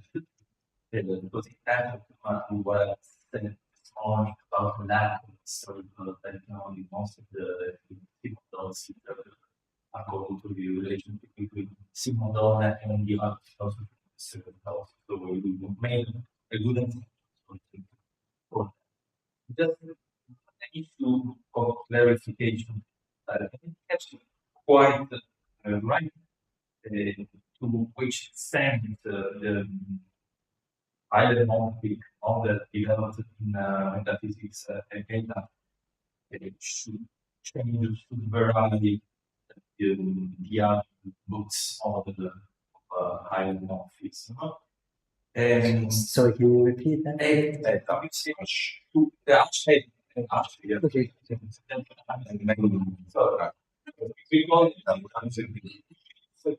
Okay. Sorry. We are more proximal, we are near than you are, so we are entitled to the same.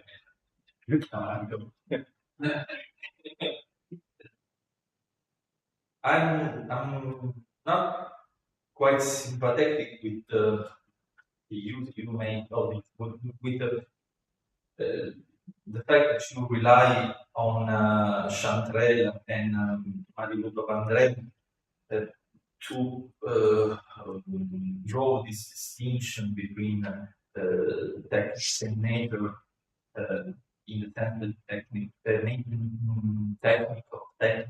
would be in Aristotle always less than nature. Because Aristotle seems to feel very sharp that on one hand, technique, so far is imitation, is less than nature. On the other hand, technique concept aid nature, it completes nature, is able to provide nature with which nature by itself cannot provide. That is, on the one hand, the technique is less than nature, on another very important hand, the technique is more than nature.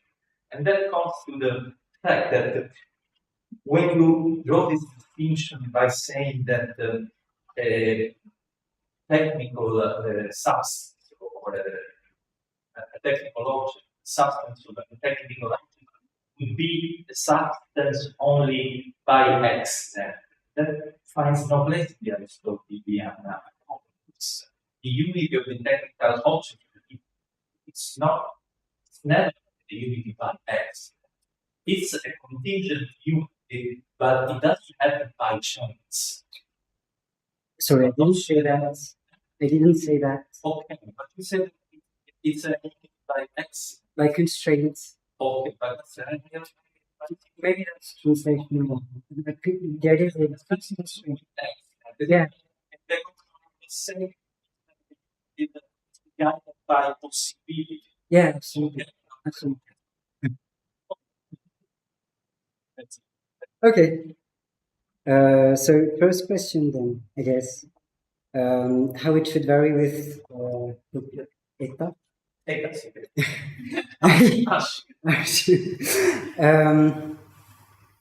Well, Chantreuil's thesis is that, and he's kind of my mentor on this. I don't think I have the skills to like take sides myself. So if he's wrong, I'm happy to change my mind.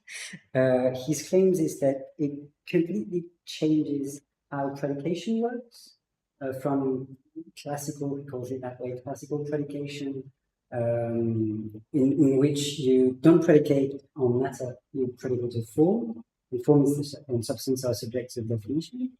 And in the other, in the book Eta, he says that it's completely reversed, and that what Aristotle is trying to kind of make room for is a predication to matter, and not a predication that we are sort of deriving from form.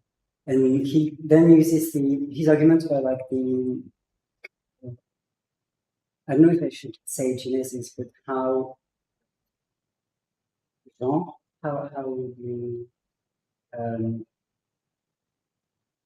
okay, so I guess you know, I'm sorry, I have translation issues. You know Rorty's article, Genus is Matter? You know Richard Rorty's article, Genus is Matter? Which word? This one. So it's Richard Rorty in 1973. Ah, Rorty, okay. Yeah. Genus is Matter, okay, yes. Genus, okay. So he kind of bases claims on Rorty and Gabriele Galuzzo, who are claiming that there is a sort of by division of genus in matter, a new form of predication in which the predication can be predicated to matter because it's the difference in matter that makes or creates the form and unity of substance. So in a kind of complete, strange, not very Aristotelian sounding way to be, but that's their claim. And so this is why he insistently talked a little bit about this while preparing the talk. And he really kind of holds strongly to this idea.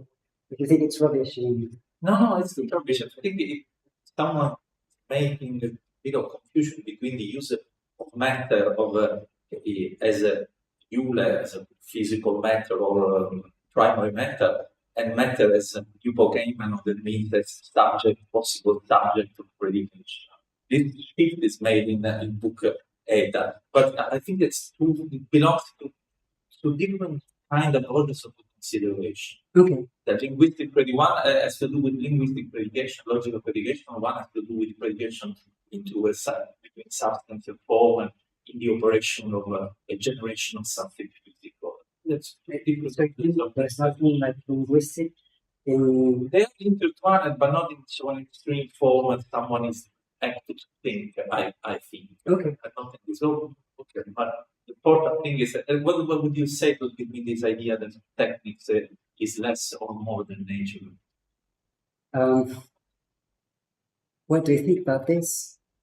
I kind of agree with that, not with Aristotle, but with Simondon, that there is something that machines don't have, which is life, and the sort of openness that comes with life.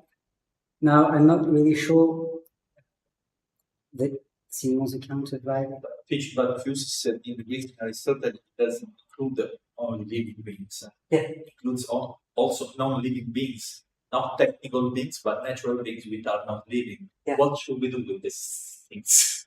Well, I don't really have a position on Aristotle. I'm going to be humble about this, but I did find, while reading, so the book was released in 2023, I did find Papandreou's arguments quite convincing about like this kind of constrained unity, which makes it analogical to natural substances, living beings, but with still something that's missing, which is an internal principle. This would be Aristotelian law of according to me. That it is right to talk about this technical unity as an external principle of unification, to interpret it as constraint. And that goes, I think, in the opposite direction as Aristotle wanted to, because an organic life has the power to hold the pieces apart together, has the power to exercise more constraint, more force on its part than any technical device. So when we are talking about constraint in the physics, in the physical, there's something that receives the most constrained power you can imagine. This would be more Aristotelian.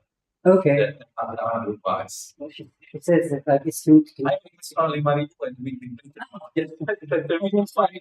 Okay. Using you as a placeholder for Marie. Okay. Okay. Well. Thank you very much for the talk. I have a very nice question.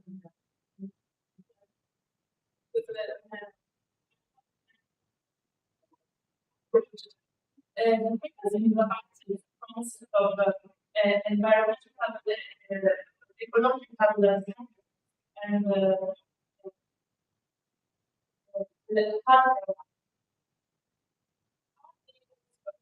very connected with the idea of species. And do you think it's possible to develop an approach who are the environmental species that take the distance from the species, and so from the idea that human opinion is superior? That's a very relevant question, thanks. I think that certainly these two approaches involve the system. That is the assumption that humans are those I wouldn't. Yes, maybe that they are better than others. But my question is maybe something that I haven't tackled yet. But my problem is that we cannot overcome our viewpoint. That it is only from the viewpoint of our species that we can deal with these issues. Therefore, somehow, reductionism to humans is inevitable for facing climate change. Because we are cause it, first of all, but also because we are the only one that cause that problem, that are posing that problem, of course. And therefore, I think that maybe it is inevitable, but I haven't still tackled with that, and I think it is a very, very relevant issue. But for now, my answer is that we could not avoid our viewpoint. That's what I think. But if you have some other perspective, they would be welcome, because I think it is a very relevant point. Yes, and if I may, obviously there is a very important set of reminders that we are using so we can understand what. But at the same time, I think that the question is our power, and so I think that it's a problem of power. And the fact that we are having that we have this power and the other thing is not.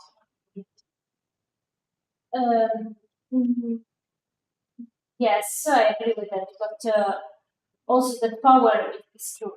I think it is something that has characterized the human existence before civilization. That is, from the appearance of hominids on Earth, the disappearance of the so-called charismatic megafauna, the big animals. It is something so ancient that somehow it could not be separated from human role on Earth. That's something. I really don't know how we could come out of this perspective, but I think I will reflect on that because this will be sad. Thanks.